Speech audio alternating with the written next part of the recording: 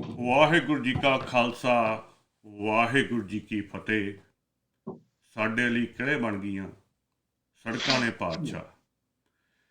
ਇਹ ਉਹ ਗੀਤ ਆ ਜਿਨ੍ਹਾਂ ਨੇ ਪਿਛਲੇ 3-4 ਮਹੀਨਿਆਂ ਵਿੱਚ ਪੰਜਾਬ ਦੀ ਜਵਾਨੀ ਨੂੰ ਇੰਨਾ ਟੁੰਬਿਆ ਕਿ ਅੱਜ ਤੁਸੀਂ ਜੋ ਸੜਕਾਂ ਤੇ ਦੇਖ ਰਹੇ ਹੋ, ਦਿੱਲੀ ਦੀਆਂ ਸੜਕਾਂ ਤੇ, ਉਹਦੇ ਵਿੱਚ ਬਹੁਤ ਵੱਡਾ ਹੱਥ ਮੇਰਾ ਮੰਨਣਾ ਆ ਕਿ ਪੰਜਾਬ ਦੇ ਕਲਾਕਾਰਾਂ ਦਾ ਆ। ਔਰ ਇਹ ਉਹਨਾਂ ਨੂੰ ਇੱਕ ਬਹੁਤ ਵੱਡਾ ਜਵਾਬ ਸੀ ਜਿਹੜੇ ਕਹਿੰਦੇ ਸੀ ਪੰਜਾਬ ਦੀ ਕਲਾਕਾਰੀ ਲੱਚਰ ਹੋ ਗਈ ਆ, ਪੰਜਾਬ ਦੇ ਕਲਾਕਾਰ ਇੱਦਾਂ ਦੇ ਗੀਤ ਗਾਉਂਦੇ ਆ, ਉੱਦਾਂ ਦੇ ਗੀਤ ਗਾਉਂਦੇ ਆ। ਔਰ ਇਹ ਸਾਰਿਆਂ ਦੀ ਸ਼ੁਰੂਆਤ ਜਿਹੜੇ ਗਾਣੇ ਤੋਂ ਹੋਈ, ਜਿਹਦੇ ਨਾਲ ਦਿੱਲੀ ਨੂੰ ਆਉਣ ਵੇਲੇ ਹਰੇਕ ਟਰੈਕਟਰ ਤੇ ਉਹ ਗਾਣਾ ਚੱਲ ਰਿਹਾ ਸੀ, ਪੇਚਾ। ਉਹਨੇ ਇੰਨਾ ਕੁ ਹੌਸਲਾ, ਇੰਨਾ ਕੁ ਜਨੂਨ ਸਾਡੀ ਜਵਾਨੀ ਵਿੱਚ ਭਰ ਦਿੱਤਾ ਕਿ ਲੋਕ ਟਰੈਕਟਰਾਂ ਦੇ ਟਰੈਕਟਰ ਭਰ ਕੇ ਦਿੱਲੀ ਵੱਲ ਨੂੰ ਤੁਰ ਪਏ। ਸੋ ਅੱਜ ਸਾਡੇ ਨਾਲ, ਆਪਾਂ ਜ਼ਿਆਦਾ ਸਮਾਂ ਖਰਾਬ ਨਹੀਂ ਕਰਨਾ, ਪਹਿਲਾਂ ਹੀ ਮੈਂ ਦੱਸ ਦੇਵਾਂ ਸੰਗਤ ਨੂੰ ਕਿ ਆਪਾਂ ਆਮ ਤੌਰ ਦੇ ਉੱਤੇ ਗੈਸਟ ਆਪਣੇ ਨਾਲ 1 ਘੰਟੇ ਵਾਸਤੇ ਹੁੰਦੇ ਆ, ਪਰ ਵੀਰ ਜੀ ਉਹਨਾਂ ਨੇ ਅੱਜ ਜਾਣਾ ਆ ਦਿੱਲੀ ਨੂੰ। ਇਹ ਆਏ ਹੋਏ ਸੀਗੇ ਤੇ ਇਹਨਾਂ ਨੇ ਅੱਜ ਦਿੱਲੀ ਨੂੰ ਹੁਣੇ ਥੋੜ੍ਹੀ ਦੇਰ ਬਾਅਦ ਕੂਚ ਕਰਨਾ ਆ, ਤੇ ਇਸ ਕਰਕੇ ਆਪਾਂ ਕੋਲ ਜਿੰਨਾ ਵੀ ਆਪਾਂ ਸਮਾਂ ਕੱਢ ਸਕਦੇ ਹਾਂ ਆਪਾਂ ਇਹਨਾਂ ਨਾਲ ਕੱਢਣਾ ਆ। ਤੇ ਚੰਗੀ ਗੱਲ ਹੋ ਗਈ ਵੈਸੇ, ਕਿਉਂਕਿ ਤੁਹਾਨੂੰ ਪਤਾ ਜਦੋਂ ਆਪਾਂ ਦਿੱਲੀ ਗੱਲ ਕਰਦੇ ਹਾਂ ਤਾਂ ਉੱਥੇ ਇੰਟਰਨੈਟ ਦੀ ਬੜੀ ਪ੍ਰੋਬਲਮ ਹੋ ਜਾਂਦੀ ਹੈ, ਜਿੱਦਾਂ ਕੱਲ੍ਹ ਵੀ ਹੋਈ ਸੀ ਸਿਰਸਾ ਸਾਹਿਬ ਨਾਲ, ਵਿੱਚ ਕੱਟਿਆ ਜਾਂਦਾ। ਸੋ ਇਹ ਵਧੀਆ ਹੋ ਗਿਆ ਵੈਸੇ ਕਿ ਆਪਾਂ ਜਿੰਨੀ ਵੀ ਗੱਲ ਕਰਾਂਗੇ ਕਲੀਅਰ ਕਰਾਂਗੇ ਇਹਨਾਂ ਨਾਲ। ਸੋ ਜਗਮੋਹਨ ਸਿੰਘ ਜੀ, ਆਪਾਂ ਜ਼ਿਆਦਾ ਸਮਾਂ ਨਹੀਂ ਖਰਾਬ ਕਰਨਾ, ਤੁਸੀਂ ਪ੍ਰੋਗਰਾਮ ਸਟਾਰਟ ਕਰੋ ਕਿਉਂਕਿ ਆਪਣੇ ਕੋਲ ਟਾਈਮ ਅੱਜ ਥੋੜ੍ਹਾ ਆ। ਬਿਲਕੁਲ ਜੀ। ਹਮੇਸ਼ਾ ਦੀ ਤਰ੍ਹਾਂ ਅਸੀਂ ਵੱਖ-ਵੱਖ ਸ਼ਖਸੀਅਤਾਂ ਲੈ ਕੇ ਆਉਂਦੇ ਹਾਂ। ਅੱਜ ਅਸੀਂ ਲੈ ਕੇ ਆ ਰਹੇ ਹਾਂ ਵੀਰ ਕੰਵਰ ਸਿੰਘ ਗਰੇਵਾਲ ਨੂੰ, ਤੇ ਮਹਾਨ ਸਿੰਗਰ ਹੈ ਪੰਜਾਬ ਦੇ। ਕਿਉਂਕਿ ਜਦੋਂ ਅਸੀਂ ਵੀ ਗੁਰਸਿੱਖੀ ਦੇ ਨਾਤੇ ਕਈ ਸਿੰਗਰਾਂ ਨੂੰ ਸੁਣਨਾ ਪਸੰਦ ਕਰਦੇ ਹਾਂ ਤਾਂ ਪਹਿਲੀ ਕਤਾਰ ਦੇ ਵਿੱਚ ਇਹਨਾਂ ਦਾ ਨਾਂ ਆਉਂਦਾ ਆ। ਸੋ ਇਹਨਾਂ ਨੂੰ ਇੱਥੇ ਵੀ ਇਹਨਾਂ ਦਾ ਸ਼ੋਅ ਵੀ ਹੋਇਆ ਸੀ, ਬੇਕਰਸਫੀਲਡ ਅਸੀਂ ਸੁਣਨ ਗਏ ਸੀ। ਧੰਨਵਾਦੀ ਹਾਂ ਵੀਰ ਮਨਪ੍ਰੀਤ ਢੀਂਡਸਾ ਤੇ ਦੌਲਤ ਦਾ, ਹੈਪੀ ਦੌਲਤ ਦਾ, ਜਿਨ੍ਹਾਂ ਨੇ ਸਾਡਾ ਇਹਨਾਂ ਨਾਲ ਸੰਬੰਧ ਕਰਾਇਆ, ਜਿਹੜਾ ਕਿ ਸਾਡਾ ਰਾਬਤਾ ਬਣ ਸਕਿਆ ਸੋ ਇਹ ਪ੍ਰੋਗਰਾਮ ਕਰਨ ਵਾਸਤੇ। ਸੋ ਜਿਹੜੇ ਵੀਰ ਸਾਨੂੰ ਦਰਸ਼ਕ ਦੇਖ ਰਹੇ ਆ ਪਿਓਰ ਪੰਜਾਬੀ ਤੇ, ਗੁਰਮਤ ਟੀਵੀ ਤੇ ਆਪਣੇ SDPM YouTube ਚੈਨਲ ਤੇ, ਗੁਰਮਤ ਟੀਵੀ ਤੇ, ਸੱਚ ਦੀ ਖੋਜ ਪੇਜ ਤੇ, ਉਹਨਾਂ ਸਾਰਿਆਂ ਦਾ ਜੀ ਆਇਆਂ। ਸੋ ਆਪਾਂ ਪਹਿਲਾ ਸਵਾਲ ਜਿਹੜਾ ਆ ਕੰਵਰ ਗਰੇਵਾਲ ਨੂੰ ਪੁੱਛਣ ਤੋਂ ਪਹਿਲਾਂ ਆਪਾਂ ਫਤਿਹ ਗਜਾਵਾਂਗੇ 10ਵੇਂ ਪਾਤਸ਼ਾਹ ਵੱਲੋਂ ਬਖਸ਼ੀ। ਵਾਹਿਗੁਰੂ ਜੀ ਕਾ ਖਾਲਸਾ, ਵਾਹਿਗੁਰੂ ਜੀ ਕੀ ਫਤਿਹ। ਹਾਂਜੀ ਵੀਰ ਵਰਿੰਦਰ ਸਿੰਘ ਜੀ, ਤੁਸੀਂ ਸ਼ੁਰੂਆਤ ਕਰ ਲਓ ਪਹਿਲੇ ਸਵਾਲ ਦੀ। ਹਾਂਜੀ, ਵੈਸੇ ਤਾਂ ਤੁਹਾਨੂੰ ਪਤਾ ਕਿ ਆਪਾਂ ਆਮ ਤੌਰ ਤੇ ਜਿਹੜਾ ਵੀ ਲੈ ਕੇ ਆਈਏ ਗੈਸਟ, ਉਹਨੂੰ ਪਰਸਨਲ ਲਾਈਫ ਬਾਰੇ ਪੁੱਛੀਦਾ, ਪਰ ਆਪਾਂ ਵੀਰ ਜੀ ਉਹਨਾਂ ਕੋਲ ਕਿਸੇ ਦਿਨ ਫੇਰ ਟਾਈਮ ਲਵਾਂਗੇ ਕਿਉਂਕਿ ਉਹਨਾਂ ਬਹੁਤ ਸਾਰਾ ਸਮਾਂ ਲੱਗ ਜਾਣਾ। ਪਰਸਨਲ ਲਾਈਫ ਜਾਣਨਾ ਜ਼ਰੂਰ ਚਾਹੁੰਦਾ ਆ। ਮੈਂ ਸਿਰਫ ਪੰਜਾਬੀ 1-2 ਗਾਇਕਾਂ ਨੂੰ ਹੀ ਸੁਣਦਾ ਆ, ਔਰ ਸਾਰਿਆਂ ਨੂੰ ਪਤਾ ਘਰ ਵਿੱਚ ਜਦੋਂ ਵੀ ਗੱਲ ਹੁੰਦੀ ਕਹਿੰਦੇ ਤੁਸੀਂ ਇਹਨਾਂ ਦਾ ਹੀ ਕਿਉਂ ਲਾ ਲੈਂਦੇ ਆ। ਮੈਂ ਕਿਹਾ ਕਿਉਂ, ਗਰੰਟੀ ਹੁੰਦੀ ਆ ਵੀ ਉਹਦੇ ਵਿੱਚ ਕੁਛ ਅਸ਼ਲੀਲ ਨਹੀਂ ਹੋਊਗਾ, ਸਾਫ਼ ਸੁਥਰਾ ਗੀਤ ਹੋਊਗਾ, ਇਸ ਕਰਕੇ ਘਰ ਉਹਨਾਂ ਦਾ ਸੁਣੀਦਾ ਆ। ਸੋ ਵੀਰ ਜੀ, ਉਹ ਆਪਾਂ ਪਰਸਨਲ ਲਾਈਫ ਫਿਰ ਕਿਸੇ ਦਿਨ ਕਰਾਂਗੇ। ਆਪਾਂ ਸ਼ੁਰੂ ਕਰਦੇ ਹਾਂ ਪੇਚੇ ਤੋਂ। ਪਹਿਲਾਂ ਤੁਹਾਡੇ ਦਿਮਾਗ 'ਚ ਆਈਡੀਆ ਕਿਵੇਂ ਆਇਆ? ਆਪਾਂ ਗੱਲ ਕਰਦੇ ਹਾਂ ਸ਼ੰਭੂ ਬਾਰਡਰ ਤੋਂ ਲੈ ਕੇ ਸਿੰਘੂ ਬਾਰਡਰ ਤੱਕ ਦਾ ਤੁਹਾਡਾ ਜਿਹੜਾ ਸਫ਼ਰ ਆ, ਸਿਰਫ ਇੰਨੇ ਟਾਈਮ ਦੀ ਗੱਲ ਕਰਾਂਗੇ ਵੀ ਕਿਵੇਂ ਆਈਡੀਆ ਆਇਆ ਵੀ ਇਹ ਸਾਨੂੰ ਜ਼ਰੂਰਤ ਆ ਇਸ ਟਾਈਮ ਦੇ ਉੱਤੇ, ਕਿਉਂਕਿ ਤੁਸੀਂ ਪਹਿਲਾਂ ਵੀ ਬਹੁਤ ਮੌਕੇ ਦੇ ਆਧਾਰਿਤ ਗਾਣੇ ਗਾਏ ਆ, ਪਰ ਆਹ ਬਹੁਤ ਟਿਕਾਣੇ ਤੇ ਸੀਗਾ ਔਰ ਤੁਹਾਡੇ ਪਿੱਛੇ ਸਾਰੇ ਹੀ ਕਲਾਕਾਰ ਤਕਰੀਬਨ ਤੁਰ ਪਏ ਔਰ ਇੰਨੇ ਕੁ ਗਾਣੇ ਆ ਗਏ ਆ, ਹੁਣ ਤੱਕ ਗਿਣਤੀ ਨਹੀਂ ਕੀਤੀ ਜਾ ਸਕਦੀ ਇਹਨਾਂ ਦੀ। ਹਾਂਜੀ ਵੀਰ ਜੀ। ਜੀ ਮੇਰੇ ਵੱਲੋਂ ਬਹੁਤ ਬਹੁਤ ਆਦਰ ਸਤਿਕਾਰ ਤੁਹਾਡਾ।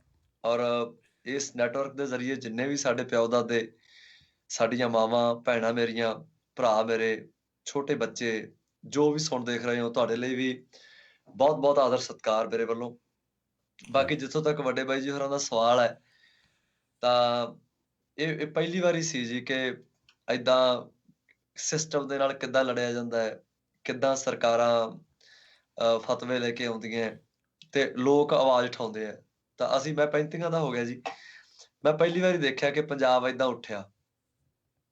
ਜਾਣੀ ਮੈਂ ਕਹਿ ਦੂੰਗਾ ਕਿ ਸੁੱਤਾ ਪੰਜਾਬ ਮੈਂ ਜਾਗਦਾ ਦੇਖ ਲਿਆ, ਮੈਂ ਕਰਮਾਨ ਹੈ। ਤਾਂ ਜਦੋਂ ਪਹਿਲੇ ਦਿਨਾਂ ਤੋਂ ਚੱਲੇ ਸੀ ਨਾ ਜੀ, ਸਤੰਬਰ ਮਹੀਨੇ ਤੋਂ, ਤਾਂ ਉਦੋਂ ਲੱਗਦਾ ਸੀ ਕਿ ਕਲਪਨਾ ਜ਼ਰੂਰ ਸੀ ਗੀਤਾਂ ਦੇ ਵਿੱਚ। ਉਸ ਤੋਂ ਵੀ ਪਹਿਲਾਂ ਇੱਕ ਗੀਤ ਆਇਆ ਸੀ, ਤੈਨੂੰ ਦਿੱਲੀ ਇਹ ਇਕੱਠ ਪਰੇਸ਼ਾਨ ਕਰੂਗਾ, ਫਸਲਾਂ ਦੇ ਫੈਸਲੇ ਕਿਸਾਨ ਕਰੂਗਾ। ਬਿਲਕੁਲ। ਉਹ ਜਦੋਂ ਵੀ ਮੇਰਾ ਦੋਸਤ ਹੈ ਵਰੀ ਰਾਏ, ਤਾਂ ਬਹੁਤ ਚੰਗਾ ਲਿਖਦਾ ਹੈ, ਤਾਂ ਅਸੀਂ ਬੈਠ ਕੇ ਕਲਪਨਾ ਕੀਤੀ ਸੀ ਕਿ ਹੋ ਸਕਦਾ ਏਦਾਂ ਕਿ ਵਾਕਈ ਏਡੇ ਏਡੇ ਇਕੱਠ ਹੋ ਜਾਣ ਔਰ ਜਾਗਦੀਆਂ ਜ਼ਮੀਰਾਂ ਵਾਲੇ ਲੋਕਾਂ ਦੇ ਇਕੱਠ ਹੋ ਜਾਣ, ਚੇਤਨ ਲੋਕਾਂ ਦੇ ਇਕੱਠ ਹੋ ਜਾਣ। ਤਾਂ ਉਹ ਵਾਕਈ ਓਦਾਂ ਹੋਇਆ ਜੀ। ਜਦੋਂ ਹੌਲੀ ਹੌਲੀ ਧਰਨਿਆਂ 'ਚ ਅਸੀਂ ਰੋਜ਼ ਜਾਂਦੇ ਸੀ, ਇੱਥੇ ਪਹਿਲਾਂ ਜਦੋਂ 2-2.5 ਮਹੀਨੇ ਪੰਜਾਬ 'ਚ ਲੱਗੇ ਆ ਜੀ, ਤਾਂ ਹਰ ਰੋਜ਼ ਦੇਖਦੇ ਸੀ ਕਿ ਇਕੱਠ ਸ਼ੁਰੂ 'ਚ ਤੁਸੀਂ ਯਕੀਨ ਕਰਿਓ ਕਿ 15-20 ਜਥੇਬੰਦੀਆਂ ਦੇ ਬੰਦੇ ਬੈਠੇ ਹੁੰਦੇ ਸੀ। ਹੂੰ ਹੌਲੀ-ਹੌਲੀ ਅਸੀਂ 50 ਦੇਖੇ, 100 ਦੇਖੇ, 500 ਦੇਖਿਆ, 1000 ਦੇਖਿਆ। ਫਿਰ ਜਦੋਂ ਕਈ ਹਜ਼ਾਰਾਂ 'ਚ ਇਕੱਠ ਹੋਣ ਲੱਗ ਗਏ ਤਾਂ ਫਿਰ ਸਾਨੂੰ ਲੱਗਿਆ ਕਿ ਉਹ ਕਲਪਨਾ ਸੱਚੀਓ ਗੁਰੂ ਮਹਾਰਾਜ ਦੀ ਕਿਰਪਾ ਹੋ ਰਹੀ ਆ, ਉਹ ਸੱਚ ਹੋਣਗੀਆਂ ਕਿ ਵਾਕਈ ਉਹ ਇਕੱਠ ਹੋਣਗੇ ਜਿਹੜੇ ਇੱਕ ਦਿਨ ਦਿੱਲੀ ਨੂੰ ਸੋਚਣ ਲਈ ਮਜਬੂਰ ਕਰਨਗੇ ਕਿ ਇਹ ਬਿੱਲ ਸਾਥੋਂ ਜਾਣੀ ਲਾਗੂ ਕਰਕੇ ਕੋਈ ਗਲਤੀ ਹੋਈ ਆ। ਤਾਂ ਇੱਕ ਦਿਨ ਅਚਾਨਕ ਮੈਂ ਤੇ ਹਾਰਫ ਔਰ ਗੱਲਬ ਅਸੀਂ ਤਿੰਨੇ ਕਾਰ 'ਚ ਜਾਂਦੇ ਸੀ।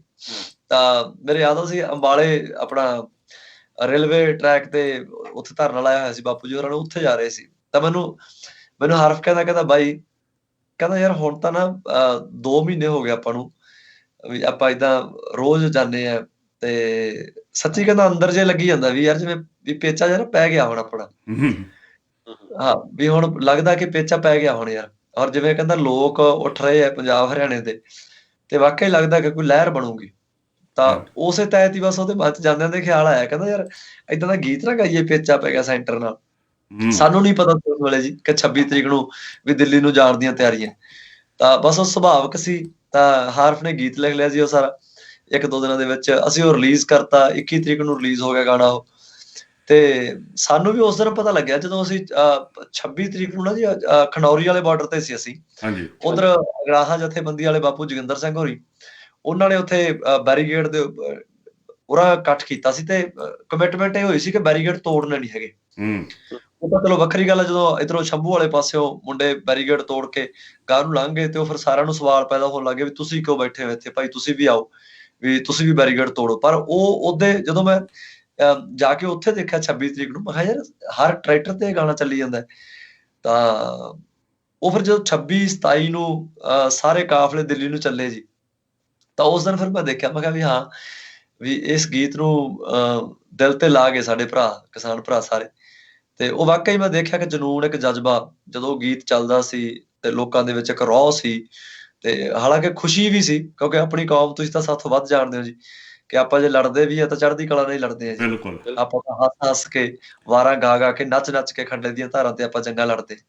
ਸੋ ਉਹ ਲੱਗਦਾ ਸੀ ਉਹ ਰੌਹ ਉਸ ਦਿਨ ਅੱਖੀਂ ਦੇਖਿਆ ਸਾਰਾ ਜੀ। ਤਾਂ ਬਸ ਇਹ ਯਾਤਰਾ ਸੀ। ਉਸ ਤੋਂ ਬਾਅਦ ਫਿਰ ਹੌਲੀ-ਹੌਲੀ ਲੱਗਦਾ ਗਿਆ ਕਿ ਹੋਰ ਗੀਤ ਵੀ ਗਾਉਂਦੇ ਰਹੀਏ ਨਾਲ-ਨਾਲ, ਜਿਵੇਂ ਬਾਅਦ 'ਚ ਵੀ ਗੀਤ ਹੋਰ ਬਥੇਰੇ ਆਏ, ਜਿਵੇਂ ਪਾਤਸ਼ਾਹ ਗੀਤ ਤੁਸੀਂ ਪਹਿਲੋਂ ਚੈਨਲ ਤੇ ਸੁਣਾ ਰਹੇ ਸੀ ਸੰਗਤ ਨੂੰ। ਹਾਂਜੀ ਤਾਂ ਜਾਂ ਨੀ ਜਵਾਨੀ ਏ ਰੱਖੀ ਬੇਬੇ ਬਾਪੂ ਦਾ ਖਿਆਲ, ਖਿਆਲ ਹਾਂਜੀ ਆਖਰੀ ਫੈਸਲਾ, ਸਾਨੂੰ ਅਸੀਂ ਕੰਢਿਆਂ ਤੇ ਸੌਂਦੇ ਕੰਢਾ ਤਾਰ ਕੀ ਕਰੂ, ਹੂੰ ਇਹਨਾਂ ਛਾਤੀਆਂ ਨੂੰ ਪਾਣੀ ਦੀ ਵਿਛਾਰ ਕੀ ਕਰੂ, ਯੋਧੇ ਮਿੱਥ ਕੇ ਆਏ ਨੇ ਜਿੱਤਣਾ ਜਾਂ ਮਰਨਾ, ਹੋਈ ਪਈ ਐ ਲਾਚਾਰ ਸਰਕਾਰ ਕੀ ਕਰੂ, ਰੰਗ ਕੇਸਰੀ ਸਿਰਾਂ ਤੇ ਨੀਲੇ ਬਾਣੇ ਪਹਿਨ ਕੇ, ਵਾਹ ਘਰੋਂ ਨਿਕਲੇ ਨੇ ਗੁਰਪ੍ਰਸਾਦ ਬੋਲ ਕੇ, ਅਸੀਂ ਪੜਾਂਗੇ ਕਿਸਾਨ ਮਜ਼ਦੂਰ ਏਕਤਾ ਤੇਰਾ ਛੁੱਟਣਾ ਏ ਖਹਿੜਾ ਜ਼ਿੰਦਾਬਾਦ ਬੋਲ ਕੇ। ਵਾਹ ਸੋ ਜਿਵੇਂ ਅੱਜ ਵੀ ਇੱਕ ਗਾਣਾ ਤੜਕੇ ਹੀ ਆਇਆ ਜੀ, ਹਾਂਜੀ ਮੈਂ ਉਹਦੇ ਬਾਰੇ ਜਿੱਤੂਗਾ ਪੁੱਛਣਾ ਪੰਜਾਬ, ਸੀ ਹਾਂਜੀ ਜੀ ਜਿੱਤੂਗਾ ਪੰਜਾਬ ਮੈਚ ਚੋਟੀ ਦਾ, ਕਿੱਥੇ ਹਾਰਦੇ ਆ ਮਸਲਾ ਏ ਰੋਟੀ ਦਾ। ਸੋ ਮੇਰਾ ਕਹਿਣ ਦਾ ਮਤਲਬ ਜੀ ਇਹ ਸੀ ਕਿ ਨਾਲ-ਨਾਲ ਅਸੀਂ ਗੀਤ ਵੀ ਕਰੀ ਜਾਂਦੇ ਹਾਂ ਕਿਉਂਕਿ ਅਸੀਂ ਦੇਖਿਆ ਸੰਗੀਤ ਦਾ ਅਸਰ ਏਦਾਂ ਇੱਕ ਸੋਸ਼ਲ ਕਾਜ਼ ਦੇ ਲਈ, ਇਸ ਤਰ੍ਹਾਂ ਦੀ ਕ੍ਰਾਂਤੀ ਦੇ ਲਈ ਕਿ ਕਿੰਨਾ ਅਸਰ ਹੈ।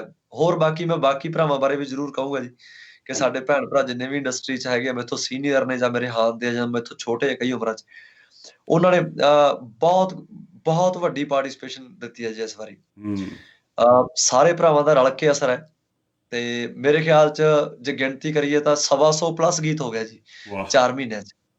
125 ਪਲੱਸ ਗੀਤ ਜਿਹੜਾ ਸਿਰਫ ਤੇ ਸਿਰਫ ਜੀ ਕਿਸਾਨੀ ਦੇ ਲਈ ਆਇਆ। ਸੋ ਮੈਨੂੰ ਲੱਗਦਾ ਕਿ ਸੰਗੀਤ ਦੀ ਇੱਕ ਬਹੁਤ ਵੱਡੀ ਦੇਣ ਜਿਹੜੀ ਸਾਨੂੰ ਪ੍ਰੈਕਟੀਕਲੀ ਵਿਜ਼ੂਅਲੀ ਸਾਨੂੰ ਦੇਖਣ ਨੂੰ ਮਿਲੀ, ਦੇਖਣ ਤੇ ਸੁਣਨ ਨੂੰ ਜੀ। ਬਹੁਤ ਹਾਂਜੀ ਬਹੁਤ ਵਧੀਆ ਜਿਹੜੀ ਤੁਸੀਂ ਗੱਲ ਕੀਤੀ ਨਾ। ਅਸੀਂ ਅਕਸਰ ਕਹਿੰਦੇ ਹੁੰਦੇ ਆ ਸੰਗਤ ਨੂੰ, ਜਦੋਂ ਸੰਗਤ ਕਹਿੰਦੀ ਆ ਵੀ ਅਸ਼ਲੀਲ ਗਾਣੇ ਬਹੁਤ ਹੁੰਦੇ ਪੰਜਾਬੀ 'ਚ, ਤੇ ਅਕਸਰ ਗੱਲ ਹੁੰਦੀ ਵੀ ਤੁਸੀਂ ਸੁਣਦੇ ਆ ਤਾਂ ਹੀ ਅਸ਼ਲੀਲ ਗਾਣੇ ਅਗਲੇ ਗਾਉਂਦੇ ਆ ਕਿਉਂਕਿ ਉਹਨਾਂ ਕੋਲ ਕੋਈ ਚੋਇਸ ਨਹੀਂ ਰਹਿ ਜਾਂਦੀ। ਤੇ ਹੁਣ ਜਦੋਂ ਤੁਸੀਂ ਵਧੀਆ ਗਾਣੇ ਸੁਣਨੇ ਸ਼ੁਰੂ ਕੀਤੇ ਆ, ਜਿਨ੍ਹਾਂ ਨੇ ਬਹੁਤ ਸਾਰੇ ਕਲਾਕਾਰ ਆ ਜਿਨ੍ਹਾਂ ਨੇ ਕਦੇ ਵੀ ਕੋਈ ਚੰਗਾ ਗਾਣਾ ਨਹੀਂ ਸੀ ਗਾਇਆ, ਉਹਨਾਂ ਨੇ ਵੀ ਕਿਸਾਨੀ ਗਾਣੇ ਗਾਏ ਆ। ਸੋ ਜੋ ਤੁਸੀਂ ਬਾਏ ਕਰੂੰਗੇ ਅਗਲੇ ਨੇ ਤਾਂ ਉਹੀ ਵੇਚਣਾ ਆ। ਸੋ ਬਹੁਤ ਵਧੀਆ ਤੁਸੀਂ ਜਿਹੜਾ ਰੁਝਾਨ ਸ਼ੁਰੂ ਕੀਤਾ ਆ ਉਹਦੇ ਨਾਲ, ਜਿਹੜਾ ਅੱਜ ਸਾਡੀ ਤਾਂ ਅੱਜ ਹੀ ਆ, ਤੁਹਾਡੇ ਵੀ ਅੱਜ ਹੀ ਆਇਆ ਜਿਹੜਾ ਸਵੇਰੇ ਗਾਣਾ ਆਇਆ। ਸੋ ਉਦੋਂ ਤੱਕ ਪਹਿਲੇ ਗਾਣੇ ਤੋਂ ਲੈ ਕੇ ਹੁਣ ਤੱਕ ਤੁਸੀਂ ਕਿਸਾਨੀ ਬਾਰੇ ਕਿੰਨੇ ਕੁ ਗਾਣੇ ਤੁਹਾਡੇ ਆ ਚੁੱਕੇ ਆ? ਆਪਾਂ ਗਿਣ ਲੈਂਦੇ ਹਾਂ ਵੱਡੇ ਬਾਈ ਜੀ। ਹਾਂਜੀ ਜਿਵੇਂ ਪਹਿਲਾਂ ਆਇਆ ਸੀ ਅੱਖਾਂ ਖੋਲ ਪੰਜਾਬ ਸਿਆਂ ਤੇਰੇ ਘਰ 'ਚ ਲੁਟੇਰੇ ਵੜ ਗਏ। ਹਾਂਜੀ ਤਾਂ ਉਸ ਤੋਂ ਬਾਅਦ ਫਸਲਾਂ ਦੇ ਫੈਸਲੇ ਕਿਸਾਨ ਕਰੂਗਾ, ਹੂੰ ਪੇਚਾ ਪੈ ਗਿਆ ਸੈਂਟਰ ਨਾਲ, ਜ਼ਿੰਦਾਬਾਦ ਨੀ ਜਵਾਨੀ ਏ ਜਵਾਨੀ ਮਾਣ ਤੇਰੇ ਉੱਤੇ ਸਾਰਾ ਹੀ ਪੰਜਾਬ ਕਰਦਾ। ਹਾਂਜੀ ਉਸ ਤੋਂ ਬਾਅਦ ਬਾਦਸ਼ਾਹ, ਏਕਾ ਤੇ ਸਬਰ ਜਤਾਉਂਦਾ ਮਿੱਤਰੋ ਵੀ ਜੰਗਾਂ ਨੂੰ, ਹੂੰ ਤੇ ਰੱਖੀ ਬੇਬੇ ਬਾਪੂ ਦਾ ਖਿਆਲ, ਖਿਆਲ ਆਖਰੀ ਫੈਸਲਾ, ਔਰ ਆਪਣਾ ਅੱਜ ਆ ਗਿਆ ਜੀ। ਹਾਂਜੀ ਤਾਂ ਮੇਰੇ ਖਿਆਲ 9 ਗੀਤ ਹੋ ਗਏ ਜੀ। ਹਾਰਫ ਦੇ 1-2 ਹੋਰ ਵਿੱਚ ਹੈਗੇ, ਉਹਦੇ ਇਕੱਲੇ ਦੇ ਵੀ ਆਏ। ਸਰਕਾਰੇ ਗੀਤ ਆਇਆ ਉਹਦਾ, ਤੇ 11-12 ਗੀਤ ਮੇਰੇ ਖਿਆਲ 'ਚ ਸਾਡੇ ਤਿੰਨੇ ਭਰਾਵਾਂ ਦੇ ਹੋ ਗਏ ਜੀ। ਵਾਹ। ਮੈਂ, ਹਰਫ ਜੀ, ਮੈਂ ਤੇ ਗੱਲ ਬੜੈਚਾ ਜੀ। ਸੋ ਤਕਰੀਬਨ ਹਰ ਹਫਤੇ 'ਚ ਇੱਕ ਗੀਤ ਆ ਰਿਹਾ, ਜਿਹੜਾ ਕਿ ਬਹੁਤ ਵਧੀਆ, ਕਿਉਂਕਿ ਜਦੋਂ ਆਪਾਂ ਪੁਰਾਣਾ ਆਪਣਾ ਇਤਿਹਾਸ ਪੜ੍ਹੀਏ ਤਾਂ ਗੁਰੂ ਹਰਗੋਬਿੰਦ ਪਾਤਸ਼ਾਹ ਦੇ ਟਾਈਮ ਤੇ ਜਾਂ ਗੁਰੂ ਗੋਬਿੰਦ ਸਿੰਘ ਪਾਤਸ਼ਾਹ ਦੇ ਟਾਈਮ ਦੇ ਉੱਤੇ ਢਾਡੀ ਵਾਰਾਂ ਗਾਈਆਂ ਜਾਂਦੀਆਂ ਸੀਗੀਆਂ ਜੋਸ਼ ਭਰਨ ਵਾਸਤੇ। ਔਰ ਅੱਜ ਦੀ ਜੀ। ਮਾਡਰਨ ਢਾਡੀ ਵਾਰ ਜਿਹੜੀ ਆ ਤੁਹਾਡੇ ਥਰੂ ਜਿਹੜੀਆਂ ਗਾਈਆਂ ਜਾ ਰਹੀਆਂ, ਮੈਂ ਉੱਥੇ ਸਟੇਜ ਤੇ ਦੇਖਦਾ ਹੁੰਨਾ ਜਦੋਂ ਤੁਸੀਂ ਕੋਈ, ਮੈਂ ਕੱਲ੍ਹ ਹੀ ਦੇਖ ਰਿਹਾ ਸੀ ਇੱਕ ਤੁਹਾਡਾ ਲਾਈਵ ਚੱਲ ਰਿਹਾ ਸੀ, ਤੇ ਉਹ ਸਾਹਮਣੇ ਬੈਠਾ ਬੰਦਾ ਇੱਦਾਂ ਪਾਤਸ਼ਾਹ ਤੁਸੀਂ ਗਾ ਰਹੇ ਸੀ, ਉਹ ਇੰਨਾ ਜ਼ਿਆਦਾ ਇਮੋਸ਼ਨਲ ਹੋ ਗਿਆ ਸਾਹਮਣੇ ਬੈਠਾ ਸਿੰਘ ਵੀ ਉਹਦੀ ਅੱਖਾਂ 'ਚੋਂ ਅਥਰੂ ਨਹੀਂ ਸੀ ਰੁਕ ਰਹੇ, ਜਿੱਥੇ ਤੁਸੀਂ ਇੱਕ ਬੱਚੇ ਨੂੰ ਆਪਣੀ ਗੋਦ 'ਚ ਬਿਠਾਇਆ ਹੋਇਆ ਸੀ ਤੇ ਪਾਤਸ਼ਾਹ ਗਾ ਰਹੇ ਸੀਗੇ। ਵੀ ਉਹ ਕਮਾਲ ਦੀ ਗੱਲ ਸੀਗੀ। ਰੌਂਗਟੇ ਖੜੇ ਹੋ ਜਾਂਦੇ ਜਦੋਂ ਤੁਸੀਂ ਨਾ ਪਾਤਸ਼ਾਹ ਵਾਲਾ ਗਾਣਾ ਸੁਣਦੇ ਆ। ਤਾਂ ਹੀ ਮੈਂ ਕੱਲ੍ਹ ਵੀ ਚਲਾਇਆ ਸੀ, ਅੱਜ ਵੀ ਚਲਾਇਆ, ਵੀ ਮਜ਼ਾ ਆ ਜਾਂਦਾ ਸੁਣ ਕੇ। ਆਪਣੇ ਆਪ ਜੋਸ਼ ਅੰਦਰ ਭਰਦਾ ਵੀ ਅਸੀਂ ਕਿਹੜੀ ਕੌਮ ਦੇ ਵਾਰਸ ਸੀਗੇ ਤੇ ਅਸੀਂ ਕਿੱਧਰ ਨੂੰ ਤੁਰ ਪਏ ਸੀ, ਤੇ ਹੁਣ ਕਿਵੇਂ ਅਸੀਂ ਇੱਕਦਮ ਐਡੀ ਵੱਡੀ ਕ੍ਰਾਂਤੀ ਇਸ ਅੰਦੋਲਨ ਨੇ ਲੈ ਕੇ ਆਂਦੀ ਆ। ਇਹਦੇ ਵਿੱਚੋਂ ਬਹੁਤ ਕੁਝ ਨਿਕਲ ਕੇ ਆ ਰਿਹਾ ਸਾਹਮਣੇ। ਤੁਸੀਂ ਪਹਿਲੇ ਦਿਨ ਤੋਂ ਉੱਥੇ ਜੁੜੇ ਹੋਏ ਹੋ, ਤੁਸੀਂ ਦੱਸੋ ਵੀ ਉਦੋਂ ਪਹਿਲੇ ਦਿਨ ਤੋਂ ਲੈ ਕੇ ਹੁਣ ਤੱਕ ਦਾ ਜਿਹੜਾ ਫਰਕ ਤੁਸੀਂ ਦੇਖਿਆ ਆ ਵੀ ਉਹ ਕਿਹੋ ਜਿਹਾ ਆ? ਮੈਂ ਤਾਂ ਨਾ ਜੀ, ਗੁਰੂ ਸਾਹਿਬ ਨੇ ਲਾਵਾਂ ਬਖਸ਼ੀਆਂ ਸਾਨੂੰ 4। ਹਾਂਜੀ ਮੈਂ ਹਮੇਸ਼ਾ ਉੱਥੇ ਜ਼ਿਕਰ ਕਰਦਾ ਨਾ, ਮੈਂ ਜੇ ਗੁਰੂ ਪਾਤਸ਼ਾਹ ਨੇ ਜਿਵੇਂ ਸਾਨੂੰ 4 ਲਾਵਾਂ ਬਖਸ਼ੀਆਂ ਨਾ, ਮੈਨੂੰ ਲੱਗਦਾ ਉਹਨਾਂ ਲਾਵਾਂ ਦਾ ਪ੍ਰੈਕਟੀਕਲ ਦੇਖ ਰਿਹਾ ਮੈਂ। ਵਾਹ। ਕਿ ਜਿਵੇਂ ਪਹਿਲੀ ਲਾਭ 'ਚ ਸਾਨੂੰ ਗੁਰੂ ਸਾਹਿਬ ਦੱਸਦੇ ਆ ਕਿ ਭਾਈ ਬੰਦਿਆ ਤੂੰ ਕਰਨ ਤਾਂ ਆਇਆ ਸੀ, ਕਿਉਂਕਿ ਪਰਮਾਰਥ ਦੀਆਂ ਹੀ ਲਾਵਾਂ ਨੇ ਜੀ ਉਹ। ਪ੍ਰਵਿਰਤੀ ਕਰਮ ਦ੍ਰਿੜਾਇਆ ਬਲਰਾਮ ਜੀ। ਜਿਵੇਂ ਸਾਨੂੰ ਸਭ ਨੂੰ ਪਤਾ ਲੱਗਿਆ ਨਾ ਕਿ ਆਪਾਂ ਕੀ ਕਰਨ ਵਾਸਤੇ ਆਏ। ਜੇ ਮੈਂ ਸੋਸ਼ਲ ਪੁਆਇੰਟ ਆਫ ਵਿਊ ਤੋਂ ਵੀ ਬੋਲਾਂ ਹਾਂਜੀ ਤਾਂ ਮਤਲਬ ਰਿਸਪੌਂਸੀਬਲ ਹੋਏ ਸਾਰੇ। ਹੂੰ। ਪਿਓ ਦਾਦੇ, ਸਾਡੀਆਂ ਮਾਵਾਂ, ਸਾਡੀਆਂ ਦਾਦੀਆਂ, ਉਹ ਪਹਿਲਾਂ ਤੋਂ ਹੀ ਦਾਨਾ ਜੀਵਨ ਉਹਨਾਂ ਦਾ, ਪਰ ਸਾਡੀ ਨੌਜਵਾਨੀ, ਮੈਂ ਵੀ ਵਿੱਚ ਹੀ ਐ। ਅਸੀਂ ਕਿਤੇ ਨਾ ਕਿਤੇ ਦੇਖੀਏ ਤਾਂ ਪਿਛਲੇ 30-35 ਸਾਲਾਂ 'ਚ ਪੰਜਾਬ ਦਾ ਨੁਕਸਾਨ ਕੀਤਾ ਅਸੀਂ। ਅਸੀਂ ਆਪਦੇ ਤੌਰ ਤਰੀਕੇ, ਸਾਡੇ ਪਹਿਰਾਵੇ, ਸਾਡੇ ਖਾਣ ਪੀਣ, ਸਾਡੇ ਸ਼ੌਕ, ਸਾਡੇ ਟਾਰਗੇਟ ਜਾਣੀ ਕੁਛ ਹੋਰ ਤਰ੍ਹਾਂ ਦੇ ਲੈ ਕੇ ਬਹਿ ਗਏ। ਘਰਾਂ 'ਚ ਉਲਝ ਕੇ ਰਹਿ ਗਏ, ਕਾਰਾਂ 'ਚ ਉਲਝ ਕੇ ਰਹਿ ਗਏ। ਮੇਰੇ ਖਿਆਲ ਸ਼ੋਸ਼ੇ ਬਾਜ਼ੀਆਂ 'ਚ ਜ਼ਿਆਦਾ ਵੜ ਗਏ ਸੀ ਅਸੀਂ। ਬਿਲਕੁਲ। ਤਾਂ ਉਹ ਪਹਿਲੀ ਤਾਂ ਜਦੋਂ ਸਾਨੂੰ ਯਾਦ ਆਈ ਕਿ ਯਾਰ ਸਾਡਾ ਤਾਂ ਮਸਲਾ ਹੀ ਬਾਬੇ ਨਾਨਕ ਵਾਲਾ ਹੈ। ਅਸੀਂ ਤਾਂ ਖੇਤੀ ਵਾਲੇ ਲੋਕ ਐ। ਉੱਤਮ ਖੇਤੀ ਕਿਹਾ ਸਾਡੇ ਬਾਬੇ ਨੇ ਸਾਨੂੰ। ਤਾਂ ਜਦੋਂ ਜ਼ਿੰਮੇਵਾਰੀਆਂ ਆਈਆਂ ਸਾਰੀਆਂ, ਤਾਂ ਹੌਲੀ-ਹੌਲੀ ਫਿਰ ਉੱਥੇ ਮੈਂ ਦੂਜੀ ਲਾਮ ਬਾਰੇ ਉੱਥੇ ਜਦੋਂ ਦੇਖਿਆ ਪ੍ਰੈਕਟੀਕਲੀ ਕਿ ਉਹ ਗੱਲਾਂ ਸਾਡੇ ਯੰਗਸਟਰ ਮੁੰਡਿਆਂ ਨੇ, ਕੁੜੀਆਂ ਨੇ ਕਰਨੀਆਂ ਸ਼ੁਰੂ ਕੀਤੀਆਂ ਜੀ ਉੱਥੇ ਮੋਰਚੇ 'ਚ। ਵਾਹ। ਤਾਂ ਹੌਲੀ-ਹੌਲੀ ਜਦੋਂ ਉੱਥੇ ਸ਼ਹੀਦੀਆਂ ਹੋਈਆਂ, ਜਿਵੇਂ ਲਾ ਲਓ ਕਿ ਹੁਣ 100 ਤੋਂ ਵੱਧ ਕਿਸਾਨ ਜਿਹੜੇ ਸ਼ਹੀਦ ਹੋ ਚੁੱਕੇ ਆ ਜੀ, ਸਾਰੇ ਬਾਰਡਰਾਂ ਤੋਂ, ਚਾਰੇ ਬਾਰਡਰਾਂ ਤੋਂ। ਤਾਂ ਹੌਲੀ-ਹੌਲੀ ਜਦੋਂ ਉਹ ਸਾਰਾ ਅਸੀਂ ਦੇਖਿਆ, ਮਹਿਸੂਸ ਕੀਤਾ, ਤਾਂ ਜਿਵੇਂ ਪਹਿਲੋਂ ਉੱਥੇ ਟਰੈਕਟਰਾਂ ਤੇ ਡੈਕ ਵੱਜਦੇ ਸੀ। ਰਾਤ ਨੂੰ ਵੀ ਕਈ ਮੁੰਡੇ ਆਵਾਜ਼ਾਂ ਉੱਚੀ ਕਰਕੇ ਗੀਤ ਲਾਉਂਦੇ ਸੀ, ਜਾਂ ਕਈ ਵਾਰੀ ਨੱਚ ਵੀ ਜਾਂਦੇ ਸੀ ਵਿੱਚ। ਤੇ ਜਾਂ ਕੋਈ ਹੋਰ ਕੋਈ ਅਨਡਿਸਿਪਲਿਨਡ ਵੇ 'ਚ ਕੋਈ ਨਾ ਕੋਈ ਗੱਲ ਦਿਨੇ ਹੋ ਜਾਣੀ। ਹੌਲੀ-ਹੌਲੀ ਹੁਣ ਗੁਰੂ ਸਾਹਿਬ ਦੀ ਤੀਜੀ ਲਾਮ ਵਰਸਦੀ ਦਿਖਦੀ ਆ ਉੱਥੇ। ਵਾਹ। ਕਿ ਉਹ ਇਹ ਤਾਂ ਹੀ ਹੋਇਆ ਜੀ, ਸਾਡੇ ਲਈ ਕਿਲੇ ਬਣ ਗਈਆਂ ਸੜਕਾਂ ਨੇ ਪਾਤਸ਼ਾਹ। ਹੁਣ ਬੈਰਾਗੀ ਜਿਹੇ ਹੋਏ ਪਏ ਆ ਜੀ। ਹੁਣ ਉੱਥੇ ਕਿਸੇ ਨੂੰ ਇਹ ਵੀ ਕਹਿਣ ਦੀ ਲੋੜ ਨਹੀਂ ਪੈਂਦੀ ਕਿ ਡੈਕ ਨਹੀਂ ਲਾਉਣਾ, ਜਾਂ ਲੰਗਰ ਨੂੰ ਬਹੁਤ ਪੀਸਫੁਲੀ ਆਪਾਂ ਬੈਠ ਕੇ ਛਕਣਾ ਹੈ, ਜਾਂ ਬਜ਼ੁਰਗਾਂ ਦਾ ਖਿਆਲ ਰੱਖਣਾ ਹੈ, ਜਾਂ ਕੋਈ ਹੋਰ ਆਸੇ-ਪਾਸੇ ਕੋਈ, ਜਿਵੇਂ ਸਰਕਾਰਾਂ ਤੁਹਾਨੂੰ ਪਤਾ ਏਜੰਸੀਆਂ ਦੇ ਬੰਦੇ ਉੱਥੇ ਫਿਰਦੇ ਆ, ਵੀ ਉਹਨਾਂ ਲਈ ਆਪਾਂ ਚੌਕਸ ਰਹਿਣਾ। ਮੈਨੂੰ ਲੱਗਦਾ ਕਿ ਹੁਣ ਹਰ ਇੱਕ ਚੀਜ਼ ਬੜੇ ਡਿਸਪਲਿਨ ਵਿੱਚ ਜਾ ਰਹੀ ਹੈ, ਤੇ ਮੁੰਡੇ ਗੋਸ਼ਟੀਆਂ ਕਰਨ ਲੱਗ ਗਏ। ਸੱਥਾਂ ਬਣ ਗਈਆਂ ਜੀ ਚਾਰੇ ਆਪਣਾ ਬਾਰਡਰਾਂ ਦੇ ਉੱਪਰ, ਚਾਰਿਆਂ 'ਚ ਸੱਥਾਂ ਬਣ ਗਈਆਂ। ਸੱਥਾਂ 'ਚ ਮੁੰਡੇ ਬੈਠਦੇ ਆ ਸ਼ਾਮ ਨੂੰ, ਮੁੰਡੇ ਕੁੜੀਆਂ ਇਕੱਠੇ ਹੋ ਕੇ ਬਹੁਤ ਸਿਆਣੀਆਂ ਗੱਲਾਂ ਕਰਦੇ ਆ, ਆਉਣ ਵਾਲੇ ਪੰਜਾਬ ਦੀਆਂ ਗੱਲਾਂ ਕਰਦੇ ਆ, ਵੀ ਜੇ ਆਪਾਂ ਇੱਥੋਂ ਅੰਦੋਲਨ ਜਦੋਂ ਮੋਰਚਾ ਫਤਿਹ ਕਰਕੇ ਜਾਵਾਂਗੇ, ਵੀ ਪੰਜਾਬ ਜਾ ਕੇ ਕੀ ਆਪਾਂ ਇਹ ਗੱਲਾਂ ਨਾਲ ਲੈ ਕੇ ਜਾਵਾਂਗੇ ਕਿ ਰਾਜਨੀਤਿਕ ਤੌਰ ਤੇ, ਧਾਰਮਿਕ ਤੌਰ ਤੇ, ਸਮਾਜਿਕ ਤੌਰ ਤੇ, ਭਾਈਚਾਰਕ ਤੌਰ ਤੇ, ਵੀ ਕੀ ਅਸੀਂ ਆਹ ਸਾਰੀਆਂ ਗੱਲਾਂ ਜਿਨ੍ਹਾਂ ਦਾ ਚਿੰਤਨ ਕਰ ਰਹੇ ਹਾਂ ਅਸੀਂ ਇਸ ਵੇਲੇ ਇੱਥੇ ਬੈਠ ਕੇ, ਕੀ ਅਸੀਂ ਸਾਰੀਆਂ ਉੱਥੇ ਵੀ ਅਪਲਾਈ ਕਰਾਂਗੇ ਜਾ ਕੇ? ਏਦਾਂ ਹੀ ਅਸੀਂ ਇਕੱਠੇ ਹੋਇਆ ਕਰਾਂਗੇ, ਗੱਲਾਂ ਕਰਿਆ ਕਰਾਂਗੇ, ਐਕਸ਼ਨ ਵੀ ਲਵਾਂਗੇ ਨਾ। ਸੋ ਲੱਗਦਾ ਕਿ ਹੁਣ ਗੁਰੂ ਸਾਹਿਬ ਦੀ ਤੀਜੀ ਲਾਮ ਉੱਥੇ ਬਰਸ ਰਹੀ ਹੈ ਜੀ, ਕਿ ਇੱਕ ਬਰਾਗ ਆਇਆ ਪਿਆ। ਤਾਂ ਬਸ ਹੁਣ ਚੌਥੀ ਦੀ ਵੇਟ ਆ ਜੀ। ਵਾਹ, ਕਿੰਨਾ ਵਧੀਆ ਤੁਸੀਂ ਰਿਲੇਟ ਕੀਤਾ ਗੁਰਬਾਣੀ ਨਾਲ, ਕਿ ਮਜ਼ਾ ਆ ਗਿਆ। ਆਮ ਤੌਰ ਤੇ ਤੁਸੀਂ ਹੁਣ ਜਿਹੜੇ ਚਾਰ ਲਾਵਾਂ ਦਾ ਜ਼ਿਕਰ ਕੀਤਾ, ਮੈਂ ਆਮ ਤੌਰ ਤੇ 5 ਖੰਡਾਂ ਦਾ ਜ਼ਿਕਰ ਕਰਦਾ ਹੁੰਦਾ ਜਪਜੀ ਸਾਹਿਬ ਵਾਲਿਆਂ ਦੇ। ਤੇ ਜੇ ਆਪਾਂ ਉੱਧਰ ਨੂੰ ਵੀ ਜਾਈਏ ਤੇ ਆਪਾਂ ਕਰਮਖੰਡ ਤੱਕ ਪਹੁੰਚ ਚੁੱਕੇ ਹਾਂ ਹੁਣ, ਵੀ ਆਪਾਂ ਹੁਣ ਬਸ ਇੱਕ ਸੱਚਖੰਡ ਦੀ ਅੱਗੇ ਅਵਸਥਾ ਆ। ਉੱਥੇ ਜਦੋਂ ਪਹੁੰਚ ਗਏ, ਬੜਾ ਪ੍ਰੈਕਟੀਕਲ ਰੂਪ ਵਿੱਚ ਸਾਰਾ ਕੁਝ ਦਿਖ ਰਿਹਾ ਆ। ਉੱਥੇ ਜਿਹੜੇ ਲੋਕੀ ਕਹਿੰਦੇ ਸੀ ਵੀ ਪੰਜਾਬ ਨੂੰ, ਪਹਿਲਾਂ ਪੁਰਾਣੇ ਕਹਿੰਦੇ ਹੁੰਦੇ ਸੀ ਪੰਜਾਬ ਵਸਦਾ ਗੁਰਾਂ ਦੇ ਨਾਂ ਤੇ ਜਿਹੜੇ ਕਹਿੰਦੇ ਸੀ ਗੁਰਾਂ ਨੂੰ ਭੁੱਲ ਗਿਆ ਪੰਜਾਬ, ਨਸ਼ਿਆਂ 'ਚ ਪੈ ਗਿਆ, ਕਿਵੇਂ ਬਦਨਾਮ ਕੀਤਾ ਗਿਆ ਪੰਜਾਬ ਨੂੰ 84 ਤੋਂ ਲੈ ਕੇ ਹੁਣ ਤੱਕ, ਉਹ ਸਾਰੀ 35-36 ਸਾਲ ਦੀ ਜਿਹੜੀ ਇੱਕ ਸਕਿੰਟ ਦੇ ਵਿੱਚ ਸਾਰਾ ਧੋ ਕੇ ਤੇ ਸਫਾਈ ਕਰਕੇ 2-3 ਮਹੀਨਿਆਂ ਦੇ ਵਿੱਚ, ਤੇ ਅੱਜ ਖਾਸ ਕਰਕੇ ਬਾਹਰਲੀ ਕੰਟਰੀਆਂ 'ਚ, ਇਹਨਾਂ ਕੰਟਰੀਆਂ 'ਚ ਜਿਹੜਾ ਪੰਜਾਬ ਦਾ ਲੈਵਲ ਆ ਗਿਆ ਨਾ, ਸਿੱਖਾਂ ਦਾ ਲੈਵਲ ਆ ਗਿਆ, ਸਿੱਖੀ ਜਿਹੜੇ ਲੈਵਲ ਤੇ ਪਹੁੰਚ ਚੁੱਕੀ ਆ, ਉਹ ਕਮਾਲ ਆ ਦੇਖਣ ਨੂੰ ਵੀ ਕਮਾਲ ਆ। ਉਹਦੇ ਵਿੱਚ ਬਹੁਤ ਵੱਡਾ ਹੱਥ ਤੁਹਾਡਾ ਕਲਾਕਾਰਾਂ ਦਾ ਆ, ਔਰ ਮੇਰਾ ਸਲੂਟ ਹੈ ਤੁਹਾਡੇ ਕਲਾਕਾਰਾਂ ਨੂੰ ਵੀ ਜੇ ਅਸੀਂ ਕਦੀ ਸੋਚ ਨਹੀਂ ਸਕਦੇ ਵੀ ਇੱਦਾਂ ਵੀ ਕਦੀ ਹੋਊਗਾ ਵੀ ਸਾਰੇ ਹੀ ਕਲਾਕਾਰ ਜਿਹੜੇ ਵਧੀਆ ਗਾਣੇ ਗਾਉਣੇ ਸ਼ੁਰੂ ਕਰ ਦੂਗੇ। ਸੋ ਬਹੁਤ ਬਹੁਤ ਵਧੀਆ। ਹਾਂਜੀ ਜਗਮੋਹਨ ਸਿੰਘ ਜੀ, ਤੁਸੀਂ ਕੋਈ ਸਵਾਲ ਲੈਣਾ? ਅਗਲਾ ਸਵਾਲ ਇਹ ਹੈ ਭਾਜੀ ਆਪਣਾ ਵੀ ਜਿਹੜਾ ਕਲਾਕਾਰਾਂ ਦਾ ਭਵਿੱਖ ਹੈ, ਤੁਸੀਂ ਗਾਣਿਆਂ ਦਾ ਭਵਿੱਖ ਜਿਹੜਾ ਆ, ਜਿੱਦਾਂ ਤੁਸੀਂ ਇੰਨੇ ਮਤਲਬ ਜਿਹਨੂੰ ਕਹਿੰਦੇ ਵੀ ਸਾਰਥਕ ਗਾਣੇ ਗਾਏ ਆ ਵੀ ਜਦੋਂ ਸੁਣੀ ਦਾ ਆਨੰਦ ਆ ਜਾਂਦਾ ਉਸ ਟਾਈਮ। ਸੋ ਅੱਗੇ ਗਾਣਿਆਂ ਦਾ ਭਵਿੱਖ ਤੁਸੀਂ ਕੀ ਦੇਖਦੇ ਕਿ ਸਾਡੇ ਕਲਾਕਾਰ ਭਰਾ ਇਦਾਂ ਹੀ ਸਾਰਥਕ ਗਾਣੇ ਲੈ, ਕਿਉਂਕਿ ਤੁਹਾਡੇ ਗਾਣੇ ਤਾਂ ਸਾਰੇ ਸਾਰਥਕ ਆਉਂਦੇ ਆ, ਮੈਨੂੰ ਪਤਾ ਆ ਕਿਉਂਕਿ ਮੈਂ ਸੁਣਦਾ ਆ, ਪਰ ਬਾਕੀ ਭਰਾਵਾਂ ਦਾ ਵੀ ਤੁਹਾਨੂੰ ਲੱਗਦਾ ਵੀ ਸਾਰਥਕ ਵੱਲ ਨੂੰ ਹੀ ਤੁਰੂਗਾ ਸਾਰਾ? ਕੀ ਭਵਿੱਖ ਹੈ ਗਾਣਿਆਂ ਦਾ? ਦੇਖੋ ਬਾਈ ਜੀ ਹੋਰਾਂ ਨੇ ਪਹਿਲਾਂ ਇੱਕ ਗੱਲ ਕਹੀ ਸੀ ਕਿ ਜੇ ਸੂਬੇ ਦਾ ਮਾਹੌਲ ਉਸ ਤਰ੍ਹਾਂ ਦਾ ਹੈ, ਹਾਂਜੀ ਮੈਂ ਇੱਕ ਚੀਜ਼ ਮਹਿਸੂਸ ਕੀਤੀ ਹੈ, ਬਹੁਤ ਨਿੱਘਰ ਮਹਿਸੂਸ ਕੀਤੀ ਹੈ ਆ 3 ਮਹੀਨਿਆਂ 'ਚ ਜੀ। ਇਹ 125 ਜਿਹੜੇ ਗਾਣੇ ਆਏ ਆ ਨਾ ਜੀ, 125 ਗਾਣਾ ਕਿਸਾਨੀ ਤੇ, ਹਾਂਜੀ ਇਹ ਕਿਤੇ ਨਾ ਕਿਤੇ ਸਾਡੀ ਗਾਉਣ ਵਾਲਿਆਂ ਦੀ ਮਜਬੂਰੀ ਵੀ ਸੀ। ਓਨੈਸਟਲੀ ਕਹੂੰਗਾ, ਮੈਂ ਕੋਈ ਲਿਪਾ ਪੋਚੀ ਨਹੀਂ ਕਰੂੰਗਾ, ਕਲੀਅਰ ਜੀ ਗੱਲ। ਕਿਉਂਕਿ ਸਾਨੂੰ ਪੰਜਾਬ ਨੇ ਇੱਕ ਐਟਮੋਸਫੀਅਰ ਕ੍ਰੀਏਟ ਕਰਕੇ ਦਿੱਤਾ, ਹਾਲਾਤ ਬਣਾ ਕੇ ਦਿੱਤੇ। ਜਦੋਂ ਹਰ ਘਰ ਦੇ ਬਾਹਰ ਦੇਖਦੇ ਆ ਕਿਸਾਨੀ ਦਾ ਝੰਡਾ ਲੱਗਿਆ ਹੋਇਆ, ਕਿਸਾਨ ਮਜ਼ਦੂਰ ਏਕਤਾ ਜ਼ਿੰਦਾਬਾਦ, ਹਰ ਕਾਰ ਦੇ ਮੂਹਰੇ ਲੱਗਿਆ ਹੋਇਆ, ਹਰ ਟਰੈਕਟਰ ਦੇ ਮੂਹਰੇ ਲੱਗਿਆ ਹੋਇਆ, ਔਰ ਘਰਾਂ 'ਚ ਗੱਲਾਂ, ਟੀਵੀਆਂ ਤੇ ਗੱਲਾਂ, ਰੇਡੀਓ ਤੇ ਗੱਲਾਂ, ਮੋੜਾਂ ਤੇ ਗੱਲਾਂ। ਜਦੋਂ ਗੱਲ ਹੀ ਕਿਸਾਨੀ ਦੀ ਹੋ ਰਹੀ ਹੈ ਜੀ, ਤਾਂ ਉਸ ਵੇਲੇ ਮੈਨੂੰ ਲੱਗਦਾ ਮੈਂ ਇੱਕ ਗਵਈਆ ਹੈ, ਜੇ ਮੈਂ ਕੁਝ ਹੋਰ ਗਾਊਂਗਾ ਵੀ ਤਾਂ ਇਹਨਾਂ ਨੇ ਸੁਣਨਾ ਨਹੀਂ। ਸੋ ਇਸ ਕਰਕੇ ਪਹਿਲੀ ਧਿਰ ਇਸ ਵੇਲੇ ਮੈਨੂੰ ਕਹਿਣ 'ਚ ਕੋਈ ਹਿਚਕਚਾਹਟ ਨਹੀਂ, ਜਿਵੇਂ ਤੁਸੀਂ ਵੀ ਪਹਿਲਾਂ ਗੱਲ ਬੋਲ ਕੇ ਉੱਠ ਕੇ, ਪਹਿਲੀ ਧਿਰ ਸਰੋਤਾ ਹੈ ਜੀ। ਜਿਸ ਤਰ੍ਹਾਂ ਦਾ ਰੰਗ ਸਾਨੂੰ ਬਣਾ ਕੇ ਦੇਣਗੇ ਸੂਬੇ 'ਚ ਆਹ ਮੋਰਚਾ ਫਤਿਹ ਹੋਣ ਤੋਂ ਬਾਅਦ, ਜੇ ਤਾਂ ਅਸੀਂ ਉਸ ਤਰ੍ਹਾਂ ਹੀ ਫੇਰ ਡੀਜਿਆਂ ਤੇ ਵਿਆਹਾਂ 'ਚ ਸ਼ਰਾਬਾਂ ਪੀ ਕੇ ਭੈਣ ਭਰਾਵਾਂ ਨੇ ਆਪਸ 'ਚ ਫਲੋਰਾਂ ਤੇ ਆ ਕੇ ਨੱਚਣਾ ਹੈ, ਫਿਰ ਤਾਂ ਨੋ ਡਾਊਟ ਜੀ ਗਵਈਏ ਉਦਾਂ ਦਾ ਹੀ ਗਾਉਣਗੇ ਜਿੱਦਾਂ ਪਹਿਲਾਂ ਗਾਉਂਦੇ ਸੀ। ਜੇ ਅਸੀਂ ਰਿਸਪੋਂਸੀਬਲ ਹੋਵਾਂਗੇ, ਅਸੀਂ ਉਹ ਕਿਰਦਾਰ ਪੇਸ਼ ਕਰਾਂਗੇ ਆਪਦੇ ਸਮਾਜ 'ਚ, ਆਪਦੇ ਘਰਾਂ 'ਚ, ਆਪਦੇ ਖੁਸ਼ੀ ਗਮੀ ਦੇ ਸਮਾਗਮਾਂ 'ਚ, ਉਦਾਂ ਦੇ ਬਣ ਕੇ ਵਿਚਰਾਂਗੇ ਜਿਨ੍ਹਾਂ ਦੇ ਅਸੀਂ ਧੀਆਂ ਪੁੱਤ ਹੈਗੇ ਐਕਚੁਅਲ 'ਚ।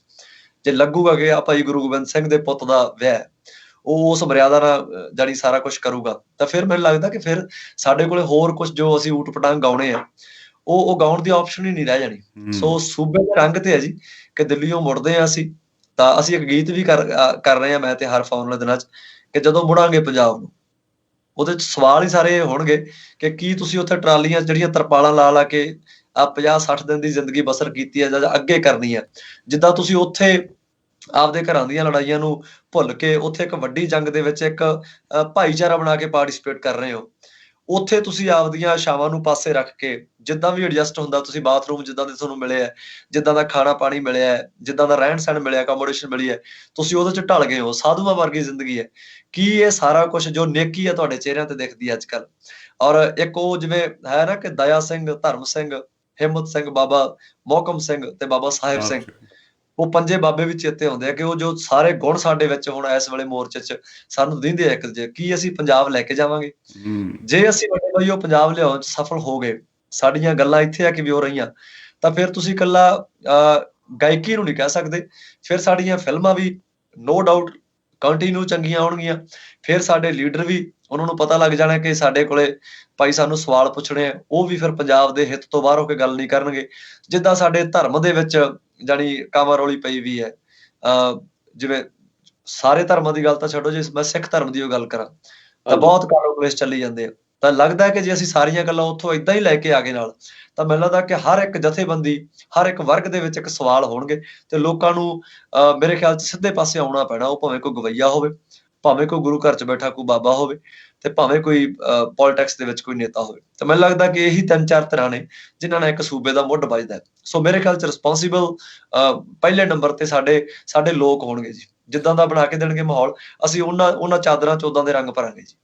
ਵਾਹ, ਬਹੁਤ ਵਧੀਆ ਤੁਸੀਂ ਗੱਲ ਕੀਤੀ। ਮੈਂ ਪਹਿਲੇ ਦਿਨ ਤੋਂ ਦੇਖ ਰਿਹਾ ਮੋਰਚੇ ਦੇ ਵਿੱਚ ਸਾਰੀਆਂ ਸੰਪਰਦਾਵਾਂ, ਜਾਂ ਪਹਿਲਾਂ ਸਾਡੇ ਪੰਜਾਬ 'ਚ ਕਾਟੋ ਕਲੇਸ਼ ਜਿਹੜੀ ਤੁਸੀਂ ਗੱਲ ਕੀਤੀ ਆ, ਆਹ ਫਲਾਣੀ ਸੰਪਰਦਾ ਆ, ਇਹ ਨਾਨਕਸਰੀ ਆ, ਇਹ ਮਿਸ਼ਨਰੀ ਆ, ਇਹ ਟਕਸਾਲੀ ਆ, ਇਹ ਇੰਨੀਆਂ ਕੁ ਸੰਪਰਦਾਵਾਂ ਤੇ ਇੰਨੇ ਕੁ ਹਿੱਸਿਆਂ 'ਚ ਸਾਨੂੰ ਵੰਡ ਦਿੱਤਾ ਗਿਆ ਨਾ, ਜਿਹਦੇ ਕਰਕੇ ਅਸੀਂ ਆਪਸ 'ਚ ਹੀ ਭਿੜੀ ਜਾਣ ਡਏ ਆ, ਆਪਸ 'ਚ ਪੱਗਾਂ ਲਾ, ਇਹ ਕਰ ਉਹ ਕਰ, ਗੁਰਦੁਆਰਿਆਂ 'ਚ ਲੜਾਈਆਂ ਉੱਥੇ ਤਾਂ ਹੋਣੀਆਂ ਹੋਣੀਆਂ, ਸਾਡੇ ਇੱਥੇ ਤੱਕ ਪਹੁੰਚ ਗਈਆਂ।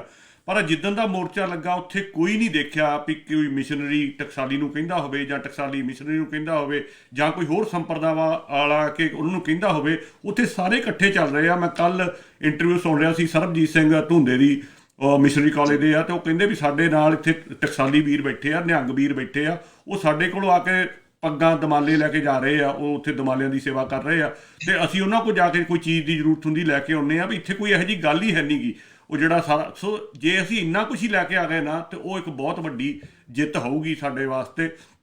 ਇੱਕ ਹੁਣ ਜਿਹੜਾ ਵੱਡਾ ਪ੍ਰੋਗਰਾਮ 26 ਦਾ ਉਲੀਕਿਆ ਗਿਆ ਆ, ਉਹਦੇ ਬਾਰੇ ਮੈਂ ਤੁਹਾਨੂੰ ਜ਼ਰੂਰ ਪੁੱਛਣਾ ਚਾਹੁੰਦਾ, ਕਿਉਂਕਿ ਪਿਛਲੇ ਕੱਲ੍ਹ ਦਾ ਮੈਂ ਦੇਖ ਰਿਹਾ ਫੇਸਬੁੱਕ ਉੱਤੇ, ਜਿੰਨੀ ਕੁ ਪੋਜ਼ਿਟਿਵਿਟੀ ਹੁੰਦੀ ਆ ਉਨੇ ਕੁ ਸਾਡੇ ਕੁਝ ਬੰਦੇ ਜਿਹੜੇ ਉਹ ਨੈਗੇਟਿਵ ਵੀ ਹੁੰਦੇ ਆ। ਇੱਕ ਆਪਾਂ ਬਾਰ-ਬਾਰ ਕਹੀ ਜਾਂਦੇ, IT ਸੈੱਲ ਵਾਲਿਆਂ ਨੇ ਤਾਂ ਆਪਣਾ ਕੰਮ ਕਰਨਾ ਹੀ ਹੁੰਦਾ ਆ, ਉਹ ਸਿੱਖਾਂ ਦੀਆਂ ਆਈਡੀਆਂ ਬਣਾ ਕੇ ਕਮੈਂਟ ਕਰ ਦਿੰਦੇ, ਦੇਖੋ ਜੀ ਜਿਹੜੇ ਪ੍ਰੋਮਿਸ ਕੀਤਾ ਸੀ ਉਸ ਰੂਟ ਤੇ ਨਹੀਂ ਜਾ ਰਹੇ, ਦੂਜੇ ਜਾ ਰਹੇ।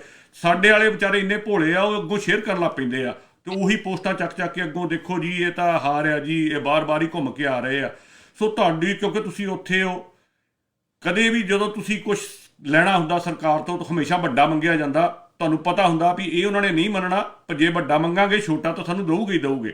ਸੋ ਜਿਹੜੇ ਲੀਡਰ ਆ, ਸਾਨੂੰ ਉਹਨਾਂ 'ਤੇ ਵਿਸ਼ਵਾਸ ਕਰਨਾ ਚਾਹੀਦਾ ਵੀ ਜੋ ਕਰ ਰਹੇ ਆ ਬਹੁਤ ਵਧੀਆ ਕਰ ਰਹੇ ਆ, ਉਹਨਾਂ ਵਿੱਚ ਆਪਸ 'ਚ ਕੋਈ ਫੁੱਟ ਨਹੀਂ, ਕੋਈ ਕੁਛ ਨਹੀਂ ਹੈ। ਇਹਨੂੰ ਕਿਸ ਤਰ੍ਹਾਂ ਦੇਖਦੇ ਹੋ ਜਿਹੜਾ ਆਪਾਂ ਨੂੰ ਰੂਟ ਮਿਲਿਆ ਆ? ਕਿਉਂਕਿ ਇੰਨੇ ਜ਼ਿਆਦਾ ਟਰੈਕਟਰ ਟਰਾਲੀਆਂ ਇੱਕ ਥਾਂ ਤੋਂ ਤਾਂ ਜਾ ਵੀ ਨਹੀਂ ਸੀ ਸਕਦੇ। ਸੋ ਜੇ 5 ਬਾਰਡਰ ਖੋਲ ਰਹੇ ਆ ਤੇ ਉਹ ਬਹੁਤ ਜ਼ਿਆਦਾ ਹੋ ਜਾਣੇ ਆ। ਇਹਨੂੰ ਕਿੱਦਾਂ ਦੇਖਦੇ ਹੋ ਤੁਸੀਂ? ਬਿਲਕੁਲ ਜੀ, ਸਭ ਤੋਂ ਪਹਿਲਾਂ ਤਾਂ ਤੁਹਾਡੀ ਗੱਲ ਤੇ ਪੂਰ ਚਾੜਾ ਮੈਂ ਕਿ ਜਥੇਬੰਦੀਆਂ ਦੇ ਜੋ ਹੁਕਮ ਨੇ ਜੀ, ਜੋ ਉਹਨਾਂ ਦੀ ਨੀਤੀ ਹੈ, ਸਭ ਤੋਂ ਪਹਿਲਾਂ ਤਾਂ ਇਹ ਸਭ ਨੂੰ ਪਤਾ ਹੈ ਭਲੀ ਭਾਂਤੀ ਕਿ ਉਸੇ ਨੂੰ ਹੀ ਫੋਲੋ ਕਰਨਾ ਸਾਡਾ ਫਰਜ਼ ਹੈ। ਇਸ ਵੇਲੇ ਸਾਡਾ ਧਰਮ ਵੀ ਇਹੀ ਹੈ। ਤੇ ਬਾਕੀ ਉਹੀ ਗੱਲ ਹੈ ਤੁਹਾਡੇ ਵਾਲੀ ਕਿ ਬਹੁਤ ਜ਼ਿਆਦਾ ਗਿਣਤੀ ਨਹੀਂ ਹੈਗੀ ਕਿ ਜਿਹੜੇ ਲੋਕ ਇਸ ਤਰ੍ਹਾਂ ਕੋਈ ਇਸ ਚੀਜ਼ ਦਾ ਵਿਰੋਧ ਕਰ ਰਹੇ ਆ। ਜੋ ਪੇਪਰ ਵਰਕ ਉਹਨਾਂ ਨੇ ਦਿੱਤਾ ਆਪਾਂ ਨੂੰ, ਜੋ ਰੂਟ ਉਹਨਾਂ ਨੇ ਦਿੱਤਾ, ਤਾਂ ਸਾਰੇ ਫੋਲੋ ਕਰਨਗੇ ਜੀ। ਬਾਕੀ ਕੱਲ ਦਾ ਦਿਨ ਬਹੁਤ ਖਾਸ ਹੈ।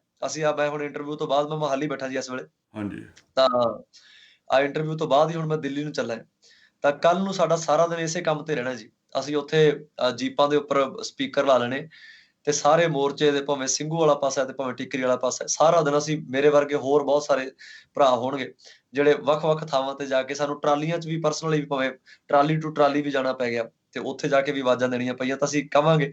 ਬਾਕੀ ਨੌਜਵਾਨੀ ਹੈ ਜੀ, ਬਜ਼ੁਰਗ ਸਹਿਜ ਨੇ, ਮਾਤਾਵਾਂ ਸਹਿਜ ਨੇ, ਨੌਜਵਾਨੀ ਹੈ। ਇਸ ਵਾਰੀ ਵੱਡੀ ਗਿਣਤੀ 'ਚ ਆ ਗਈ, ਬਹੁਤ ਸ਼ੁਕਰ ਹੈ ਪ੍ਰਮਾਤਮਾ ਦਾ। ਪਰ ਉਹਦੇ ਨਾਲ ਇੱਕ ਚਿੰਤਾ ਜ਼ਰੂਰ ਹੁੰਦੀ ਹੈ ਕਿ ਕਿਤੇ ਖੁਦਾ ਨਾ ਖਾਸਤਾ ਕੋਈ ਹੁੱਲੜਬਾਜ਼ੀ ਨਾ ਹੋ ਜੇ। ਬਾਕੀ ਸਭ ਨੂੰ ਪਤਾ ਹੈ ਜੀ, ਅਸੀਂ ਜਿਹੜੇ 4 ਪ੍ਰੋਗਰਾਮ ਪਿਛਲੇ ਦਿਨਾਂ ਦੇ ਕੀਤੇ ਆ, ਜਿਹੜੇ ਉੱਥੇ ਕਲਚਰਲ ਪ੍ਰੋਗਰਾਮ ਕੀਤੇ ਹੈ, ਗਾਜ਼ੀਪੁਰ ਕੀਤਾ ਹੈ, ਟਿੱਕਰੀ ਕੀਤਾ ਹੈ, ਕੁੰਡਲੀ ਕੀਤਾ ਹੈ ਔਰ ਸ਼ਾਹਜਹਾਂਪੁਰ ਕੀਤਾ ਹੈ। ਉਹ ਚਾਰੇ ਪ੍ਰੋਗਰਾਮਾਂ 'ਚ ਅਸੀਂ ਪ੍ਰੋਪਰ ਸਾਊਂਡ ਲਾ ਕੇ, ਪ੍ਰੋਪਰ ਸਾਡਾ ਬੈਂਡ ਲੈ ਕੇ ਗਏ ਸੀ, ਜੋ ਤੁਸੀਂ ਵੀਡੀਓਜ਼ ਦੇਖੀਆਂ ਨੇ। ਹਾਂਜੀ, ਤਾਂ ਉਹਦੇ 'ਚ ਅਸੀਂ ਗੀਤ ਵੀ ਗਾਏ ਆ, ਨੋ ਡਾਊਟ। ਪਰ ਆ ਸਾਰੀਆਂ ਗੱਲਾਂ ਅਸੀਂ ਪ੍ਰੋਮਿਸ ਕਰਕੇ ਆਏ ਸਾਡੀ ਸਾਰੀ ਨੌਜਵਾਨੀ ਨਾਲ ਕਿ ਆਪਾਂ ਏਦਾਂ ਦਾ ਕੋਈ ਵੀ ਲਾਂਭਾ ਨਹੀਂ ਖੱਟਾਂਗੇ ਕਿ ਹਿਸਟਰੀ ਦੇ ਵਿੱਚ ਆਉਣ ਵਾਲੇ ਟਾਈਮ 'ਚ ਸਾਡੇ ਲਈ ਕੋਈ ਇਸ ਤਰ੍ਹਾਂ ਦੀ ਗੱਲ ਲਿਖੀ ਜਾਵੇ ਕਿ ਭਾਈ ਉਦੋਂ ਨੌਜਵਾਨ ਆਪਦਾ ਸਬਰ ਖੋ ਬੈਠੇ ਤੇ ਉੱਥੇ ਕੋਈ ਹੁੱਲੜਬਾਜ਼ੀ ਹੋ ਗਈ ਤੇ ਮੋਰਚਾ, ਜਿਹੜੀ ਬਜ਼ੁਰਗਾਂ ਦੀ ਜਥੇਬੰਦੀਆਂ ਦੀ 50-50 ਸਾਲ ਦੀ ਮਿਹਨਤ ਸੀ। ਤਾਂ ਅਸੀਂ ਤਾਂ ਇਸ ਅੰਦੋਲਨ ਨੂੰ ਏਦਾਂ ਦੇਖ ਰਹੇ ਹਾਂ ਜੀ, ਮੈਂ ਏਦਾਂ ਦੇਖ ਰਿਹਾ ਕਿ ਇਸ ਤੋਂ ਪਹਿਲਾਂ ਦੀਆਂ ਜਿੱਤਾਂ ਜੋ ਵੀ ਸੀ ਸਾਡੀਆਂ, ਸਾਨੂੰ ਮੁਬਾਰਕ ਹੈ। ਪਰ ਜਿਹੜੀ ਇਸ ਵੇਲੇ ਆ ਮੂਵਮੈਂਟ ਬਣੀ ਹੈ, ਇਹਦੇ ਚੋਂ ਦਿਖ ਰਿਹਾ ਹੈ ਕਿ ਇਕੱਲਾ ਇਹ ਬਿੱਲਾਂ ਤੱਕ ਹੀ ਸੀਮਤ ਨਹੀਂ ਹੈਗੀ। ਕਿਉਂਕਿ ਜਿਸ ਤਰ੍ਹਾਂ ਦਾ ਉੱਥੇ ਹੁਣ ਅਸੀਂ ਗੱਲਾਂ ਬਾਤਾਂ ਸੁਣ ਰਹੇ ਹਾਂ ਜਥੇਬੰਦੀਆਂ ਦੀਆਂ, ਜਾਂ ਨੌਜਵਾਨਾਂ 'ਚ ਦੇਖ ਰਹੇ ਹਾਂ, ਜਾਂ ਹੋਰ ਸਾਡੀਆਂ ਧਾਰਮਿਕ ਜਥੇਬੰਦੀਆਂ ਦੇਖ ਰਹੇ ਹਾਂ, ਤਾਂ ਲੱਗਦਾ ਹੈ ਕਿ ਇੱਕ ਬਹੁਤ ਵੱਡਾ ਚੇਂਜ ਆਲ ਓਵਰ ਪੰਜਾਬ ਦੀ ਉਸ ਕਲਰ ਦੇ ਵਿੱਚ ਆਉਣ ਵਾਲਾ ਹੈ ਜਿਹੜਾ ਅਸੀਂ ਮੰਗਦੇ ਸੀ। ਸੋ ਇਸ ਕਰਕੇ ਅਸੀਂ ਉਹ ਸਾਰਾ ਉਹਨਾਂ ਦਿਨਾਂ 'ਚ ਵੀ ਬੋਲ ਕੇ ਆਏ ਜੀ। ਅੱਜ ਵੀ ਉੱਥੇ ਸਪੀਕਰ ਲੱਗੇ ਹੋਏ ਆ, ਬੋਲੀ ਜਾਂਦੇ ਆ। ਤਾਂ ਕੱਲ ਨੂੰ ਵੀ ਅਸੀਂ ਸਾਰਾ ਦਿਨ ਇਹੀ ਕੰਮ ਕਰਾਂਗੇ। ਪਰਸੋਂ ਵੀ ਅਸੀਂ, ਮੇਰੇ ਖਿਆਲ 'ਚ ਅਸੀਂ 50-60 ਸਪੌਟ ਸਾਡੇ ਇਹੋ ਜਿਹੇ ਹੋਣਗੇ ਕਿ ਜਿੱਥੇ ਸਾਡੇ ਮੁੰਡਿਆਂ ਦੀਆਂ ਏਦਾਂ ਟੀਮਾਂ ਕੰਮ ਕਰਨਗੀਆਂ ਔਰ ਉਹ ਜਾਣੀ ਪੈਰ ਤੇ ਬਸ ਅਸੀਂ ਸਾਰਿਆਂ ਨੂੰ ਹੱਥ ਜੋੜ ਕੇ ਬੇਨਤੀਆਂ ਹੀ ਕਰਨੀਆਂ ਕਿ ਰੱਬ ਦਾ ਵਾਸਤਾ ਹੈ ਕਿ ਆਪਾਂ ਡਿਸਪਲਿਨ ਵਿੱਚ ਜਾਣਾ। ਕਿਉਂਕਿ ਜੀ ਵਿਜ਼ੂਅਲੀ ਇੱਕ ਬਹੁਤ ਵੱਡਾ ਇਕੱਠ ਜਦੋਂ ਦੇਖਣ ਨੂੰ ਮਿਲੂਗਾ ਨਾ ਜੀ। ਹੁਣ ਮੈਂ ਕਈ ਵਾਰੀ ਉੱਥੇ ਮੁੰਡਿਆਂ ਨੂੰ ਹੱਸਣ ਵੀ ਲੱਗ ਪੈਂਦਾ। ਮੈਂ ਕਿਹਾ ਯਾਰ, ਕਹੀ ਜਾਂਦੇ ਆ ਕਿ ਲਾਲ ਕਿਲ੍ਹੇ 'ਚ ਜਾਣਾ, ਲਾਲ ਕਿਲ੍ਹੇ 'ਚ ਜਾਣਾ। ਬਾਕੀ ਉੱਥੋਂ ਇੱਟਾਂ ਲੈ ਕੇ ਆਉਣੀਆਂ ਲਾਲ ਕਿਲ੍ਹੇ ਦੀ, ਬਿਲਕੁਲ। ਕੀ ਕਰਨਾ ਕੀ ਹੈ? ਜਾਂ ਤਾਂ ਮੈਨੂੰ ਉਸ ਤੋਂ ਗਾਂਹ ਦੱਸੋ ਵੀ ਆਪਾਂ ਜਦੋਂ ਵੀ ਕਮਰ ਆਪਾਂ ਲਾਲ ਕਿਲ੍ਹੇ 'ਚ ਚਲੇ ਗਏ, ਵੀ ਉਸ ਤੋਂ ਬਾਅਦ ਆ ਫਰਕ ਪੈ ਜਾਊਗਾ ਵੀ ਉੱਥੇ ਸਰਕਾਰ ਐ ਗੋਡੇ ਟੇਕ ਕੇ ਬਹਿ ਜਾਊਗੀ ਵੀ ਯਾਰ ਜੇ ਤੁਸੀਂ ਲਾਲ ਕਿਲੇ ਚ ਆ ਗਏ ਨਾ ਤਾਂ ਯਾਰ ਅਸੀਂ ਬਿੱਲ ਰੱਦ ਕਰਦੇ ਹਾਂ। ਮੈਂ ਕਿਹਾ ਏਦਾਂ ਤਾਂ ਤੁਹਾਨੂੰ ਵੀ ਪਤਾ ਨਾ ਵੀ ਕੋਈ ਆਪਸ਼ਨ ਨਹੀਂ ਹੈਗੀ। ਇਹ ਜਥੇਬੰਦੀਆਂ ਦਾ ਬਕਾਇਆ ਤਜਰਬਾ ਹੈ। ਵਿਜ਼ੂਅਲੀ ਇੱਕ ਬਹੁਤ ਵੱਡਾ ਵਿਜ਼ੂਅਲੀ ਇੱਕ ਫਰੇਮ ਦਿਖਾਉਣਾ ਚਾਹੁੰਦੇ ਆ ਉਹ ਵਰਲਡ ਵਾਈਡ। ਸਾਰੇ ਵਰਲਡ ਨੇ ਦੇਖਣਾ ਜਦੋਂ 26 ਤਰੀਕ ਨੂੰ ਜਦੋਂ ਲੱਖਾਂ ਦੀ ਗਿਣਤੀ ਦੇ ਵਿੱਚ ਟਰੈਕਟਰ, ਲੱਖਾਂ ਦੀ ਗਿਣਤੀ ਦੇ ਵਿੱਚ ਉਹ ਕਿਸਾਨ ਮਜ਼ਦੂਰ ਏਕਤਾ ਦੇ ਝੰਡੇ, ਲੱਖਾਂ ਦੀ ਗਿਣਤੀ ਦੇ ਵਿੱਚ ਸਾਡੇ ਬਜ਼ੁਰਗਾਂ ਦੇ ਚਿਹਰਿਆਂ ਦਾ ਉਹ ਜਾਹੋ ਜਲਾਲ, ਜਨੂਨ, ਜਜ਼ਬਾ, ਨੇਕੀ, ਦ੍ਰਿੜ ਇਰਾਦੇ, ਜਦੋਂ ਉਹ ਦਿਖਿਆ ਨਾ ਵਿਜ਼ੂਅਲੀ, ਮੈਂ ਕਿਹਾ ਅਸਰ ਤਾਂ ਉਸ ਚੀਜ਼ ਨੇ ਪਾਉਣਾ ਹੈ। ਉਹ ਮਹਾ ਭਾਵੇਂ ਆਪਾਂ ਇੱਥੇ ਖੜ ਕੇ ਵੀ ਆਪਦੇ ਜਿੱਥੇ ਮੋਰਚੇ ਲਾਈ ਬੈਠੇ ਨਾ, ਇੱਥੇ ਵੀ ਆਪਾਂ ਟਰੈਕਟਰਾਂ ਦਾ ਇੱਕ ਗੇੜਾ ਦੇ ਦਈਏ ਤਾਂ ਮੈਂ ਕਿਹਾ ਤਾਂ ਲਹਿਰ ਦੇ ਵਿੱਚ ਇੱਕ ਰੰਗ ਭਰਿਆ ਜਾਣਾ 26 ਨੂੰ। ਬਾਕੀ ਇਹ ਨਹੀਂ ਹੈ ਕਿ ਹੁਣ ਬਾਕੀ ਇਹ ਗੱਲ ਪਹਿਲੋਂ ਗੱਲ ਚੱਲੀ ਸੀ ਜੀ ਕਿ 26 ਤਰੀਕ ਆਖਰੀ ਤਰੀਕ ਹੈ, 26 ਨੂੰ ਆਏ ਹੋ ਜਾਣਾ, ਇਹ ਹੋ ਜਾਣਾ। ਤਾਂ ਅਸੀਂ ਪੰਜਾਬ ਦੇ ਵਿੱਚ ਵੀ ਉਦੋਂ ਫਿਰ 4-5 ਦਿਨ ਗੇੜੇ ਕੱਢ ਕੇ ਗਏ। ਬਾਈ ਲੱਖਾ ਸਿਧਾਣਾ, ਸਾਰੇ ਭਰਾ ਸਾਡੇ 4-5 ਦਿਨ ਫਿਰ ਅਸੀਂ ਪੰਜਾਬ 'ਚ ਕਾਫੀ ਪ੍ਰੋਗਰਾਮ ਕੀਤੇ। ਤਾਂ ਉੱਥੇ ਸਾਰੇ ਫਿਰ ਭਲੀ ਭਾਂਤੀ ਦੱਸ ਕੇ ਗਏ ਕਿ ਭਲਿਓ ਮਾਨਸੋ 26 ਆਖਰੀ ਤਰੀਕ ਨਹੀਂ ਹੈ, ਇਹ ਤਾਂ ਹੋ ਸਕਦਾ ਕਿ ਅਗਲੀ 26 ਜਨਵਰੀ ਤੱਕ ਵੀ ਇਹ ਚਲਾ ਜਾਵੇ। ਬਿਲਕੁਲ। ਸੋ ਇਸ ਕਰਕੇ ਕਿੰਨਾ ਸਬਰ, ਕਿੰਨਾ ਏਕਾ ਤੇ ਕਿੰਨਾ ਸਾਨੂੰ ਅਲਰਟ ਹੋ ਕੇ ਇਸ ਮੋਰਚੇ 'ਚ ਪਾਰਟਿਸਿਪੇਟ ਕਰਨਾ ਪੈਣਾ ਰੋਜ਼। ਇਹ ਤਾਂ ਪਲ ਦੀ ਬੰਦਗੀ ਹੈ, ਤੁਸੀਂ ਬੰਦਗੀ ਵਾਂਗੂ ਲੈ ਕੇ ਚੱਲੋ ਇਹਨੂੰ। ਸੋ ਇਸ ਕਰਕੇ ਇਹਨੂੰ ਇੰਨਾ ਲਾਈਟਲੀ ਨਾ ਲਓ ਕਿ ਆਪਾਂ ਅਗਰੈਸਿਵ ਹੋ ਜਾਾਂਗੇ ਤੇ 26 ਨੂੰ ਆਪਾਂ ਏਦਾਂ ਕੁਝ ਹੋਰ ਅੰਦਰ ਵੜ ਜਾਾਂਗੇ ਦਿੱਲੀ ਤੇ ਹਮਲਾ ਥੋੜਾ ਕਰਨਾ ਵਾ ਆਪਾਂ ਕੋਈ। ਸੋ ਕੱਲ ਤੇ ਪਰਸੋਂ ਵੀ ਸਾਡੀਆਂ ਇਹ ਕੋਸ਼ਿਸ਼ਾਂ ਰਹਿਣਗੀਆਂ ਜੀ। ਬਾਕੀ ਆਖਰੀ ਬਾਤ ਇਹ ਹੈ ਕਿ ਹੁਣ ਤੱਕ ਵੀ ਕਲਾ ਉਸ ਮਹਾਰਾਜ ਦੀ, ਉਸ ਪਾਤਸ਼ਾਹ ਦੀ ਵਰਤੀ ਹੈ ਤੇ ਅੱਗੇ ਵੀ ਬਸ ਰਜੋਈਆਂ ਹੈ ਉਸੇ ਨੂੰ ਕਿ ਸਾਡੇ ਸਰੀਰ ਵਰਤੀ ਜਾਂਦਾ ਬਾਬਾ, ਪਰ ਖੇਡਾਂ ਤਾਂ ਸਾਰੀਆਂ ਉਸੇ ਦੀਆਂ ਹੀ ਹੈ ਜੀ। ਬਹੁਤ ਵਧੀਆ ਜਿਹੜੀ ਤੁਸੀਂ ਐਂਡ 'ਚ ਗੱਲ ਕੀਤੀ ਨਾ। ਅਸੀਂ ਪਹਿਲੇ ਦਿਨ ਤੋਂ ਕਹਿ ਰਹੇ ਹਾਂ ਵੀ ਇਹ ਮੋਰਚੇ ਤੋਂ ਇੱਦਾਂ ਲੱਗਦਾ ਵੀ ਵਾਹਿਗੁਰੂ ਆਪ ਉੱਥੇ, ਜਦੋਂ ਆਪਾਂ ਕਹਿੰਦੇ ਨਾ ਵਾਹਿਗੁਰੂ ਅੰਗ ਸੰਗ ਰਵੇ, ਉੱਥੇ ਖੁਦ ਮੋਰਚੇ 'ਚ ਬੈਠ ਕੇ ਤਾਂ ਇਹਦੀ ਅਗਵਾਈ ਕਰ ਰਿਹਾ ਆ। ਔਰ ਇਸੇ ਕਰਕੇ ਦੇਖੋ ਨਿੱਕੇ ਮੈਸੇਜ ਜਿਹੜੇ ਜਾ ਰਹੇ ਆ ਉਹ ਨੋਟ ਕਰਨ ਵਾਲੇ ਹੁੰਦੇ ਆ। ਅੱਜ ਹੀ ਮੈਂ ਦੇਖ ਰਿਹਾ ਸੀ, ਹੁਣੇ ਥੋੜ੍ਹੀ ਦੇਰ ਪਹਿਲਾਂ ਹੀ ਪ੍ਰੋਗਰਾਮ ਤੋਂ, ਬਿੱਟੂ ਤੇ ਉਹ ਜੀਰੇ ਦੀ ਉੱਥੇ ਮੁੰਡਿਆਂ ਨੇ ਕੁਛ ਦੇ ਮੇਰਾ ਖਿਆਲ ਪੱਗ ਲਾਤੀ ਜਾਂ ਕੁਛ ਕਰਤਾ, ਤੇ ਜਿਹੜੇ ਉਹਨਾਂ ਨੂੰ ਬਚਾਉਣ ਆ ਰਹੇ ਸੀ ਉਹ 4 ਜਾਂ 5 ਅੰਮ੍ਰਿਤਧਾਰੀ ਸਿੰਘ ਸੀਗੇ। ਜਦ ਕਿ ਹਾਲੇ ਤੱਕ ਇਹ ਕਿਹਾ ਜਾਂਦਾ ਸੀ ਵੀ ਉਹ ਬੇਅੰਤ ਸਿੰਘ ਦਾ ਪੋਤਾ ਹੈ ਜੀ, ਜਿਹੜੇ ਅੰਮ੍ਰਿਤਧਾਰੀ ਆ ਜੀ, ਇਹ ਖਾੜਕੂ ਆ ਜੀ, ਉਹਨੂੰ ਮਾਰਨ ਨੂੰ ਫਿਰਦੇ ਆ। ਤਾਂ ਕਿੰਨਾ ਵਧੀਆ ਮੈਸੇਜ ਆ ਰਿਹਾ ਸੀ ਵੀ ਉਹ 5-6 ਅੰਮ੍ਰਿਤਧਾਰੀ ਆਲੇ ਦੁਆਲੇ ਹੋ ਕੇ ਉਹਨੂੰ ਉੱਥੋਂ ਕੱਢ ਰਹੇ ਆ। ਕਿਉਂਕਿ ਭੀੜ ਦਾ ਕੋਈ ਧਰਮ ਨਹੀਂ ਹੁੰਦਾ, ਭੀੜ ਦਾ ਕੋਈ ਮਜ਼ਹਬ ਨਹੀਂ ਹੁੰਦਾ, ਉਹਦੇ ਵਿੱਚ ਰਲੇ ਹੁੰਦੇ ਆ ਬੰਦੇ। ਆਪਾਂ ਨੂੰ ਹੁਣ ਤਾਂ ਪਤਾ ਕਿੰਨੇ ਫੜੇ ਗਏ ਭੀੜ ਦੇ ਵਿੱਚੋਂ, ਜਿਹੜੇ ਵਿੱਚ ਮਿਕਸ ਹੋਏ ਸੀ। ਉਹ ਇੱਕ ਲਾਲਾ ਕਰਕੇ ਪੈ ਜਾਂਦਾ, ਬਾਕੀ ਸਾਰਿਆਂ ਨੂੰ ਵਿਚਾਰੇ ਜਿਹੜੇ ਹੁੰਦੇ ਆ ਉਹ ਨਾਲ ਇਕੱਠੇ ਹੋ ਜਾਂਦੇ ਆ।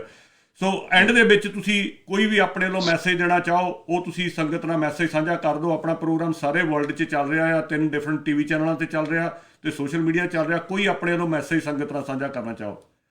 ਬਿਲਕੁਲ ਜੀ। ਇੱਕ ਗੱਲ ਕਨੂਰ ਭਾਜੀ ਮੈਂ ਕਹਿਣੀ ਚਾਹਾਂਗਾ ਤੁਹਾਨੂੰ ਵੀ ਇੱਕ ਜ਼ਰੂਰ ਸੰਗਤ ਦਰਸ਼ਕਾਂ ਨੂੰ ਵੀ ਹੋਣਾ ਚਾਹੀਦਾ, ਕਿਉਂਕਿ ਸਾਨੂੰ ਪਤਾ ਵੀ ਤੁਸੀਂ ਹਮੇਸ਼ਾ ਸਾਰਥਕ ਗਾਇਆ। ਕੀ ਤੁਹਾਨੂੰ ਅਕਾਲ ਪੁਰਖ ਨੇ ਕੋਈ ਕਮੀ ਛੱਡੀ ਆ? ਇਹ ਵੀ ਨਾਲ ਹੀ ਦੇ ਦਿਓ ਆਨਸਰ ਸਾਨੂੰ, ਹਨਾ, ਇਸੇ ਦੇ ਵਿੱਚ ਆਖਰੀ ਦੇ ਵਿੱਚ। ਤੇ ਸਾਨੂੰ ਪਤਾ ਸਮੇਂ ਘੱਟ ਹੈ ਤੇ ਉਸ ਤੋਂ ਬਾਅਦ ਸਮਾਪਤੀ ਆਪਣੀ ਤੁਹਾਡੇ ਨਾਲ। ਕਮੀ ਤਾਂ ਮਹਾਰਾਜ ਨੇ ਜੀ ਜਾਣੀ ਹੈਗਾ ਤਾਂ ਮੈਂ ਵੀ ਮੰਗਤਾ ਹੀ ਹੈ, ਮੈਂ ਵੀ ਮੰਗਿਆ ਰੱਬ ਤੋਂ, ਪਰ ਖੇਡ ਹੋਰ ਵਰਤ ਗਈ ਕਿ ਮੈਂ ਇੰਨਾ ਨਹੀਂ ਮੰਗਿਆ ਸੀ ਜਿੰਨਾ ਮਹਾਰਾਜ ਨੇ ਮੈਨੂੰ ਦੇਤਾ। ਤਾਂ ਸਭ ਤੋਂ ਪਹਿਲਾਂ ਤਾਂ ਜਿਹੜਾ ਇਸ ਜਨਮ ਦਾ ਮੇਰੇ ਕੋਲ ਸਭ ਤੋਂ ਕੀਮਤੀ ਗਹਿਣਾ ਕਹੂੰਗਾ ਮੈਂ, ਉਹ ਮੇਰੀ ਬੇਬੇ ਹੈ ਜੀ, ਮੇਰੀ ਮਾਂ ਹੈ। ਕਿ ਰੱਬ ਨੇ ਮੈਨੂੰ ਰੱਬ ਵਰਗੀ, ਆਪਦੇ ਵਰਗੀ ਬੇਬੇ ਦਿੱਤੀ ਹੈ। ਕਿ ਅਸੀਂ ਜਦੋਂ ਵੀ ਮਾਂ ਪੁੱਤ ਇਕੱਠੇ ਬਹਿੰਦੇ ਆ ਤਾਂ ਹੋ ਸਕਦਾ ਬੇਬੇ ਹੋਣੀ ਨਾ ਹੁੰਦੇ ਤਾਂ ਨੋ ਡਾਊਟ ਮੈਂ ਚੰਗੇ ਗੀਤ ਗਾਉਂਦਾ ਫਿਰ ਵੀ, ਪਰ ਹੋ ਸਕਦਾ ਕਿ ਜੋ ਮਹਾਰਾਜ ਨੇ ਮੈਨੂੰ ਹੋਰ ਅੰਦਰ ਦੇ ਰੱਖਿਆ ਆਪਦਾ ਖਜ਼ਾਨਾ, ਕਿ ਡੋਲਦਾ ਮਨ, ਪਰ ਇੰਨਾ ਹੀ ਸ਼ੁਕਰ ਕਰੀਦਾ ਰੱਬ ਦਾ ਕਿ ਵੈਰੀ ਨੈਕਸਟ ਜਿਹੜਾ ਅਗਲਾ ਹੀ ਪਲ ਹੁੰਦਾ ਹੈ ਉਹਦੇ 'ਚ ਉਹ ਬੇਬੇ ਦੀਆਂ ਗੱਲਾਂ ਜਿਹੜੀਆਂ ਗੁਰੂ ਸਾਹਿਬ ਦੀਆਂ ਮੈਨੂੰ ਦੱਸੀਆਂ ਵੀ ਆ ਜਾਂ ਦੱਸਦੇ ਆ ਮੈਨੂੰ ਰੋਜ਼, ਉਹ ਚੇਤੇ ਆ ਜਾਂਦੀ ਹੈ ਗੱਲ। ਤੇ ਫਿਰ ਜਦੋਂ ਜਿੱਥੇ ਗੁਰੂ ਮਹਾਰਾਜ ਆਪ ਆ ਗਏ ਤਾਂ ਉੱਥੇ ਫਿਰ ਇਹ ਜਿਹੜੀਆਂ ਸ਼ੌਹਰਤਾਂ ਵੀ ਇਹ ਬਹੁਤ ਬਾਉਣੀਆਂ ਲੱਗਣ ਲੱਗ ਜਾਂਦੀਆਂ। ਸੋ ਇੱਕ ਤਾਂ ਇਹ ਸ਼ੁਕਰ ਹੈ ਬਹੁਤ ਪ੍ਰਮਾਤਮਾ ਦਾ ਜੀ ਕਿ ਬਾਕੀ ਮੋਰਚੇ ਕਰਕੇ ਅੰਦਰ ਹੋਰ ਬਹੁਤ ਕੁਛ ਆਇਆ ਜੀ, ਜਾਣੀ ਰਿਸਪੋਂਸੀਬਿਲਿਟੀ ਹੋਰ ਬਹੁਤ ਵੱਧ ਗਈ। ਹੁਣ ਹੋਰ ਇਸ਼ਕ ਨਾਲ ਗਾਉਣ ਨੂੰ ਜੀ ਕਰਦਾ, ਹੋਰ ਮੁਹੱਬਤ ਨਾਲ ਗਾਉਣ ਨੂੰ ਜੀ ਕਰਦਾ, ਹੋਰ ਖੁੱਲ ਕੇ ਗਾਉਣ ਨੂੰ ਜੀ ਕਰਦਾ, ਹੋਰ ਨੱਚ ਕੇ ਗਾਉਣ ਨੂੰ ਜੀ ਕਰਦਾ ਕਿ ਆਉਣ ਵਾਲੇ ਟਾਈਮ 'ਚ ਮਹਾਰਾਜ ਸਵਾਸ ਬਖਸ਼ਣ ਤੇ ਏਦਾਂ ਹੀ ਸਵਰ ਬਖਸ਼ਣ। ਤਾਂ ਹੋਰ ਬਹੁਤ ਕੁਛ ਪਿਆ ਹੁਣ ਫਰੋਲਣ ਵਾਲਾ ਜਿਹੜਾ ਪੰਜਾਬ ਮੰਗਦਾ, ਤੇ ਹੋਰ ਨਿਡਰ ਹੋ ਕੇ ਗਾਵਾਂਗੇ। ਡਰ ਨਹੀਂ ਹੁਣ ਕਿਸੇ ਦਾ ਰਹਿ ਗਿਆ, ਬਹੁਤ ਨਿਧੜਕ ਹੋ ਕੇ ਗਾਵਾਂਗੇ ਆਉਣ ਵਾਲੇ ਟਾਈਮ ਦੇ ਵਿੱਚ ਜੋ ਵੀ ਮਹਾਰਾਜ ਗਵਾਊਗਾ। ਤੇ ਬਾਕੀ ਸੁਨੇਹਾ ਸਾਰੀ ਸੰਗਤ ਨੂੰ, ਬਾਹਰਲੇ ਮੁਲਕਾਂ 'ਚ ਜਿਹੜੇ ਬੈਠੇ ਆ ਸਾਡੇ ਮੇਰੇ ਆਪਣੇ ਪਰਿਵਾਰ, ਮੈਂ ਤੁਹਾਨੂੰ ਕਹਿਣਾ ਤਾਂ ਕੁਛ ਨਹੀਂ, ਬਸ ਇੱਕ ਵਾਅਦਾ ਜ਼ਰੂਰ ਤੁਹਾਡੇ ਨਾਲ ਕਰਦਾ ਕਿ 3 ਮਹੀਨੇ ਹੋ ਗਏ ਮੈਂ ਦੇਖ ਰਿਹਾ ਇੱਕ ਫਿਜ਼ੀਕਲੀ ਅਪੀਅਰੈਂਸ ਹੁੰਦੀ ਹੈ, ਬਹੁਤ ਸਾਰੇ ਸੱਜਣ ਬਾਹਰਲੇ ਮੁਲਕਾਂ ਚੋਂ ਆਏ ਵੀ, ਪਰ ਜਿਨ੍ਹਾਂ ਤੋਂ ਨਹੀਂ ਵੀ ਆ ਹੋਇਆ ਤਾਂ ਬਹੁਤ ਸਾਰੇ ਸੱਜਣਾਂ ਨੇ ਇੱਥੇ ਅਸੀਂ ਰੋਜ਼ ਦਾ ਕਈ ਵਾਰੀ ਵੈਸੇ ਗੱਲਾਂ ਕਰਨ ਲੱਗ ਜਾਂਦੇ ਕਿ ਕਰੋੜਾਂ ਰੁਪਈਆਂ ਦਾ ਰੋਜ਼ ਪਾਣੀ ਲੱਗ ਰਿਹਾ ਇੱਥੇ, ਪੀਣ ਵਾਲਾ ਪਾਣੀ ਹੀ ਕਰੋੜਾਂ ਰੁਪਈਆਂ ਦਾ ਲੱਗ ਰਿਹਾ। ਸੋ ਬਾਬੇ ਨੇ ਸਾਨੂੰ ਕਿਹਾ ਸੀ ਕਿ 100 ਚੋਂ 10 ਦੇ ਦੀ, ਪਰ ਅੱਜ ਮਸਲਾ ਇਹ ਹੈ ਕਿ ਤੁਸੀਂ 100 ਚੋਂ 50 ਭੇਜ ਰਹੇ ਹੋ। ਆਪਦਾ ਖੂਨ ਪਸੀਨਾ ਇੱਥੇ ਮਸ਼ੀਨਾਂ ਵਾਂਗੂ ਕੰਮ ਕਰ ਕਰਕੇ ਇੱਥੇ, ਕਿਉਂਕਿ ਮੈਥੋਂ ਹੁਣ ਕੁਛ ਲੁਕਿਆ ਨਹੀਂ ਹੈ ਜੀ, ਕਿਉਂਕਿ ਅਸੀਂ ਹਰ ਰੋਜ਼ ਉੱਥੇ ਹਾਂ। ਜਥੇਬੰਦੀਆਂ ਕੋਲੇ ਕੋਈ ਬਾਹਰਲੇ ਮੁਲਕਾਂ ਚ ਕੋਈ ਇੱਥੋਂ ਜੀ ਆਹ ਸੱਜਣ ਨੇ ਭੇਜਿਆ, ਉਹਨਾਂ ਨੇ ਇੰਨੇ ਭੇਜਤੇ, ਉਹਨਾਂ ਨੇ ਆਹ ਭੇਜਤਾ, ਉਹਨਾਂ ਨੇ ਆਹ ਭੇਜਤਾ। ਹੁਣ ਸਾਡੀਆਂ ਅੱਖਾਂ ਮੂਹਰੇ ਆ ਸਾਰਾ ਕੁਛ ਕਿ ਕਿਸ ਲੈਵਲ ਤੇ ਜਾ ਕੇ ਤੁਸੀਂ ਆਪਣੇ ਪੰਜਾਬ ਦੇ ਨਾਲ ਖੜੇ ਹੋ, ਆਪਣੇ ਪਰਿਵਾਰਾਂ ਦੇ ਨਾਲ ਖੜੇ ਹੋ। ਮੈਂ ਇੱਕ ਵਾਅਦਾ ਜ਼ਰੂਰ ਕਰੂੰਗਾ ਤੁਹਾਨੂੰ ਕਿ ਜਿਸ ਤਰ੍ਹਾਂ ਤੁਸੀਂ ਸਾਰੇ ਇੱਥੇ ਆਪਦਾ ਸਭ ਕੁਝ ਝੋਕੀ ਬੈਠੇ ਹੋ ਜਾਂ ਝੋਕੀ ਜਾਂਦੇ ਹੋ, ਔਰ ਹਰ ਟਾਈਮ ਦੀ ਦੁਆ ਹੈ ਜਿਹਨੂੰ ਮੈਂ ਮੁੱਲ ਵਾਲੇ ਪਾਸੇ ਲੈ ਕੇ ਨਹੀਂ ਜਾਊਂਗਾ। ਤੁਸੀਂ ਦਿਨ ਰਾਤ ਘਰੇ, ਮਾਵਾਂ ਕਈ ਵਾਰੀ ਫੋਨਾਂ ਤੇ ਗੱਲਾਂ ਹੁੰਦੀਆਂ ਮੇਰੀ, ਤਾਂ ਕਹਿੰਦੇ ਹੁੰਦੇ ਪੁੱਤ ਮੇਰੀ ਵੀ ਉਮਰ ਤੈਨੂੰ ਲੱਗ ਜੇ। ਤੇ ਅਸੀਂ ਦਿਨ ਰਾਤ ਇਹੀ ਅਰਦਾਸਾਂ ਕਰੀ ਜਾਂਦੇ ਹਾਂ ਕਿ ਤੁਸੀਂ ਸੁੱਖ ਸ਼ਾਂਤੀ ਨਾਲ, ਜਿਵੇਂ ਤੁਸੀਂ ਸਾਰੇ ਆਏ ਸੀ, ਏਦਾਂ ਹੀ ਬਿਲ ਰੱਦ ਹੋਣ ਤੇ ਤੁਸੀਂ ਹੱਸਦੇ ਖੇਡਦੇ ਸਾਰੇ ਆਪਦੇ ਪਰਿਵਾਰਾਂ 'ਚ ਜਾਓ ਤੇ ਏਦਾਂ ਹੀ ਜਵਾਨੀਆਂ ਮਾਣੋ। ਉਹ ਅਰਦਾਸਾਂ ਦੀ ਭਾਵਨਾ ਅਸੀਂ ਸਮਝਦੇ ਹਾਂ। ਕਈ ਵਾਰੀ ਤਾਂ ਫੋਨ ਤੇ ਗੱਲ ਕਰਦੇ ਕਰਦੇ ਅੱਜ ਕੱਲ ਹਾਲ ਏਦਾਂ ਹੋਏ ਪਏ ਆ ਬਾਈ ਜੀ ਕਿ ਅੱਖਾਂ ਭਰ ਆਉਂਦੀਆਂ ਤੇ ਜੀ ਕਰਦਾ ਕਿ ਰੋਲਾ ਯਾਰ ਕਮਰ, ਤਾਂ ਰੋ ਵੀ ਲਈਦਾ ਦੇਖ ਕੇ ਕਿ ਤੁਸੀਂ ਇੱਧਰ ਬੈਠੇ ਹੋ। ਚਲੋ ਉਹ ਵੱਖਰੀ ਗੱਲ ਹੈ, ਮਹਾਰਾਜ ਨੇ ਉਹ ਆਪਣੀ ਵਿਧ ਹੈ, ਜਹਾਂ ਦਾਣੇ ਤਹਾਂ ਖਾਣੇ, ਕਿਰਤ ਧੱਕੇ ਦੇ। ਸੋ ਉਹ ਗੁਰੂ ਮਹਾਰਾਜ ਦੀ ਆਪਣੀ ਮੌਜ ਹੈ। ਪਰ ਅਸੀਂ ਵਾਅਦਾ ਕਰਦੇ ਹਾਂ ਕਿ ਇੱਥੇ ਪੂਰੀ ਨੌਜਵਾਨੀ, ਬਜ਼ੁਰਗਾਂ ਤੇ ਮਾਤਾਵਾਂ ਤੇ ਤੁਹਾਨੂੰ ਪਹਿਲਾਂ ਹੀ ਮਾਣ ਹੈ। ਮੈਂ ਯੂਥ ਵੱਲੋਂ ਮੈਂ ਇੱਕ ਗੱਲ ਤੁਹਾਨੂੰ ਜ਼ਰੂਰ ਕਹੂੰਗਾ ਕਿ ਨੌਜਵਾਨੀ ਆਪਣੀ, ਤੁਹਾਡੇ ਪੁੱਤ, ਤੁਹਾਡੇ ਪੋਤੇ ਕੋਈ ਵੀ ਐਸੀ ਗਲਤੀ ਨਹੀਂ ਕਰਨਗੇ ਕਿ ਜਿਹਦੇ ਕਰਕੇ ਤੁਹਾਨੂੰ ਇੱਧਰ ਬੈਠਣ ਨੂੰ ਅਸੀਂ ਫਿਕਰ ਦਈਏ ਜਾਂ ਕੋਈ ਚਿੰਤਾ ਦਈਏ। ਅਸੀਂ ਬਹੁਤ ਸਿਆਣੇ ਹੋ ਕੇ ਚੱਲਾਂਗੇ, ਬਹੁਤ ਸੁਹਿਰਦਤਾ ਦੇ ਨਾਲ ਚੱਲਾਂਗੇ, ਸੰਜਮ ਨਾਲ ਚੱਲਾਂਗੇ। ਜਿਵੇਂ ਆਗੂ ਕਹਿਣਗੇ, ਜਿਵੇਂ ਸਾਡੇ ਬਜ਼ੁਰਗ ਕਹਿਣਗੇ, ਅਸੀਂ ਉਹਨਾਂ ਦੀਆਂ ਗੱਲਾਂ ਮੰਨਾਂਗੇ ਤੇ ਕੋਈ ਵੀ ਏਦਾਂ ਦੀ ਹੁੱਲੜਬਾਜ਼ੀ ਵਾਲੀ ਕੋਈ ਸ਼ਿਕਾਇਤ ਨਹੀਂ ਦੇਵਾਂਗੇ। ਤੁਹਾਡੇ ਵੱਲੋਂ ਭੇਜੇ ਜਾ ਰਹੇ ਇਸ ਦਸਵੰਧ ਲਈ ਅਸੀਂ ਆਪਦੀ ਜੀ ਜਾਨ ਲਾ ਦਾਂਗੇ। ਬਾਕੀ ਮਹਾਰਾਜ ਭਲੀ ਕਰਨ ਜੀ। ਬਹੁਤ ਵਧੀਆ ਜਿਹੜੀ ਤੁਸੀਂ ਗੱਲ ਕੀਤੀ ਹੈ ਨਾ, ਉਹਦੇ 'ਚ ਮੈਂ ਇੱਕ ਗੱਲ ਐਡ ਕਰਨੀ ਚਾਹੁੰਦਾ। ਇੰਡੀਆ ਗੌਰਮੈਂਟ ਨੂੰ ਪਤਾ ਸੀਗਾ ਕਿ ਜਿਹੜੇ ਬਾਹਰ ਜਿੰਨੇ ਵੀ ਪ੍ਰਵਾਸੀ ਪੰਜਾਬੀ ਬੈਠੇ ਆ, ਉਹਨਾਂ ਦਾ ਦਿਲ ਪੰਜਾਬ 'ਚ ਧੜਕਦਾ ਆ। ਇਹਨਾਂ ਨੇ ਕਰੋਨਾ ਦੀ ਆੜ ਦੇ ਵਿੱਚ ਵੀਜ਼ੇ ਸਾਰੇ ਕੈਂਸਲ ਕਰਤੇ ਹੋਏ ਆ। ਸਾਡੇ 'ਚੋਂ ਕੋਈ ਵੀ ਜਾ ਨਹੀਂ ਸਕਦਾ। ਜਿਨ੍ਹਾਂ ਕੋਲ OCI ਕਾਰਡ ਸੀਗੇ ਸਿਰਫ ਉਹ ਹੀ ਜਾ ਸਕਦੇ ਆ, ਵੀਜ਼ਾ ਕੋਈ ਨਹੀਂ ਨਾ ਦੇ ਰਹੇ ਆ, ਅਤੇ ਜਿਹੜੇ ਲੱਗੇ ਹੋਏ ਸੀ ਉਹ ਵੀ ਕੈਂਸਲ ਕਰਤੇ ਆ। ਨਹੀਂ ਤਾਂ ਹੁਣ ਤੱਕ ਕੋਈ ਪੰਜਾਬੀ ਨੇ ਰਹਿਣਾ ਨਹੀਂ ਸੀਗਾ ਬਾਹਰ, ਕਿਉਂਕਿ ਸਾਡਾ ਸਾਰਿਆਂ ਦਾ ਦਿਲ ਕਰਦਾ ਵੀ ਅਸੀਂ ਜਾ ਕੇ ਉੱਥੇ ਜਾਈਏ, ਪਹੁੰਚੀਏ, ਪਰ ਇਹਨਾਂ ਨੇ ਉਹ ਰਸਤਾ ਸਾਡਾ ਬੰਦ ਕਰਤਾ। ਸੋ ਅਸੀਂ ਤੁਹਾਨੂੰ ਮਹਿਸੂਸ ਕਰਦੇ ਹਾਂ ਜੀ ਇੱਥੇ। ਤੁਸੀਂ ਕਦੇ ਨਾ ਇਹ ਕਹੋ ਕਿ ਤੁਸੀਂ ਨਹੀਂ ਹੈਗੇ। ਸੱਚੀ ਉਹ ਦਿਲੋਂ ਪ੍ਰਮਾਤਮਾ ਨੂੰ ਹਾਜ਼ਰ ਨਾਜ਼ਰ ਜਾਣ ਕੇ, ਮੈਂ ਇਕੱਲਾ ਨਹੀਂ ਕਹਿੰਦਾ, ਉੱਥੇ ਸਭ ਜਿੰਨੇ ਵੀ ਹੈ, ਜਦੋਂ ਵੀ ਕੋਈ ਤੁਹਾਡੀ ਗੱਲ ਚੱਲਦੀ ਹੈ ਨਾ, ਜੋ ਤੁਸੀਂ ਬਾਹਰ ਬੈਠੇ ਹੋ ਸਾਡੇ ਕੋਲ, ਤਾਂ ਕੱਲੇ ਦੀ ਜ਼ੁਬਾਨ ਤੇ ਹੈ ਕਿ ਯਾਰ ਕੌਣ ਕਹਿੰਦਾ ਉਹ ਹੈ ਨਹੀਂ ਗੇ। ਜੇ ਤੁਹਾਡੀਆਂ ਅਰਦਾਸਾਂ ਦੁਆਵਾਂ ਇੱਥੇ ਪਹੁੰਚਦੀਆਂ ਤਾਂ ਹੀ ਤਾਂ ਤੁਸੀਂ ਦੇਖ ਲਓ ਕਿ ਅਸੀਂ 2 ਮਹੀਨਿਆਂ ਤੋਂ ਇੱਥੇ ਬਿਨਾਂ ਕਿਸੇ ਵਾਇਲੈਂਸ ਤੋਂ, ਬਿਨਾਂ ਕਿਸੇ ਇਸ ਤਰ੍ਹਾਂ ਦੀ ਘਟਨਾ ਤੋਂ ਸੁੱਖ ਸ਼ਾਂਤੀ ਨਾਲ ਬੈਠੇ ਆ ਔਰ ਚੜ੍ਹਦੀ ਕਲਾ 'ਚ ਬੈਠੇ ਆ। ਔਰ ਨਿਮਾਣ ਵੱਲ ਨੂੰ ਗਿਆ ਹੀ ਨਹੀਂ ਮੋਰਚਾ, ਚੜ੍ਹਦੀ ਕਲਾ ਵੱਲ ਨੂੰ ਜਾਈ ਜਾਂਦਾ ਰੋਜ਼ ਜੀ, ਚੜ੍ਹਦੀ ਕਲਾ ਵੱਲ ਨੂੰ ਜਾਈ ਜਾਂਦਾ। ਸੋ ਨੋ ਡਾਊਟ ਤੁਹਾਡੀਆਂ ਦੁਆਵਾਂ, ਤੁਹਾਡੀਆਂ ਅਰਦਾਸਾਂ, ਤੁਹਾਡੇ ਜਜ਼ਬੇ, ਤੁਹਾਡੀਆਂ ਭਾਵਨਾਵਾਂ ਤੇ ਤੁਹਾਡਾ ਤਿਲ ਫੁੱਲ, ਤੁਹਾਡਾ ਦਸਵੰਧ ਆ ਜਿਹੜਾ ਇੱਥੇ ਬੜੀ ਵੱਡੀ ਹਾਜ਼ਰੀ 'ਚ ਪਹੁੰਚ ਰਿਹਾ ਜੀ। ਬਹੁਤ ਬਹੁਤ ਆਦਰ ਔਰ ਸਤਿਕਾਰ ਬਹੁਤ ਬਹੁਤ ਧੰਨਵਾਦ ਤੁਹਾਡਾ। ਵਾਹਿਗੁਰੂ ਜੀ ਕਾ ਖਾਲਸਾ, ਵਾਹਿਗੁਰੂ ਜੀ ਕੀ ਫਤਿਹ। ਹਾਂਜੀ, ਇਹ ਸੀਗੇ ਜੀ ਸਾਡੇ ਵੀਰ ਕਨਵਰ ਗਰੇਵਾਲ ਹੁਣੀ। ਇਹ ਆਪਾਂ ਜਦੋਂ ਦਾ ਪ੍ਰੋਗਰਾਮ ਸ਼ੁਰੂ ਕੀਤਾ ਆ, ਉਹ ਤੋਂ ਲੈ ਕੇ ਹੁਣ ਤੱਕ ਮੈਨੂੰ ਜਿੰਨਾ ਮਜ਼ਾ ਆਇਆ ਗੱਲਾਂ ਸੁਣ ਕੇ, ਵੀ ਸਾਫ਼ ਤੁਹਾਨੂੰ ਪਤਾ ਲੱਗਦਾ ਵੀ ਗੱਲਾਂ ਬੰਦਾ ਦਿਲ ਦੇ ਅੰਦਰੋਂ ਕਰ ਰਿਹਾ ਆ। ਕੋਈ ਇਹ ਨਹੀਂ ਵੀ ਕੋਈ ਝੂਠ ਨਹੀਂ, ਕੋਈ ਕੁਛ ਨਹੀਂ। ਜਿੰਨੀ ਵੀ ਗੱਲ ਕੀਤੀ ਆ ਦਿਲ ਦੇ ਅੰਦਰੋਂ ਕੀਤੀ ਆ। ਸੋ ਬਹੁਤ ਵਧੀਆ, ਬਹੁਤ ਸੋਹਣੇ ਤਰੀਕੇ ਨਾਲ ਉਹਨਾਂ ਨੇ ਜਿਹੜੀਆਂ ਗੱਲਾਂ ਬਾਤਾਂ ਕੀਤੀਆਂ। ਆਪਾਂ ਫਿਰ ਕਿਸੇ ਦਿਨ ਉਹਨਾਂ ਨੂੰ ਲੈ ਕੇ ਆਵਾਂਗੇ, ਉਹਨਾਂ ਦੇ ਨਾਲ ਪਰਸਨਲ ਲਾਈਫ ਬਾਰੇ ਗੱਲ ਕਰਾਂਗੇ ਵੀ ਉਹਨਾਂ ਦੀ ਉੱਥੋਂ ਦਾ ਜ਼ਿੰਦਗੀ ਦਾ ਸ਼ੁਰੂਆਤ ਦਾ ਸਫ਼ਰ ਹੁਣ ਤੱਕ ਕਿਵੇਂ ਦਾ ਰਿਹਾ। ਆਪਾਂ ਅੱਜ ਦੇ ਪ੍ਰੋਗਰਾਮ 'ਚ ਇੱਕ ਹੋਰ ਗੈਸਟ ਲਵਾਂਗੇ।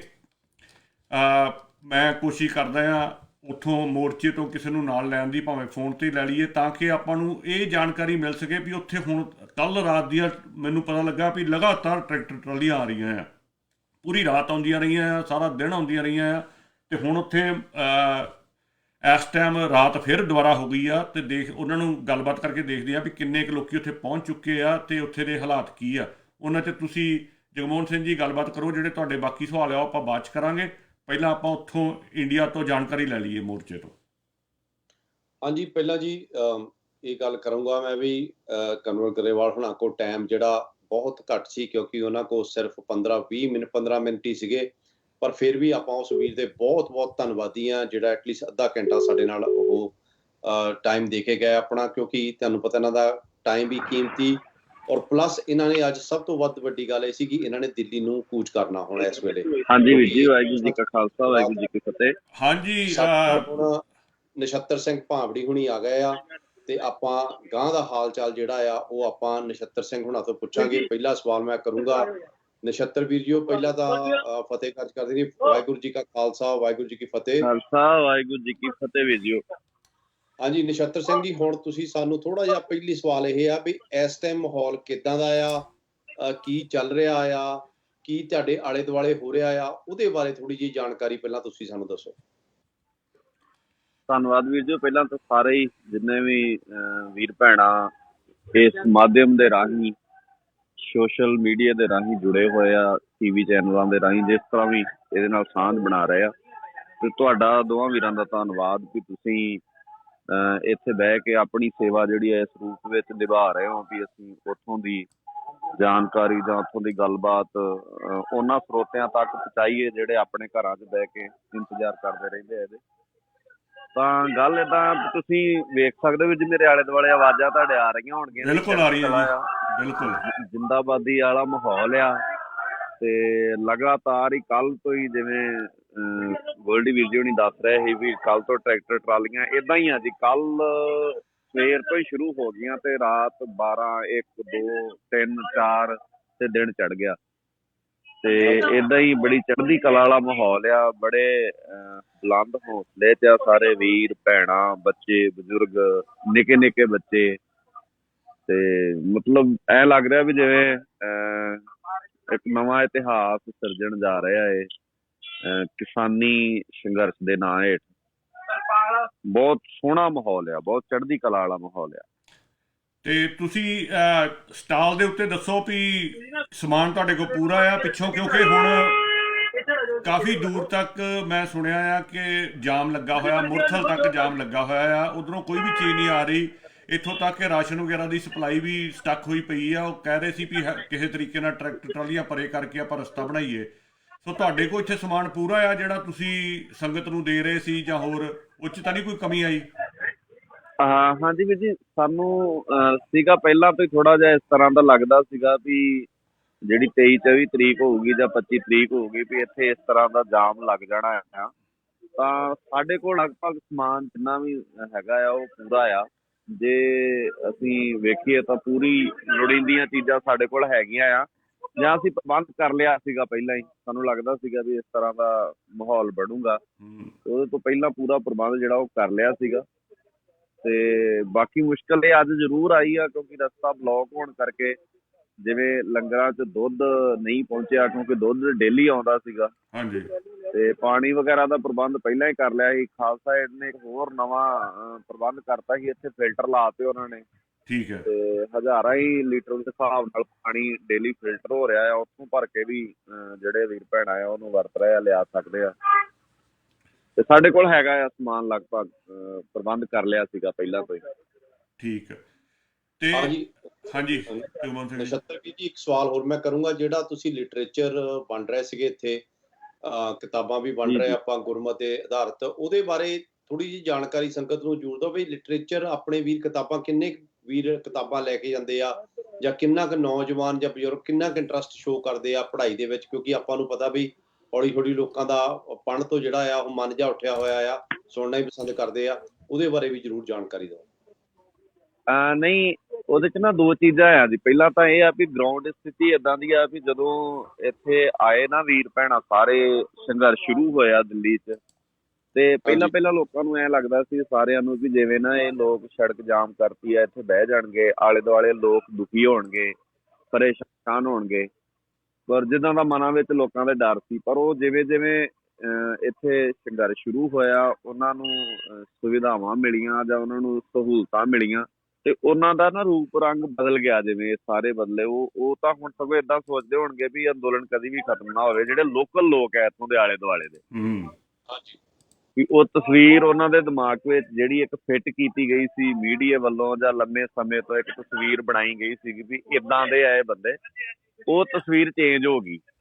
ਇਦਾਂ ਹੀ ਜਿਹੜੀ ਗੱਲ ਵੀਰ ਜੀ ਹੋਣੀ, ਜਗਮੋਹਨ ਸਿੰਘ ਹੋਣੀ ਕਹਿ ਰਹੇ ਆ ਵੀ ਕਿਤਾਬਾਂ ਪੜ੍ਹਨ ਦਾ ਮਾਹੌਲ ਆ, ਸਾਨੂੰ ਵੀ ਏਦਾਂ ਲੱਗਦਾ ਸੀ। ਹੋ ਸਕਦਾ 2 ਮਹੀਨੇ ਪਹਿਲਾਂ ਕਿਤੇ ਅਸੀਂ ਏਦਾਂ ਬੋਲਿਆ ਵੀ ਹੋਵੇ ਵੀ ਲੋਕ ਪੜ੍ਹਦੇ ਨਹੀਂ ਆ, ਪਰ ਇਸ ਅੰਦੋਲਨ ਵਿੱਚ ਇਹ ਵੀ ਇੱਕ ਚੇਂਜ ਹੋਈ ਹੈ ਗੱਲ ਵੀ ਲੋਕਾਂ ਦੀ ਪੜ੍ਹਨ ਦੀ ਰੁਚੀ ਬਹੁਤ ਬਣੀ ਹੈ।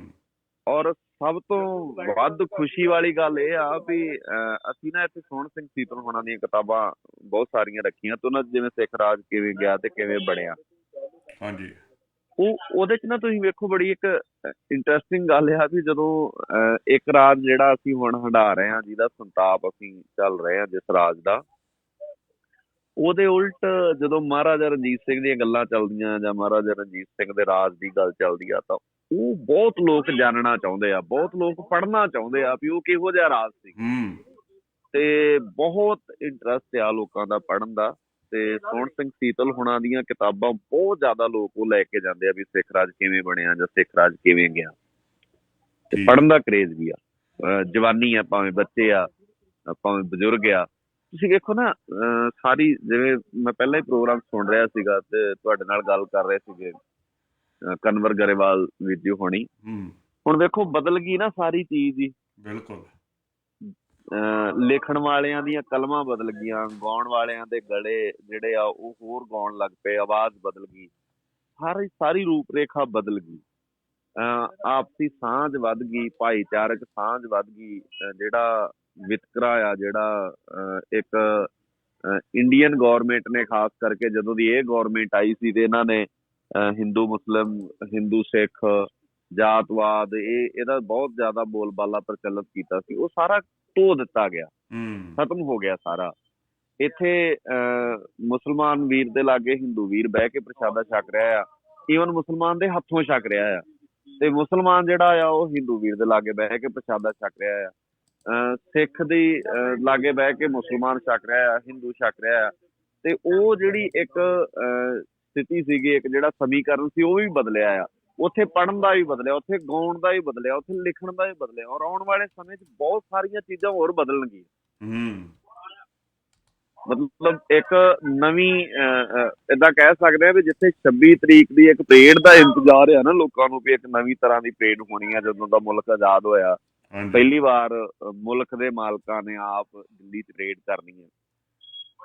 ਤੇ ਏਦਾਂ ਦਾ ਇਹ ਵੀ ਲੋਕਾਂ ਦੇ ਮਨਾਂ ਵਿੱਚ ਬੜਾ ਆ ਵੀ ਜਦੋਂ ਇਹ ਅੰਦੋਲਨ ਸਿਖਰਾਂ ਤੇ ਔਰ ਇਹ ਅੰਦੋਲਨ ਜਿੱਤਾਂਗੇ ਤੇ ਭਾਰਤ ਦੀ ਇੱਕ ਨਵੀਂ ਤਸਵੀਰ ਪੇਸ਼ ਹੋਊਗੀ ਦੁਨੀਆ ਦੇ ਸਾਹਮਣੇ, ਨਵੀਂ ਤਰ੍ਹਾਂ ਦੀ ਇੱਕ। ਔਰ ਮੈਂ ਪਿਛਲੇ ਦਿਨ ਹੀ ਗੱਲ ਕਰਦਾ ਸੀਗਾ ਵੀ ਇਹ ਤਾਂ ਪਤਾ ਨਹੀਂ ਮੋਦੀ ਦੇ ਸਲਾਹਕਾਰ ਏਦਾਂ ਦੇ ਆ ਜਾਂ ਉਹਨੂੰ ਆਲੇ ਦੁਆਲੇ ਕੋਈ ਦੱਸਦਾ ਨਹੀਂ ਆ, ਉਹਨੂੰ ਐਂ ਲੱਗਦਾ ਆ ਸਰਕਾਰ ਕੀ ਕਰਦੀ ਆ। ਆਡੀਅਲ ਵੀ ਨੇ ਔਰ ਉਹ ਇਹ ਸੋਚਦੇ ਆ ਵੀ ਜਿੰਨਾ ਹੀ ਇਹ ਲੰਮਾ ਪਾਵਾਂਗੇ ਤੇ ਲੋਕ ਗਲਤੀ ਕਰਨਗੇ। ਉਹਨਾਂ ਨੂੰ ਨਹੀਂ ਪਤਾ ਕਿ ਇਹਨਾਂ ਗਲਤੀ ਨਹੀਂ ਕਰਨੀ, ਇਹ ਤੇ ਕਿਤਾਬਾਂ ਪੜ੍ਹੀ ਜਾਂਦੇ ਆ ਟਰਾਲੀਆਂ 'ਚ ਬਹਿ ਕੇ, ਇਹ ਤਾਂ ਇਤਿਹਾਸ ਸਮਝੀ ਜਾਂਦੇ ਆ। ਬਿਲਕੁਲ, ਇਹ ਤਾਂ ਤੁਹਾਡੀਆਂ ਨਲਾਇਕੀਆਂ ਤੋਂ ਜਾਣੂ ਹੋਈ ਜਾਂਦੇ ਆ। ਹੁਣ ਜਿਹੜੇ ਬੰਦੇ ਇੱਥੇ ਟਰਾਲੀ 'ਚ ਬੈਠੇ ਆ ਵੀ ਜੀ, ਹੁਣ ਇਹਨਾਂ ਨੂੰ ਸਾਰਿਆਂ ਨੂੰ ਫੇਸਬੁੱਕ ਨਹੀਂ ਨਾ ਚਲਾਉਣੀ ਆਉਂਦੀ, ਸੋਸ਼ਲ ਮੀਡੀਆ ਵਰਤਣਾ ਨਹੀਂ ਆਉਂਦਾ ਇਹਨਾਂ ਬਜ਼ੁਰਗਾਂ ਨੂੰ। ਬਿਲਕੁਲ, ਹੁਣ ਇਹਨਾਂ ਦੀ ਟਰਾਲੀ 'ਚ ਇੱਕ ਬੰਦਾ ਬੈਠਾ, ਉਹਨਾਂ ਨੂੰ ਵਿਖਾਈ ਜਾਂਦਾ ਆਹ ਵੇਖੋ ਏਦਾਂ ਸਰਕਾਰ ਕਰਦੀ ਜੀ, ਆਹ ਵੇਖੋ ਏਡੀਆਂ ਬੇਈਮਾਨੀਆਂ ਕਰਦੇ। ਉਹ ਬੁੱਢੇ ਫਿਰ ਕਹਿੰਦੇ ਅੱਛਾ ਏਦਾਂ ਕਰਦੇ ਆ, ਬੜੇ ਕਮੀਨੇ ਆ ਤਾਂ, ਬੜੇ ਭੈੜੇ ਆ ਤਾਂ। ਉਲਟੀ ਪੈ ਰਹੀ ਹਾਂ, ਉਹ ਇਹਨਾਂ ਵਾਸਤੇ ਉਹ ਬੜੀ ਵੱਡੀ ਮੁਸੀਬਤ ਬਣ ਰਹੀ ਆ। ਤੇ ਉਹ ਜਿੰਨਾ ਲੰਮਾ ਜਾਊਗਾ ਨਾ ਓਨਾ ਹੀ ਇਹਨਾਂ ਦੀਆਂ ਨਲਾਇਕੀਆਂ ਤੇ ਜਿਨ੍ਹਾਂ ਨੂੰ ਇਹ ਨਲਾਇਕ ਸਾਬਤ ਕਰਨਾ ਚਾਹੁੰਦੇ ਆ ਸਿੱਖ, ਉਹਨਾਂ ਦੀਆਂ ਖੂਬੀਆਂ ਜਿਹੜੀਆਂ ਆ ਉਹ ਲੋਕਾਂ ਦੇ ਸਾਹਮਣੇ ਜਾਈ ਜਾਣੀਆਂ ਵੀ ਯਾਰ ਇਹ ਤਾਂ ਬੰਦੇ ਹੀ ਬੜੇ ਚੰਗੇ ਆ, ਬੜੇ ਪਿਆਰ ਨਾਲ ਪ੍ਰਸ਼ਾਦਾ ਛਕਾਉਂਦੇ ਆ, ਹੱਸ ਕੇ ਗੱਲਾਂ ਕਰਦੇ ਆ, ਇੱਥੇ ਇੱਕ ਦੂਜੇ ਨੂੰ ਕੋਈ ਨਫ਼ਰਤ ਨਹੀਂ ਕਰਦਾ, ਕੋਈ ਕਿਸੇ ਨਾਲ ਭੈੜੀ ਨਿਗਾਹ ਨਾਲ ਨਹੀਂ ਵੇਂਦਾ, ਇੱਥੇ ਕੋਈ ਨਸ਼ਈ ਨਹੀਂ ਆ, ਕੋਈ ਇਸ ਤਰ੍ਹਾਂ ਦਾ ਬੰਦਾ ਨਹੀਂ ਆ। ਤਾਂ ਇਹਦਾ ਮਤਲਬ ਆ ਵੀ ਇਹ ਪਲੱਸ ਆ ਗੱਲਾਂ ਸਾਰੀਆਂ, ਸਾਰਾ ਅੱਪ ਹੋ ਰਿਹਾ ਆ ਸਿਲਸਿਲਾ। ਜਿਹੜੇ ਪੰਜਾਬ ਨੂੰ ਇਹ ਥੱਲੇ ਸੁੱਟਣਾ ਜਾਂ ਖਤਮ ਕਰਨ ਦੀਆਂ ਗੱਲਾਂ ਕਰਦੇ ਸੀ, ਹੁਣ ਭਾਵੇਂ ਉਹ ਦਿੱਲੀ ਦੇ ਕਿਸੇ ਵੀ ਬਾਰਡਰ ਤੇ ਹੋਵੇ ਨਾ, ਉਹ ਹਾਲਾਂਕਿ ਲੜਾਈ ਪੂਰਾ ਭਾਰਤ ਲੜ ਰਿਹਾ, ਕਿਸਾਨੀ ਦੀ ਲੜਾਈ ਹੈ ਨਾ, ਹਾਂਜੀ ਪਰ ਗੱਲ ਹਰ ਥਾਂ ਤੇ ਵੇਖੋ ਐ ਹੋ ਰਹੀ ਆ, ਪੰਜਾਬ ਸਾਡਾ ਵੱਡਾ ਭਰਾ, ਪੰਜਾਬ ਸਾਡਾ ਵੱਡਾ ਭਰਾ, ਬਿਲਕੁਲ। ਅਸੀਂ ਪੰਜਾਬ ਦੇ ਨਾਲ ਆ, ਪੰਜਾਬ ਸਾਡਾ ਵੱਡਾ ਭਰਾ ਆ, ਅਸੀਂ ਪੰਜਾਬ ਦੇ ਨਾਲ। ਸੋ ਬਿਲਕੁਲ। ਬੜੀ ਚੜ੍ਹਦੀ ਕਲਾ ਵਾਲਾ ਮਾਹੌਲ। ਤੇ ਇੱਕ ਐਂਡ 'ਚ ਤੁਹਾਨੂੰ ਇਹ ਜ਼ਰੂਰ ਪੁੱਛਣਾ ਚਾਹੁੰਦਾ ਵੀ 26 ਦਾ ਜਿਹੜਾ ਮਾਹੌਲ ਆ ਉਹ ਕਿਹੋ ਜਿਹਾ ਆ ਇੱਥੇ ਗਰਾਊਂਡ ਲੈਵਲ ਦੇ ਉੱਤੇ, ਕਿੱਦਾਂ ਲੋਕਾਂ 'ਚ ਉਤਸ਼ਾਹ ਆ? ਕਿਉਂਕਿ ਕਈ ਲੋਕੀ ਪੋਸਟਾਂ ਪਾ ਰਹੇ ਆ ਵੀ ਦੇਖੋ ਜੀ ਉਹ ਰੂਟ ਬਦਲ ਦਿੱਤਾ, ਉਹ ਰੂਟ ਨਹੀਂ ਸੀ। ਮੈਂ ਪਹਿਲਾਂ ਪ੍ਰੋਗਰਾਮ 'ਚ ਗੱਲ ਵੀ ਕਰ ਚੁੱਕਾ, ਤੁਸੀਂ ਸੁਣ ਵੀ ਲਈ ਹੋਣੀ ਆ। ਤੇ ਇੱਥੇ ਗਰਾਊਂਡ ਲੈਵਲ ਤੇ ਕਿੱਦਾਂ ਦਾ ਮਾਹੌਲ ਆ? ਜੀ ਵੀ ਜੀ ਮਾਹੌਲ ਇੰਨਾ ਸੋਹਣਾ ਆ ਵੀ ਮਤਲਬ ਪੰਜਾਬੀ ਖੇਡ ਚ ਕਹਾਂ ਵਿਆਹ ਵਰਗਾ ਚਾਅ ਆ ਲੋਕਾਂ ਨੂੰ, ਤੇ ਬਹੁਤ ਚੜ੍ਹਦੀ ਕਲਾ ਚ ਆ, ਤੇ ਸੋਹਣਾ ਮਾਹੌਲ ਆ, ਕੋਈ ਇਸ ਤਰ੍ਹਾਂ ਦੀ ਗੱਲ ਨਹੀਂ ਹੈਗੀ। ਤੇ ਸਾਨੂੰ ਸਾਰਿਆਂ ਨੂੰ ਹੀ ਸੰਭਲ ਕੇ ਚੱਲਣ ਦੀ ਲੋੜ ਆ ਬੜੇ ਤਰੀਕੇ ਨਾਲ, ਵੀ ਅਸੀਂ ਇਹਨੂੰ ਪੋਜ਼ਿਟਿਵਿਟੀ ਆਪਣੇ ਅੰਦਰ ਲਿਆਈਏ ਤੇ ਸੋਹਣੇ ਤਰ੍ਹਾਂ ਨਾਲ। ਗਰਾਊਂਡ ਲੈਵਲ ਤੇ ਬੜੀ ਪੂਰੀ ਤਿਆਰੀ ਆ, ਬੜੇ ਚਾਅ ਨਾਲ ਬੰਦਿਆਂ ਨੇ ਟਰੈਕਟਰ ਸ਼ਿੰਗਾਰ ਕੇ, ਜਿਵੇਂ ਵਿਆਹ ਚ ਲਾੜਾ ਨਹੀਂ ਤਿਆਰ ਕਰਕੇ ਲਿਆਉਂਦੇ, ਓਦਾਂ ਟਰੈਕਟਰ ਤਿਆਰ ਕਰਕੇ ਲਿਆ ਰਹੇ ਆ। ਤੇ ਮੈਨੂੰ ਲੱਗਦਾ ਵਾ ਜਿਹੜਾ ਐਸਟੀਮੇਟ ਲੱਗ ਰਿਹਾ ਇੱਥੇ ਆਲੇ ਦੁਆਲੇ ਜਾਂ ਗਰਾਊਂਡ ਦੀ ਸਥਿਤੀ ਜਿਹੜੀ ਅਸੀਂ ਵੇਖ ਰਹੇ ਹਾਂ, ਵੀ ਇਹ ਜੇ 26 ਨੂੰ ਜਾਣਗੇ ਨਾ ਤੇ ਇਹਨਾਂ ਨੂੰ 3 ਦਿਨ ਵਾਪਸ ਆਉਣ ਨੂੰ ਲੱਗਣਗੇ, ਜਿੰਨਾ ਮਾਹੌਲ ਹੈ ਇੱਥੇ ਜਿੱਦਾਂ ਦਾ। ਹਾਂ, ਜਿੰਨੇ ਕੁ ਟਰੈਕਟਰ ਇਕੱਠੇ ਹੋ ਗਏ। ਬਿਲਕੁਲ। ਹਾਂ, ਇਹ 26 ਨੂੰ ਸ਼ਾਮ ਤੱਕ ਕਿਸੇ ਹਾਲਤ ਵੀ ਵਾਪਸ ਨਹੀਂ ਆ ਸਕਦੇ। ਮਤਲਬ ਜਿਹੜਾ ਐਸਟੀਮੇਟ ਲੱਗ ਰਿਹਾ 72 ਘੰਟੇ ਇਹਨਾਂ ਨੂੰ ਵਾਪਸ ਆਉਣ ਲਈ ਲੱਗਣਗੇ, 72 ਘੰਟਿਆਂ 'ਚ ਵਾਪਸ ਆਉਣਗੇ। ਬਿਲਕੁਲ। ਔਰ ਇਹੀ ਮੈਸੇਜ ਆ ਜਿਹੜਾ ਕਿਸਾਨ ਲੀਡਰ ਪਹੁੰਚਾਉਣਾ ਚਾਹੁੰਦੇ ਸੀ ਸਾਰੀ ਦੁਨੀਆ ਦੇ ਵਿੱਚ, ਵੀ ਦੇਖੋ ਇੰਨੀ ਦੁਨੀਆ ਉੱਥੇ ਇਕੱਠੀ ਹੋਈ ਔਰ ਉਹ ਨਾ ਚਾਹੁੰਦੇ ਹੋਏ ਵੀ ਮੀਡੀਆ ਨੂੰ ਕਵਰੇਜ ਕਰਨੀ ਪੈਣੀ ਆ 26 ਤਰੀਕ ਦੀ ਜਦੋਂ ਉੱਥੇ ਗਏ। ਜਿਹੜਾ ਉਹਨਾਂ ਦਾ ਮੀਡੀਆ ਉਹਨਾਂ ਨੂੰ ਵੀ ਕਵਰੇਜ ਕਰਨੀ ਪੈਣੀ ਆ, ਬਾਕੀ ਤਾਂ ਕਰਨੀ ਆ। ਸੋ ਬਹੁਤ ਵਧੀਆ ਨਿਸ਼ੰਤਰ ਵੀਰ ਜੀ। ਹੋਰ ਤੁਸੀਂ ਐਂਡ 'ਚ ਕੋਈ ਗੱਲ ਕਰਨੀ ਚਾਹੋ ਕਰੋ। ਮੈਂ ਵੀ ਇੱਕ ਸਵਾਲ ਪੁੱਛਣਾ ਮੈਂ ਵੀ ਭਾਜੀ ਨੂੰ, ਜਿਹੜੀ ਆਖਰੀ 'ਚ ਆਪਣੀ ਗੱਲ ਉਹ ਕੰਪਲੀਟ ਕਰ ਲੈਣਗੇ ਭਾਜੀ। ਕਿਉਂਕਿ ਮੈਂ ਵਾਰ-ਵਾਰ ਇਹ ਸਵਾਲ ਇਸ ਕਰਕੇ ਪੁੱਛਦਾ ਕਿ ਹਰ ਬੰਦੇ ਦਾ ਵਿਊ ਪੁਆਇੰਟ ਸਾਨੂੰ ਪਤਾ ਲੱਗਦਾ ਵੀ ਜਿਹੜਾ ਉੱਥੇ ਗਰਾਊਂਡ ਲੈਵਲ ਤੇ ਖੜਾ ਆ, ਜਿਹੜੇ ਉੱਥੇ ਆਪਣੇ ਜਿੰਨੇ ਵੀ ਲੀਡਰ ਆ, ਹਮੇਸ਼ਾ ਉਹਨਾਂ ਲੀਡਰਾਂ ਬਾਰੇ ਬੋਲਿਆ ਜਾਂਦਾ ਆ ਫੇਸਬੁੱਕ ਤੇ। ਕਦੀ ਕਿਸੇ ਲੀਡਰ ਨੂੰ ਚੱਕ ਕੇ ਉੱਤੇ ਟਿੱਪਣੀ ਕਰ ਦਿੱਤੀ ਜਾਂਦੀ ਆ, ਕਦੀ ਕਿਸੇ ਲੀਡਰ ਤੇ ਕਰ ਦਿੱਤੀ ਜਾਂਦੀ ਆ। ਤੁਸੀਂ ਕਿਉਂਕਿ ਬਿਲਕੁਲ ਲੀਡਰਸ਼ਿਪ ਦੇ ਸਿੰਘੂ ਬਾਰਡਰ ਦੀ ਸਟੇਜ ਦੇ ਬਿਲਕੁਲ ਮੇਰਾ ਖਿਆਲ ਹੈ ਵੀ 200 ਜਾਂ 300 ਫੁੱਟ ਦੂਰ ਆ, ਤੇ ਤੁਸੀਂ ਕੀ ਦੇਖਦੇ ਲੀਡਰਸ਼ਿਪ ਕਿੱਦਾਂ ਆਪਸ ਦੇ ਵਿੱਚ ਉਸੇ ਵਿਚਰ ਰਹੀ ਹੈ? ਨਹੀਂ, ਉਹਦੇ ਚ ਨਾ ਵੀਰ ਜੀ ਦੋ ਚੀਜ਼ਾਂ ਆ। ਵੇਖੋ, ਜਿਹੜੀ ਇੱਕ ਤਾਂ ਹੁੰਦੀ ਆ ਵੀ ਜਾਣ ਬੁੱਝ ਕੇ ਆਲੋਚਨਾ ਕਰਨੀ ਕਿਸੇ ਚੀਜ਼ ਦੀ, ਉਹ ਠੀਕ ਨਹੀਂ ਆ, ਕਿਸੇ ਵੀ ਪੱਧਰ ਤੇ ਨਹੀਂ ਹੋਣੀ ਚਾਹੀਦੀ, ਕਿਉਂਕਿ ਇਹਦੇ ਕਰਕੇ ਸਾਡਾ ਅਜੇ ਤੱਕ ਜਿਹੜਾ ਪਿੱਛੇ ਨੁਕਸਾਨ ਹੋਇਆ ਵਾ। ਦੂਜੀ ਗੱਲ ਇਹ ਆ ਵੀ ਆਲੋਚਨਾ ਤੋਂ ਡਰਨਾ ਵੀ ਨਹੀਂ ਚਾਹੀਦਾ, ਆਲੋਚਨਾ ਤੋਂ ਭੈ ਭੀਤ ਵੀ ਨਹੀਂ ਹੋਣਾ ਚਾਹੀਦਾ। ਬਿਲਕੁਲ। ਤੀਸਰੀ ਇੱਕ ਗੱਲ ਬੜੀ ਧਿਆਨ 'ਚ ਰੱਖਣ ਵਾਲੀ ਆ ਵੀ ਇਹ ਪਹਿਲਾ ਦੁਨੀਆ ਦਾ ਐਸਾ ਅੰਦੋਲਨ ਆ ਜਿਹੜਾ ਹਰ ਬੰਦਾ ਇਹਨੂੰ ਆਪਣਾ ਅੰਦੋਲਨ ਮੰਨ ਰਿਹਾ ਆ। ਬਿਲਕੁਲ। ਇਹ ਬੜੀ ਧਿਆਨ ਰੱਖਣ ਵਾਲੀ ਗੱਲ ਆ। ਤੇ ਜਦੋਂ ਇਹਨੂੰ ਕੋਈ ਆਪਣਾ ਅੰਦੋਲਨ ਮੰਨ ਰਿਹਾ ਆ ਤਾਂ ਉਹਨੂੰ ਆਪਣੀ ਗੱਲ ਕਹਿਣ ਦਾ ਵੀ ਹੱਕ ਆ ਤੇ ਉਹਨੂੰ ਆਪਣੀ ਰਾਏ ਦੇਣ ਦਾ ਵੀ ਹੱਕ ਆ। ਇਸ ਕਰਕੇ ਕਿਸੇ ਦੀ ਰਾਏ ਨੂੰ, ਕਿਸੇ ਦੀ ਸਲਾਹ ਨੂੰ, ਉਹਨੂੰ ਨੀਵੇਂ ਵਾਲੇ ਬੰਨੇ ਖੜਨ ਨੂੰ ਨਾ ਵੇਖਿਆ ਜਾਵੇ, ਜਾਂ ਕਿਸੇ ਦੀ ਗੱਲ ਨੂੰ ਏਦਾਂ ਇੱਕ ਦੂਜੇ ਨਾਲ ਜੋੜ ਕੇ ਵੇਖਦੇ ਆ ਨਾ ਜਦੋਂ ਅਸੀਂ, ਉਦੋਂ ਲੱਗਦਾ ਵਾ ਵੀ ਇਹ ਪਤਾ ਨਹੀਂ ਕੀ ਵਾਪਰ ਗਿਆ।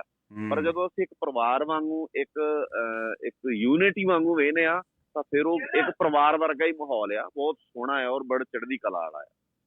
ਤੇ ਉਹਨੂੰ ਮੈਨੂੰ ਲੱਗਦਾ ਸਾਨੂੰ ਇਸੇ ਪੋਜ਼ਿਟਿਵਿਟੀ ਨੂੰ ਬਚਾ ਕੇ ਰੱਖਣ ਦੀ, ਵੇਖੋ ਜੇ ਅੱਜ ਸਰਕਾਰ 90% ਦੀ ਗੁੱਟਨੇ ਟੇਕੀ ਬੈਠੀ ਆ ਨਾ, ਉਹਦੀ ਇੱਕੋ ਹੀ ਚੀਜ਼ ਆ ਵੀ ਸਾਡੀ ਏਕਤਾ ਕਾਇਮ।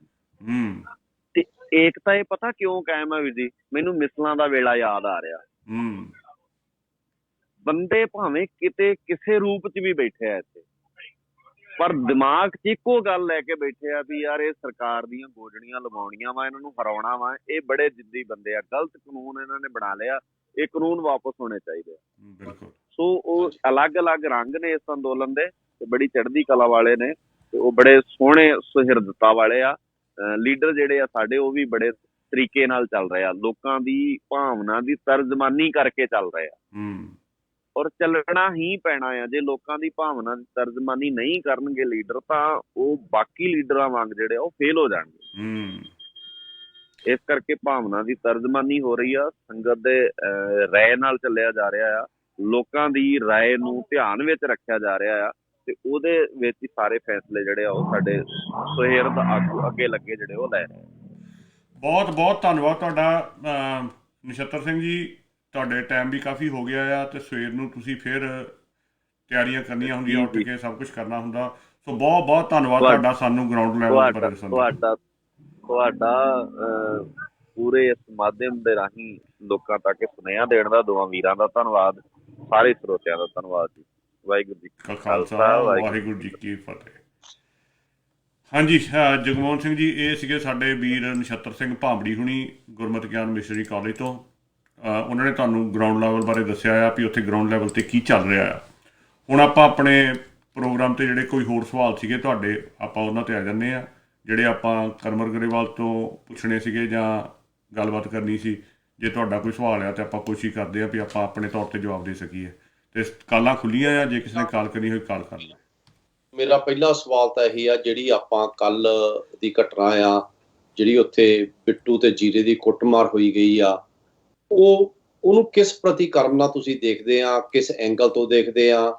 ਕੀ ਉਹ ਕੁੱਟਮਾਰ ਜਾਇਜ਼ ਸੀ, ਕੀ ਉਹ ਨਜਾਇਜ਼ ਸੀ? ਕਿਉਂਕਿ ਮਿਲੀ ਜੁਲੀ ਜਿਹੜੀ ਆ ਉਹ ਸਾਨੂੰ ਪ੍ਰਕਿਰਿਆ ਜਿਹੜੀ ਆ ਜਾਂ ਉਹਦਾ ਪ੍ਰਤੀਕਰਮ ਹੈ ਮਿਲਿਆ ਜੁਲਿਆ ਜਿਹਾ ਫੇਸਬੁੱਕ ਤੇ ਦੇਖਣ ਨੂੰ ਮਿਲਦਾ ਆ। ਸੋ ਇਹਦੇ ਬਾਰੇ ਪਹਿਲਾਂ ਤਾਂ ਜ਼ਰੂਰ ਦੱਸੋ।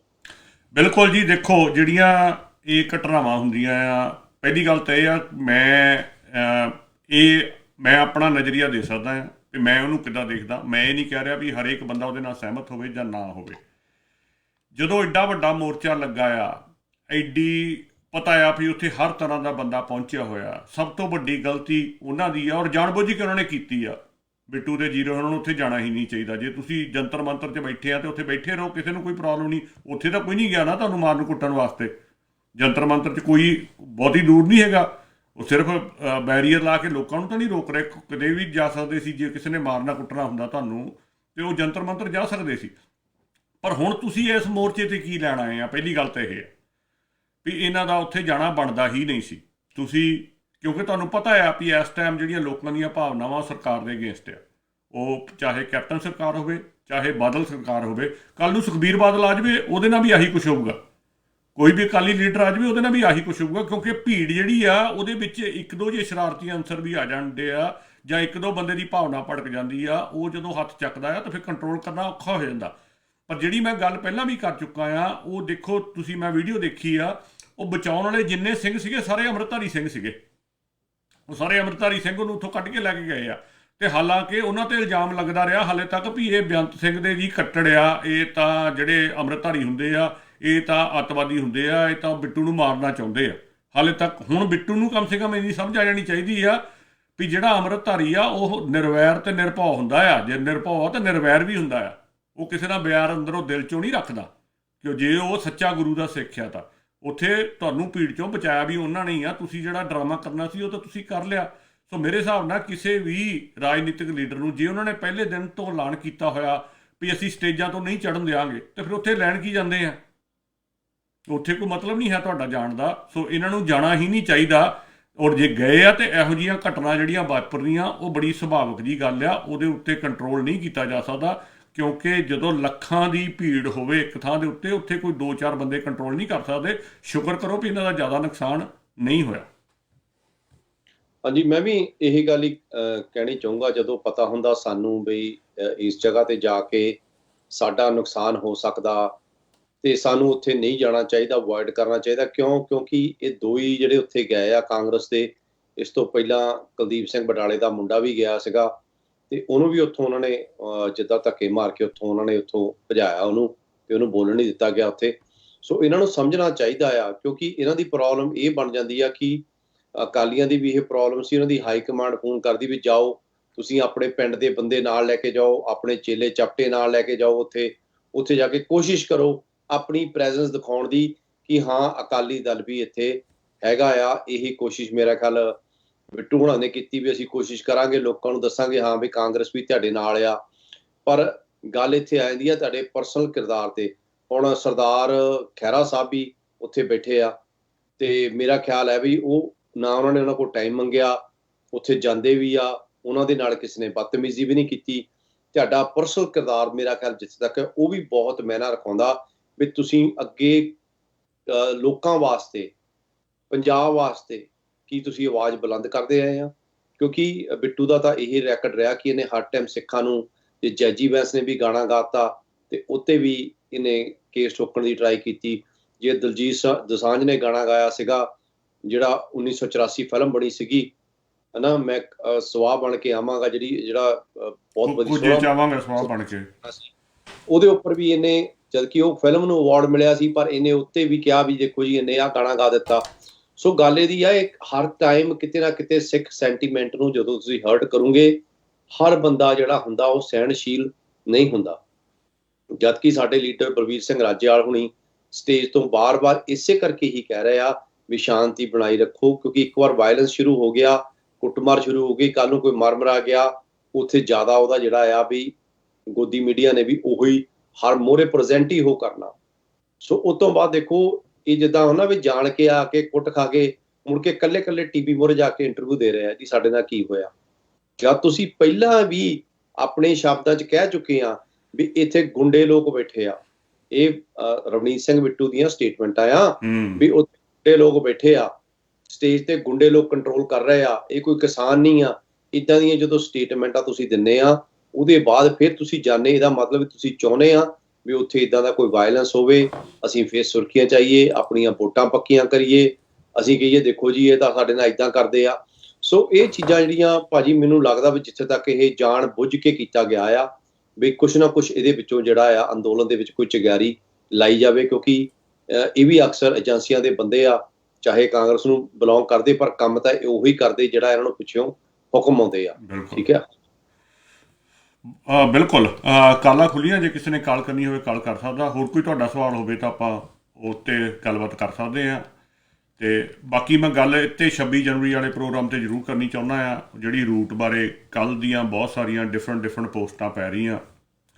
ਦੇਖੋ ਵੀਰੋ, ਜਿਹੜੇ ਕਿਸੇ ਕੰਪਨੀ 'ਚ ਜਾਂ ਕੋਈ ਇੱਦਾਂ ਦੀ ਜੋਬ ਕਰਦੇ ਰਹੇ ਆ ਜਿਹਦੇ ਵਿੱਚ ਨਗੋਸ਼ੀਏਸ਼ਨ ਕਰਨੀ ਪੈਂਦੀ ਆ, ਕਿਉਂਕਿ ਮੈਂ ਖੁਦ ਰੀਅਲ ਸਟੇਟ ਏਜੰਟ ਆ ਔਰ ਮੈਨੂੰ ਪਤਾ ਵੀ ਨਗੋਸ਼ੀਏਸ਼ਨ ਕਿਵੇਂ ਕਰੀਦੀ ਆ।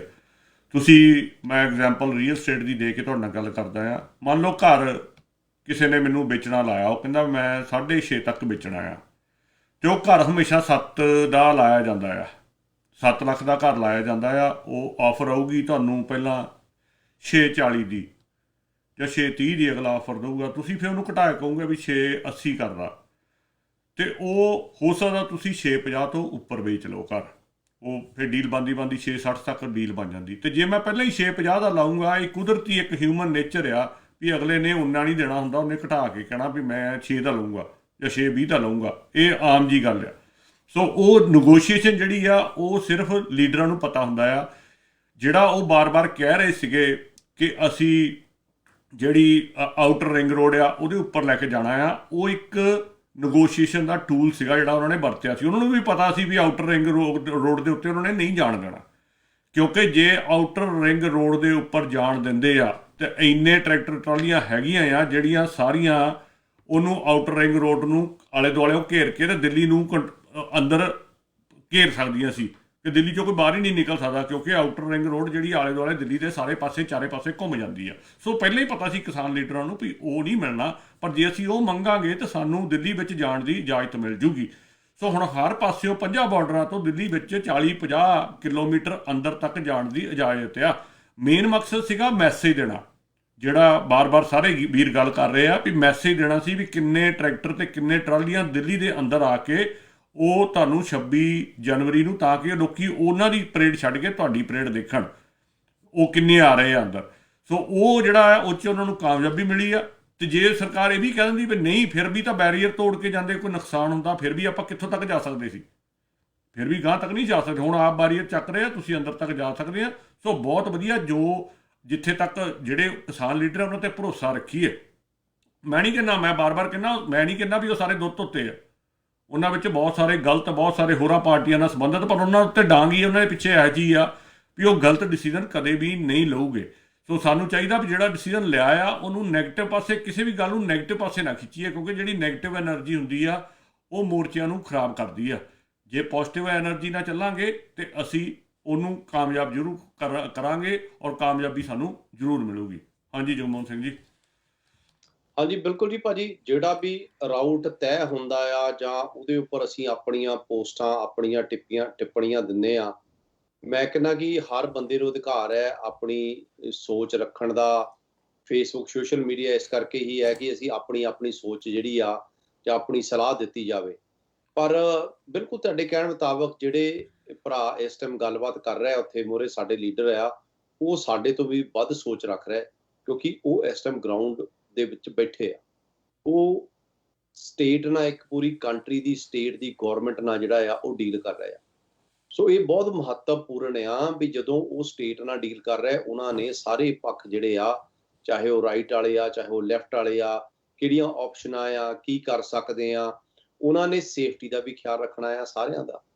ਉਹ ਇੱਦਾਂ ਵੀ ਨਹੀਂ ਚਾਹੁੰਦੇ ਵੀ ਹਾਂ ਵੀ ਅਸੀਂ ਬੈਰੀਗੇਡ ਤੋੜਾ ਕੇ ਤਾਂ ਕੱਲ੍ਹ ਨੂੰ ਉੱਥੇ ਜਿਹੜੀ ਆ ਵੀ ਕੋਈ ਸਾਡਾ ਨੁਕਸਾਨ ਹੋਵੇ, ਕਿਉਂਕਿ ਮਾਲੀ ਨੁਕਸਾਨ ਵੀ ਝੱਲਿਆ ਜਾ ਸਕਦਾ ਆ, ਪਰ ਜਾਨੀ ਨੁਕਸਾਨ ਸਿੱਖਾਂ ਦਾ ਇੰਨਾ ਹੋ ਚੁੱਕਾ ਆ ਅੱਗੇ 47 ਤੋਂ ਲੈ ਕੇ 84 ਤੱਕ, ਮਤਲਬ 84 ਕੀ 92 ਤੱਕ, ਸਾਡਾ 92 96 ਤੱਕ ਜਿੰਨਾ ਸਾਡਾ ਮਾਲੀ ਨੁਕਸਾਨ ਤਾਂ ਹੋਇਆ, ਜਿਹੜਾ ਜਾਨੀ ਨੁਕਸਾਨ ਹੋ ਚੁੱਕਾ ਸਾਡਾ, ਉਹ ਕਦੀ ਵੀ ਭਰਿਆ ਨਹੀਂ ਜਾ ਸਕਦਾ। 84 ਵਾਲੇ ਜ਼ਖਮ ਜਿਹੜੇ ਆ ਕਦੀ ਵੀ ਉਹ ਭਰੇ ਨਹੀਂ ਜਾ ਸਕਦੇ। ਸੋ ਇਸ ਟਾਈਮ ਉਹਨਾਂ ਨੂੰ ਸਾਰੀਆਂ ਗੱਲਾਂ, ਕਿਉਂਕਿ ਜਿੰਨੇ ਲੀਡਰ ਆ ਉਹਨਾਂ ਨੇ ਉਹ ਸਮਾਂ ਵੀ ਦੇਖਿਆ ਆ, ਸੋ ਉਹ ਸਾਰੇ ਸੁਹਿਰਦ ਬਣ ਕੇ ਆਪਣੇ ਫੈਸਲੇ ਲੈ ਰਹੇ ਆ। ਤੋ ਉਹਨਾਂ ਦਾ ਮਤਲਬ, ਮੇਰਾ ਕਹਿਣ ਦਾ ਮਤਲਬ ਕਿ ਉਹ ਬਹੁਤ ਸੂਝਵਾਨੀ ਨਾਲ ਇਹ ਸਾਰੇ ਕੰਮ ਕਰ ਰਹੇ ਆ। ਸੋ ਦੂਜੀ ਗੱਲ ਇਹ ਆ ਵੀ ਆਪਾਂ ਸਾਰਿਆਂ ਨੂੰ ਨੰਬਰ ਵੀ ਇੱਕ ਵਾਰ ਅਨਾਉਂਸ ਕਰ ਦਈਏ ਵੀ ਜਿਹੜਾ ਸਾਡਾ ਲੋਕਲ ਕੈਨੇਡਾ ਵਾਸਤੇ ਨੰਬਰ ਆ ਤੇ US ਵਾਲਾ ਵੀ, ਇਹ ਲੋਕਲ ਨੰਬਰ ਆ 805 668 4100, ਇਹ ਲੋਕਲ ਨੰਬਰ ਹੈ 8056684100। ਇਹ ਅਮਰੀਕਾ ਦੇ ਲੋਕਲ ਨੰਬਰ ਹੈ। ਕੈਨੇਡਾ ਦਾ ਸਾਡਾ ਲੋਕਲ ਨੰਬਰ ਹੈ। ਕੈਨੇਡਾ ਤੋਂ ਕਿਸੇ ਨੇ ਵੀ ਕਾਲ ਕਰਨੀ, ਉਹਨਾਂ ਨੂੰ ਕੋਈ ਲੌਂਗ ਡਿਸਟੈਂਸ ਨਹੀਂ ਪਊਗਾ, ਹੋਏਗਾ 778-300-1000 778-300-1000। ਤੇ WhatsApp ਸਿੰਗਲ ਤੇ ਟੈਲੀਗ੍ਰਾਮ ਵਾਲਾ ਨੰਬਰ ਵੀਰ ਵਰਿੰਦਰ ਸਿੰਘ ਹੁਣਾਂ ਦਾ ਪਰਸਨਲ ਨੰਬਰ ਹੈ, ਤੇ ਉੱਤੇ ਵੀ ਕੋਈ ਵੀਰ ਕਾਲ ਕਰ ਸਕਦਾ ਆ। ਤੋ ਬਾਕੀ ਭਾਜੀ ਕਾਲ ਲੈ ਲਈ ਇੱਕ। ਹਾਂਜੀ ਲਓ ਜੀ, ਕਾਲ ਆ ਗਈ ਤਾਂ ਲਓ। ਹਾਂਜੀ ਤੁਸੀਂ ਆਉਣੇ ਰਹੋ ਜੀ। ਹਾਂਜੀ, ਵਾਹਿਗੁਰੂ ਜੀ ਕਾ ਖਾਲਸਾ ਵਾਹਿਗੁਰੂ ਜੀ ਕੀ ਫਤਿਹ ਜੀ। ਹਾਂਜੀ, ਵਾਹਿਗੁਰੂ ਜੀ ਕਾ ਖਾਲਸਾ ਵਾਹਿਗੁਰੂ ਜੀ ਕੀ ਫਤਿਹ। ਮੈਂ ਜੀ ਕੱਲ ਇੱਕ ਵੀਡੀਓ ਦੇਖੀ ਟਵਿੱਟਰ ਤੇ, ਜਿੱਥੇ ਰੁਲਦੂ ਸਿੰਘ ਨੇ ਆਪੇ ਹੀ ਖੁੰਡਾ ਮਾਰ ਕੇ ਗੱਡੀ ਦਾ ਸ਼ੀਸ਼ਾ ਭੰਨਿਆ ਤੇ ਨਾਂ ਦਿੱਲੀ ਪੁਲਿਸ ਦਾ ਲਾਤਾ। ਮੇਰਾ ਸਵਾਲ ਇਹ ਆ ਵੀ ਇਹ ਰਾਜਨੀਤੀ ਕਿਹੋ ਜੀ ਆ ਜਿਹੜੀ ਵੀ ਉਹ ਕਰ ਰਹੇ ਆ, ਵੀ ਏਦਾਂ ਕਿਉਂ ਹੋਇਆ? ਜ਼ਰੂਰ ਜੀ, ਇਹਨੂੰ ਮੋਰੇ ਲਿਆਓ ਸੱਚ ਨੂੰ। ਜ਼ਰੂਰ ਮੈਂ ਤਾਂ ਜਵਾਬ ਦਿੰਦਾ। ਮੈਂ ਵੀ ਕੱਲ ਦੀ ਉਹ ਦੇਖੀ ਹੋਈ ਆ। ਧੰਨਵਾਦ ਤੁਹਾਡਾ। ਹਾਂਜੀ, ਥੈਂਕ ਯੂ। ਹਾਂਜੀ 0647 ਤੁਸੀਂ ਆਉਣੇ ਰਹੋ। ਹਾਂਜੀ ਵੀਰ ਜੀ, ਉਹ ਹੈ ਜੀ ਖਾਲਸਾ ਵਾਹਿਗੁਰੂ ਜੀ ਫਤਿਹ ਜੀ। ਹਾਂਜੀ, ਵਾਹਿਗੁਰੂ ਜੀ ਕਾ ਖਾਲਸਾ ਵਾਹਿਗੁਰੂ ਜੀ ਕੀ ਫਤਿਹ। ਅਜਮੇਰ ਸਿੰਘ ਅਰਜ਼ ਕਰ ਰਿਹਾ ਜੀ, ਬੇਕਰਜ਼ ਫੀਲਡ ਤੋਂ। ਹਾਂਜੀ ਅਜਮੇਰ ਸਿੰਘ ਜੀ, ਬਹੁਤ ਵਧੀਆ ਪ੍ਰੋਗਰਾਮ ਲੈ ਕੇ ਆ ਰਹੇ ਆ ਤੁਸੀਂ ਸਾਰਿਆਂ ਵੀਰਾਂ ਨੂੰ ਨਾਲ ਲੈ ਕੇ, ਉੱਥੋਂ ਦੀ ਗਰਾਊਂਡ ਲੈਵਲ ਦੀ ਜਾਣਕਾਰੀ। ਤੇ ਹੋਰ ਸਾਰੀ ਮੇਰੇ ਕੋਲ ਥੋੜੀ ਜਿਹੀ ਆਵਾਜ਼ ਦੀ ਡਿਸਟਰਬੈਂਸ ਆ ਮੇਰੇ ਵੱਲੋਂ। ਨਹੀਂ ਠੀਕ ਹੈ ਸਾਡੇ ਵੱਲੋਂ ਤਾਂ ਬਿਲਕੁਲ ਠੀਕ ਆ ਰਹੀ ਤੁਹਾਡੀ ਆਵਾਜ਼। ਠੀਕ ਆ ਰਹੀ ਹੈ ਤੁਹਾਡੀ ਆਵਾਜ਼। ਅੱਛਾ ਠੀਕ ਆ। ਮੈਂ ਗੱਲ ਕਰਨੀ ਚਾਹੁੰਦਾ ਸੀ, ਜਿਵੇਂ ਆਪ ਜੀ ਲੀਡਰ ਵੀਰਾਂ ਦੀ ਗੱਲ ਕਰ ਰਹੇ ਸੀ ਨਾ, ਲੀਡਰਸ਼ਿਪ ਦੀ। ਹਾਂਜੀ, ਇੱਕ ਨਾ ਇੱਕ ਕਾਮਨ ਜਿਹਾ ਲਾ ਕੰਮ ਕਰਦਾ ਆ। ਹਾਂਜੀ, ਔਰ ਇਹ ਆ ਵੀ ਜਿਹੜਾ ਪਰਿਵਾਰ ਦਾ ਮੁਖੀਆ ਹੁੰਦਾ ਹੈ ਨਾ, ਹੈਡ ਆਫ ਫੈਮਿਲੀ, ਉਹਦੀ ਜ਼ਿੰਮੇਵਾਰੀ ਪਰਿਵਾਰ ਦੇ ਬਾਕੀ ਸਾਰਿਆਂ ਮੈਂਬਰਾਂ ਨਾਲੋਂ ਵੱਧ ਹੁੰਦੀ ਆ। ਅਗਰ ਪਰਿਵਾਰ ਦਾ ਮੁਖੀਆ ਸ਼ਰਾਬੀ, ਕਬਾਬੀ, ਜੂਏਬਾਜ਼ ਆ, ਪਰਿਵਾਰ ਪਤਨ ਵੱਲ ਨੂੰ ਜਾਂਦਾ ਆ।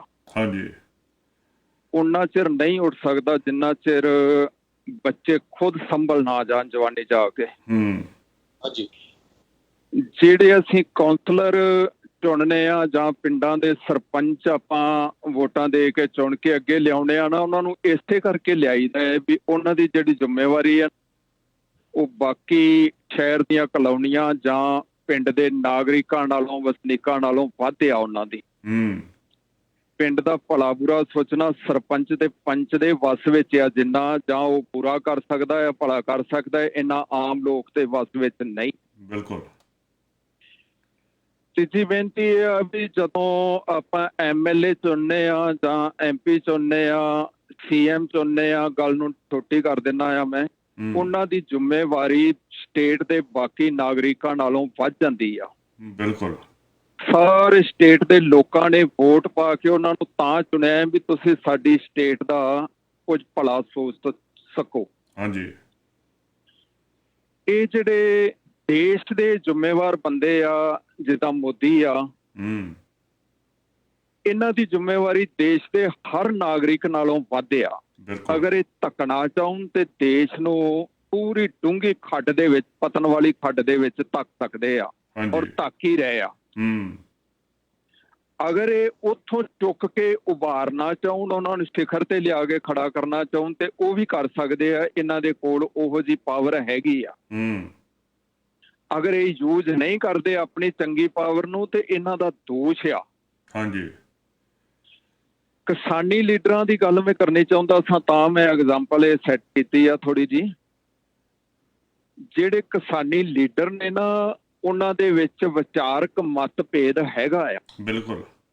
ਉਹ ਖੁਦ ਵੀ ਇਸ ਪ੍ਰੋਗਰਾਮ ਤੇ ਆਪਣੇ ਤੇ ਆਣ ਕੇ ਦੱਸਦੇ ਆ, ਪਰ ਉਹਨਾਂ ਸਾਰੀਆਂ ਵਿਚਾਰਾਂ ਨੂੰ ਉਹ ਪਾਸੇ ਰੱਖ ਕੇ, ਭਾਵੇਂ ਉਹ ਕਾਮਰੇਡ ਨੇ, ਭਾਵੇਂ ਨਰੋਲ ਸਿੱਖ ਸੋਚ ਵਾਲੇ ਨੇ, ਐਂਟੀ ਸਿੱਖ ਸੋਚ ਵਾਲੇ ਨੇ, ਉਹਨਾਂ ਸਾਰੀਆਂ ਵਿਚਾਰਾਂ ਨੂੰ ਪਾਸੇ ਰੱਖ ਕੇ ਟਾਰਗੇਟ ਇੱਕੋ ਹੈ ਇਸ ਵਕਤ ਉਹਨਾਂ ਦਾ ਵੀ ਆਪਾਂ ਕਿਸਾਨੀ ਜਿਹੜਾ ਸੰਘਰਸ਼ ਸ਼ੁਰੂ ਕੀਤਾ ਆ ਵੀ ਇਹਦੇ ਵਿੱਚੋਂ ਜਿੱਤਣਾ ਕਿੱਦਾਂ ਆ। ਹਾਂਜੀ, ਬਿਲਕੁਲ। ਉਹਨਾਂ ਅਗਰ ਸਾਰੀਆਂ ਸੋਚਾਂ ਨੂੰ ਪਾਸੇ ਰੱਖਿਆ ਆ ਨਾ ਤੇ ਸੁਹਿਰਦਤਾ ਦੇ ਨਾਲ, ਬੜੇ ਸੁਚੱਜੇ ਢੰਗ ਦੇ ਨਾਲ ਜੇ ਉਹ ਚੱਲ ਰਹੇ ਨੇ ਤੇ ਸਾਨੂੰ ਸਾਰਿਆਂ ਨੂੰ ਵੀ ਚਾਹੀਦਾ ਹੈ ਵੀ ਉਹਨਾਂ ਦਾ ਸਾਥ ਦੇਣਾ। ਬਿਲਕੁਲ।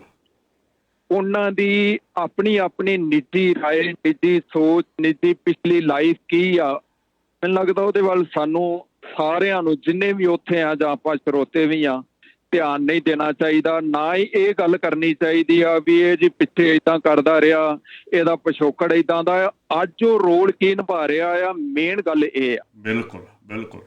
ਔਰ ਉਹ ਬਹੁਤ ਹੀ ਜ਼ਿਆਦਾ ਚੰਗੇ ਢੰਗ ਦੇ ਨਾਲ ਆਪਣਾ ਰੋਲ ਅਦਾ ਕਰ ਰਹੇ ਨੇ। ਅਸੀਂ ਇਹ ਅਰਦਾਸ ਕਰਦੇ ਹਾਂ ਵਾਹਿਗੁਰੂ ਜੀ ਅੱਗੇ ਵੀ ਚਲੋ ਇਹ ਉਹਨਾਂ ਦੀ ਜਿਹੜੀ ਸੁਹਿਰਦਤਾ ਦੇ ਨਾਲ ਕਮਾਂਡ ਆ, ਉਹਨੂੰ ਚੰਗਾ ਫਲ ਲੱਗੇ ਤੇ ਆਪਾਂ ਜਿੱਤ ਕੇ ਵਾਪਸ ਘਰਾਂ ਨੂੰ ਪਰਤੀਏ। ਬਹੁਤ ਬਹੁਤ ਧੰਨਵਾਦ ਤੁਹਾਡਾ। ਬਹੁਤ ਵਧੀਆ ਗੱਲਾਂ ਕੀਤੀਆਂ ਤੁਸੀਂ। ਔਰ ਇਹ ਸੰਗਤ ਨੂੰ ਸਮਝਣਾ ਚਾਹੀਦਾ। ਸਾਨੂੰ ਵੀ ਜਦੋਂ ਸਾਨੂੰ ਸਮਝ ਆਉਣ ਲੱਗ ਪਈ ਨਾ, ਅਸੀਂ ਥੋੜ੍ਹੇ ਸਿਆਣੇ ਹੋ ਗਏ ਤੇ ਇਹ ਸਵਾਲ ਤੁਹਾਡੇ ਆਪਣੇ ਆਪ ਹੀ ਮੁੱਕ ਜਾਣਗੇ। ਬਹੁਤ ਧੰਨਵਾਦ ਤੁਹਾਡਾ ਵੀਰ ਜੀ। ਥੈਂਕ ਯੂ ਭਾਜੀ। ਖਾਲਸਾ ਵਾਹਿਗੁਰੂ ਜੀ ਕੀ ਫਤਿਹ। ਹਾਂਜੀ, ਹੁਣ ਆਪਾਂ ਉਹਨੇ ਪਹਿਲੇ ਸਵਾਲ ਨਾਲ ਜਿਹੜਾ ਵੀਰ ਨੇ ਸਵਾਲ ਕੀਤਾ ਜੀ, ਦੇਖੋ ਪਹਿਲੀ ਗੱਲ ਤਾਂ ਇਹ ਆ ਵੀ ਉਹ ਸਵਾਲ ਸਾਨੂੰ ਕਰਨਾ ਨਹੀਂ ਬਣਦਾ। ਸਾਨੂੰ ਕਿਉਂਕਿ ਪਤਾ ਹੀ ਨਹੀਂ ਉਹ ਘਟਨਾਕ੍ਰਮ ਦਾ ਉੱਥੇ ਕੀ ਹੋਇਆ, ਕੀ ਨਹੀਂ ਹੋਇਆ, ਕਿੱਦਾਂ ਹੋਇਆ, ਤੇ ਉਹਨੇ ਆਪ ਭੰਨਿਆ, ਸ਼ੀਸ਼ਾ ਭੰਨਿਆ। ਤੇ ਕਿਉਂਕਿ ਮੈਂ ਕੱਲ ਇੰਨੀ ਕੁ ਮੈਂ ਦੱਸ ਸਕਦਾ ਤੁਹਾਨੂੰ ਵੀ ਮੈਂ ਕੱਲ ਰਾਜੇਵਾਲ ਹੁਣਾਂ ਦੀ ਇੱਕ ਸੁਣੀ ਸੀ, ਉਹਦੇ ਵਿੱਚ ਉਹ ਕਹਿ ਰਹੇ ਸੀ ਵੀ ਅਸੀਂ ਜ਼ਰੂਰ ਬੈਠ ਕੇ ਤੇ ਉਹ ਸਵਾਲ ਜਵਾਬ ਕਰਾਂਗੇ ਉਹਨਾਂ ਨੂੰ। ਸੋ ਉਹਨਾਂ ਨੂੰ ਛੱਡ ਦਿਓ, ਇਹ ਵੀ ਉਹ ਆਪਸ 'ਚ ਨਜਿੱਠ ਲੂਗੇ ਇਹ ਗੱਲ। ਬਾਕੀ ਆਪਾਂ ਨੂੰ ਪਤਾ ਨਹੀਂ ਵੀ ਉੱਥੇ ਕੀ ਵਾਪਰਿਆ, ਇਸ ਕਰਕੇ ਆਪਾਂ ਦੱਸ ਨਹੀਂ ਸਕਦੇ। ਆਪਾਂ ਅਗਲੀ ਕਾਲਰ ਲੈਂਦੇ ਹਾਂ। ਹਾਂਜੀ, 0001 ਤੁਸੀਂ ਆਨ 에ਅਰ ਹੋ ਜੀ। ਹਾਂਜੀ ਵਾਹਿਗੁਰੂ ਖਾਲਸਾ ਫਤਿਹ ਜੀ। ਹਾਂਜੀ, ਵਾਹਿਗੁਰੂ ਜੀ ਕਾ ਖਾਲਸਾ, ਵਾਹਿਗੁਰੂ ਜੀ ਕੀ ਫਤਿਹ। ਹਾਂਜੀ, ਮਨਜੀਤ ਸਿੰਘ ਬੋਲਦਾ ਜੀ, ਬੈਟਰ ਤੋਂ ਜੀ। ਹਾਂਜੀ ਹਾਂਜੀ, ਮਨਜੀਤ ਸਿੰਘ ਜੀ। ਭਾਜੀ ਪ੍ਰੋਗਰਾਮ ਬਹੁਤ ਵਧੀਆ। ਬਾਕੀ ਇਹ ਜਿਹੜੇ ਆਪਾਂ ਗੱਲ ਕੀਤੀ ਗਰੇਵਾਲ ਨਾਲ ਵੀ ਇਹ ਜਿਹੜੇ ਗਾਣੇ ਆ ਕਿੰਨੀ ਕੁ ਦੇਰ, ਇਹ ਗਾਣੇ ਤਾਂ ਬਹੁਤ ਦੇਰ ਹੀ ਇਸ ਤਰ੍ਹਾਂ ਦੇ ਚੱਲਣਗੇ ਹੁਣ। ਕਾਫੀ ਜ਼ਿਆਦਾ ਸਾਲ ਵੇਖੋ, ਜਦੋਂ ਆਪਣੇ ਨਾਲ 84 ਦਾ ਧੱਕਾ ਹੋਇਆ ਤੇ ਕਿੰਨੀ ਦੇਰ ਜਿਹੜੇ ਸੀ ਆਪਣਾ ਮਤਲਬ ਮੂਵਮੈਂਟ ਫਿਰ ਬਾਅਦ ਚ ਵਧੀਆ ਰਹੀ। ਉਹੀ ਕੰਮ ਇਹ ਹੋਣਾ, ਬਹੁਤ ਲੌਂਗ ਟਰਮ ਚੱਲਣਗੇ। ਬਾਕੀ ਜੇ ਕੋਈ ਗਾਣਾ ਉਹ ਜਿਹਾ ਲੈ ਕੇ ਆਏਗਾ ਵੀ, ਗਾਣਾ ਕਿਸੇ ਨੇ ਸੁਣਨਾ ਨਹੀਂ ਕਿਉਂਕਿ ਲੋਕਾਂ ਨੇ ਲਾਈਕ ਨਹੀਂ ਕਰਨਾ। ਬਾਕੀ ਜਿਹੜੇ ਕੁਝ ਵੀਰ ਆਪਣੇ ਸਵਾਲ ਇੱਥੇ ਤੁਹਾਨੂੰ ਕਰ ਦਿੰਦੇ ਆ ਵੀ ਜਿਹੜਾ ਉੱਥੇ ਨੈਗੇਟਿਵ ਪੁਆਇੰਟ ਹੋਇਆ ਸਾਨੂੰ ਉਹਦੇ ਬਾਰੇ ਦੱਸੋ। ਇਹ ਤੇ ਸਵਾਲ ਕਰਨ ਵਾਲੇ ਨੂੰ ਸੋਚਣਾ ਚਾਹੀਦਾ ਵੀ ਆਪਾਂ ਨੈਗੇਟਿਵ ਸੋਚੀਏ ਹੀ ਨਾ ਉਹਨੂੰ ਆਪਾਂ ਬਾਰ-ਬਾਰ ਆਪਾਂ ਸੋਸ਼ਲ ਮੀਡੀਆ ਤੇ ਦੁਹਰਾਈਏ। ਆਪਾਂ ਦੇ ਚੰਗੇ ਪੁਆਇੰਟ ਹੀ ਦੇਖੀਏ ਸਾਰੇ, ਨਾ ਕਿ ਮਾੜੇ ਉਹਦੇ ਵਿੱਚ। ਨਾਲੇ ਅਸੀਂ ਕੁਆਲੀਫਾਈ ਨਹੀਂ ਹੈ ਉਹ ਜਵਾਬ ਦੇਣ ਦੇ। ਅਸੀਂ ਉੱਥੇ ਨਾ ਬੈਠੇ ਆ, ਸਾਡੀ ਤਾਂ ਬਸ ਗੱਲਬਾਤ ਹੀ ਹੋਈ ਆ। ਪਹਿਲਾਂ ਪ੍ਰੋਗਰਾਮ 'ਚ ਆਪਾਂ ਉਹਨਾਂ ਨੂੰ ਲੈ ਕੇ ਆਏ, ਆਪਾਂ ਕੋਈ ਉਹਨਾਂ ਨੂੰ ਡਿਫੈਂਡ ਨਹੀਂ ਕਰ ਰਹੇ ਤੇ ਨਾ ਹੀ ਆਪਾਂ ਕਹਿ ਰਹੇ ਵੀ ਉਹਨਾਂ ਦੀ ਗਲਤੀ ਹੈ। ਸਾਨੂੰ ਕੁਛ ਪਤਾ ਹੀ ਨਹੀਂ, ਅਸੀਂ ਕਿੱਦਾਂ ਜਵਾਬ ਦੇ ਸਕਦੇ। ਇਹ ਇੱਕ ਗੱਲ ਜਿਹੜੀ ਤੁਸੀਂ ਕੀਤੀ ਨਾ ਦਿਓਲ ਸਾਹਿਬ, ਉਹ ਕਿ ਜਿਹੜੇ ਗਾਇਕ ਆ ਉਹਨਾਂ ਨੇ ਤਾਂ ਤੁਹਾਨੂੰ ਉਹੀ ਪਰੋਸਣਾ ਬੜਾ ਕਲੀਅਰਲੀ ਕਹਿ ਗਏ ਆ ਕਰਵਰ ਗਰੇਵਾਲ, ਜੋ ਤੁਸੀਂ ਸੁਣੋਗੇ। ਜੇ ਤੁਸੀਂ ਚੰਗੇ ਗਾਣੇ ਸੁਣਨੇ ਚਾਹੁੰਦੇ ਤਾਂ ਉਹ ਤਾਂ ਚੰਗੇ ਦਊਗੇ ਤੁਹਾਨੂੰ। ਗਲਤੀ ਸਾਡੀ ਹੋਈ ਹੁੰਦੀ ਆ ਹਮੇਸ਼ਾ। ਜੇ ਵਿਕੂਗੇ ਨਹੀਂ ਅਗਲੇ ਦੇ ਗਾਣੇ, ਚੱਲੂਗੇ ਨਹੀਂ ਤੇ ਅਗਲੇ ਕਿਉਂ ਬਣਾਉਗੇ ਉਹ ਗਾਣੇ। ਸੋ ਇਹ ਸਾਡੇ ਤੇ ਡਿਪੈਂਡ ਕਰਦਾ।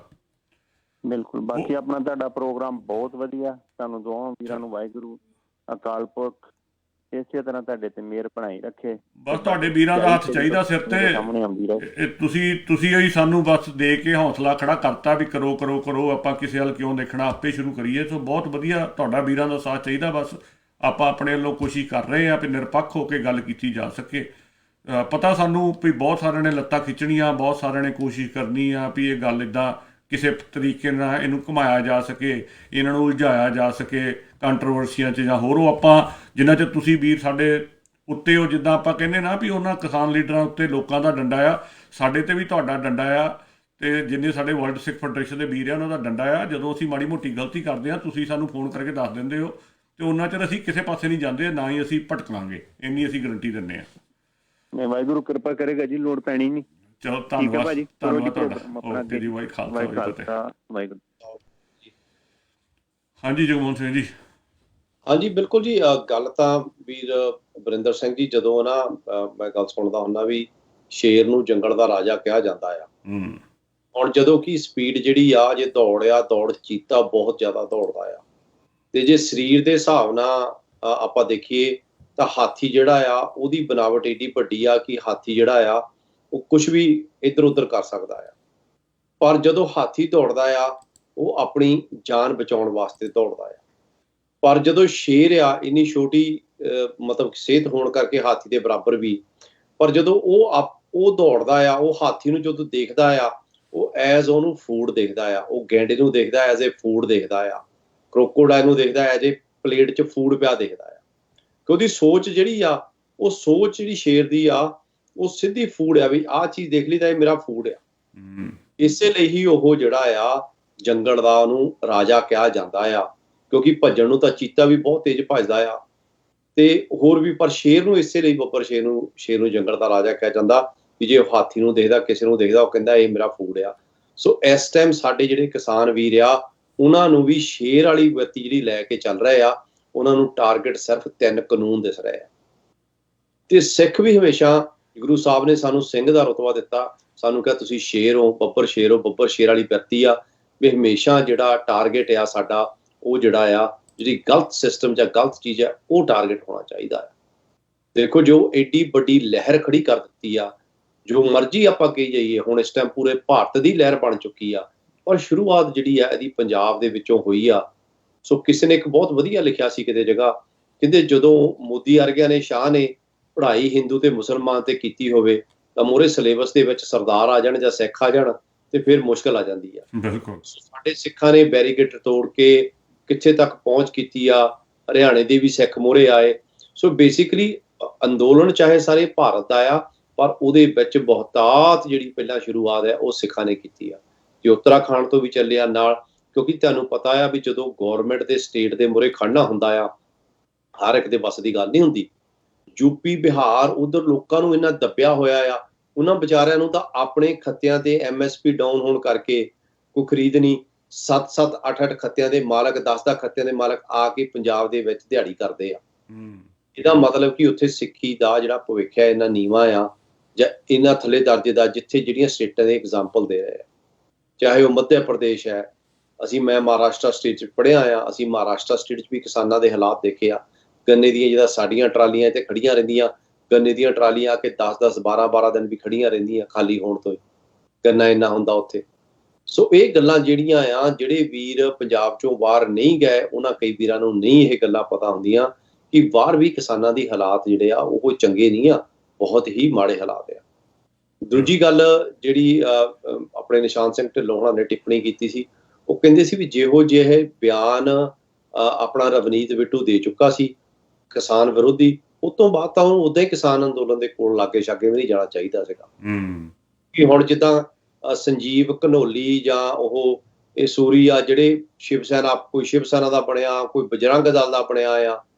ਬੇਸਿਕਲੀ ਇਹ ਮੁੱਠੀ ਭਰ ਲੋਕ ਹੈ ਜਿਹੜੇ ਆਪਣੇ ਵਾਸਤੇ ਇੱਕ ਸਿਕਿਉਰਿਟੀ ਲੈਣਾ ਚਾਹੁੰਦੇ ਆ, ਗਨਮੈਨ ਲੈਣਾ ਚਾਹੁੰਦੇ ਆਪਣੇ ਵਾਸਤੇ, ਇੱਕ ਆਪਣੇ ਆਪ ਨੂੰ ਹਿੰਦੂਆਂ ਦੇ ਰਿਪਰੈਜ਼ੈਂਟੇਟਿਵ ਸ਼ੋ ਕਰਨਾ ਚਾਹੁੰਦੇ ਵੀ ਹਾਂ ਪੰਜਾਬ ਦੇ ਹਿੰਦੂਆਂ 'ਚ ਅਸੀਂ ਰਿਪਰੈਜ਼ੈਂਟ ਕਰਦੇ ਆ।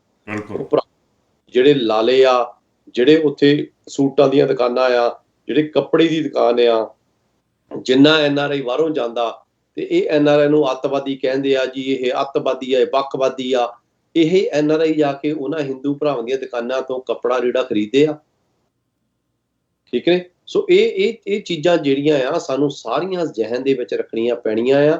ਹੱਲੇ ਵੀ ਜਿੱਦਾਂ ਹੁਣ ਲੱਖੇ ਸਿਧਾਣੇ ਉਹਨਾਂ ਨੇ ਪਿੰਡੋਂ ਪਿੰਡ ਜਾ ਕੇ ਮਜ਼ਦੂਰਾਂ ਨੂੰ ਕਿਹਾ ਆ ਵੀ ਹੱਲੇ ਵੀ ਕਿਤੇ ਨਾ ਕਿਤੇ ਇਹ ਸਭ ਤੋਂ ਪਹਿਲਾਂ ਤਾਂ ਇਹ ਲੋਕਾਂ ਦੇ ਦਿਮਾਗ ਦੇ ਵਿੱਚ ਪਾਇਆ ਜਾ ਰਿਹਾ ਸੀ ਵੀ ਇਹ ਅੰਦੋਲਨ ਜਿਹੜਾ ਆ ਸਿੱਖਾਂ ਦਾ ਆ, ਸਿੱਖ ਕਿਸਾਨਾਂ ਦਾ ਆ। ਪੋਲੀਟੀਕਲ ਵੀ ਜਿੰਨੇ ਵੀ, ਚਾਹੇ ਉਹ ਤੋਮਰ ਸੀ, ਚਾਹੇ ਉਹ ਸੋਮਨਾਥ ਸੀ, ਚਾਹੇ ਉਹ ਅਮਿਤ ਸ਼ਾਹ ਸੀ, ਚਾਹੇ ਮੋਦੀ ਸੀ, ਜਿੰਨੀ ਵੀ ਭਾਜਪਾ ਵਾਲੇ ਸੀਗੇ, ਚਾਹੇ ਉਹ ਸੰਮਿਤ ਪਾਤਰਾ ਹੁੰਦਾ ਜਿਹੜਾ ਉੱਚੀ ਉੱਚੀ ਰੌਲਾ ਪਾਉਂਦਾ ਆ, ਤੇ ਉਹ ਸੀਗਾ ਜਿਹੜਾ ਲਵ ਜਹਾਦ ਦਾ ਬਹੁਤ ਰੌਲਾ ਪਾਉਂਦਾ ਆ ਵੀ ਲਵ ਜਹਾਦ ਐ ਹੋ ਗਿਆ ਜੀ, ਇੱਥੇ ਲਵ ਜਹਾਦ ਦਾ ਕਾਨੂੰਨ ਲਾ ਦੋ। ਮੁੜ ਕੇ ਪਤਾ ਲੱਗਾ ਉਹਦੀ ਆਪਣੀ ਲੜਕੀ ਨੇ ਹੀ ਮੁਸਲਮਾਨ ਲੜਕੇ ਦਾ ਵਿਆਹ ਕਰਾ ਲਿਆ, ਸੰਮਿਤ ਪਾਤਰਾ ਦੀ ਨੇ। ਸੋ ਉਹ ਚਾਹੁੰਦਾ ਸੀਗਾ ਵੀ ਇੱਕ ਧਰਮ ਦਾ ਬੱਚਾ ਦੂਜੇ ਧਰਮ ਦੇ ਵਿੱਚ ਵਿਆਹ ਨਾ ਕਰਾਵੇ, ਠੀਕ ਹੈ ਨਾ। ਇੱਕ ਪਾਸੇ ਅਸੀਂ ਕਹਿੰਦੇ ਆ ਵੀ ਡਿਜੀਟਲ ਇੰਡੀਆ, ਸਾਡਾ ਇੰਡੀਆ ਜਿਹੜਾ ਭਾਰਤ ਸਾਡਾ ਅਗਾ, ਇੱਕ ਅਸੀਂ ਏਦਾਂ ਦੀਆਂ ਜਿਹੜੀਆਂ ਛੋਟੀਆਂ ਟੁੱਚੜ ਗੱਲਾਂ ਕਰਦੇ ਆ। ਸੋ ਆਪਾਂ ਨੂੰ ਇਹਨਾਂ ਗੱਲਾਂ ਤੋਂ ਉੱਠ ਕੇ ਇਹ ਦੇਖਣਾ ਪੈਣਾ ਆ ਵੀ ਜਿਹੜੇ ਇਹ ਲੋਕ ਆ, ਸਾਡੇ ਹਿੰਦੂ ਭਰਾਵਾਂ ਨੂੰ ਵੀ ਮੇਰੀ ਬੇਨਤੀ ਆ ਵੀ ਜਿਹੜੇ ਇਦਾਂ ਦੇ ਸੰਜੀਵ ਘਨੌਲੀ ਆ ਜਾਂ ਸੂਰੀ ਵਰਗੇ ਬਿਆਨ ਦਿੰਦੇ ਆ, ਉਸ ਟਾਈਮ ਤੁਹਾਡੀ ਜ਼ਮੀਰ ਕਿਉਂ ਨਹੀਂ ਜਾਗਦੀ? ਕਿਉਂ ਤੁਸੀਂ ਨਹੀਂ ਇਹਨਾਂ ਲੋਕਾਂ ਦਾ ਵਿਰੋਧ ਕਰਦੇ? ਕਿਉਂ ਤੁਸੀਂ ਉੱਠ ਕੇ ਕਹਿੰਦੇ ਨਹੀਂ ਇਹ ਸਾਨੂੰ ਸਾਰੇ ਹਿੰਦੂਇਜ਼ਮ ਨੂੰ ਸਾਨੂੰ ਰਿਪਰੈਜ਼ੈਂਟ ਨਹੀਂ ਕਰਦੇ? ਕੀ ਘਨੌਲੀ ਸਾਰੇ ਪੰਜਾਬ ਦੇ ਹਿੰਦੂਆਂ ਨੂੰ ਰਿਪਰੈਜ਼ੈਂਟ ਕਰਦਾ ਆ? ਜਦੋਂ ਅਸੀਂ ਉਹਨਾਂ ਦੇ ਖਿਲਾਫ ਆਵਾਜ਼ ਨਹੀਂ ਉਠਾਉਂਦੇ, ਉਹ ਏਦਾਂ ਲੱਗਦਾ ਵੀ ਸਾਰਿਆਂ ਨੂੰ ਰਿਪਰੈਜ਼ੈਂਟ ਹੀ ਘਨੌਲੀ ਕਰ ਰਿਹਾ। ਹਰ ਇੱਕ ਪੰਜਾਬ ਦੇ ਹਿੰਦੂ ਦੀ ਸੋਚ ਹੀ ਏਦਾਂ ਦੀ ਆ। ਪਰ ਜਗਮੋਹਨ ਸਿੰਘ ਦੀ ਗੱਲ ਦੋਵੇਂ ਪਾਸੇ ਜਾਂਦੀ ਆ।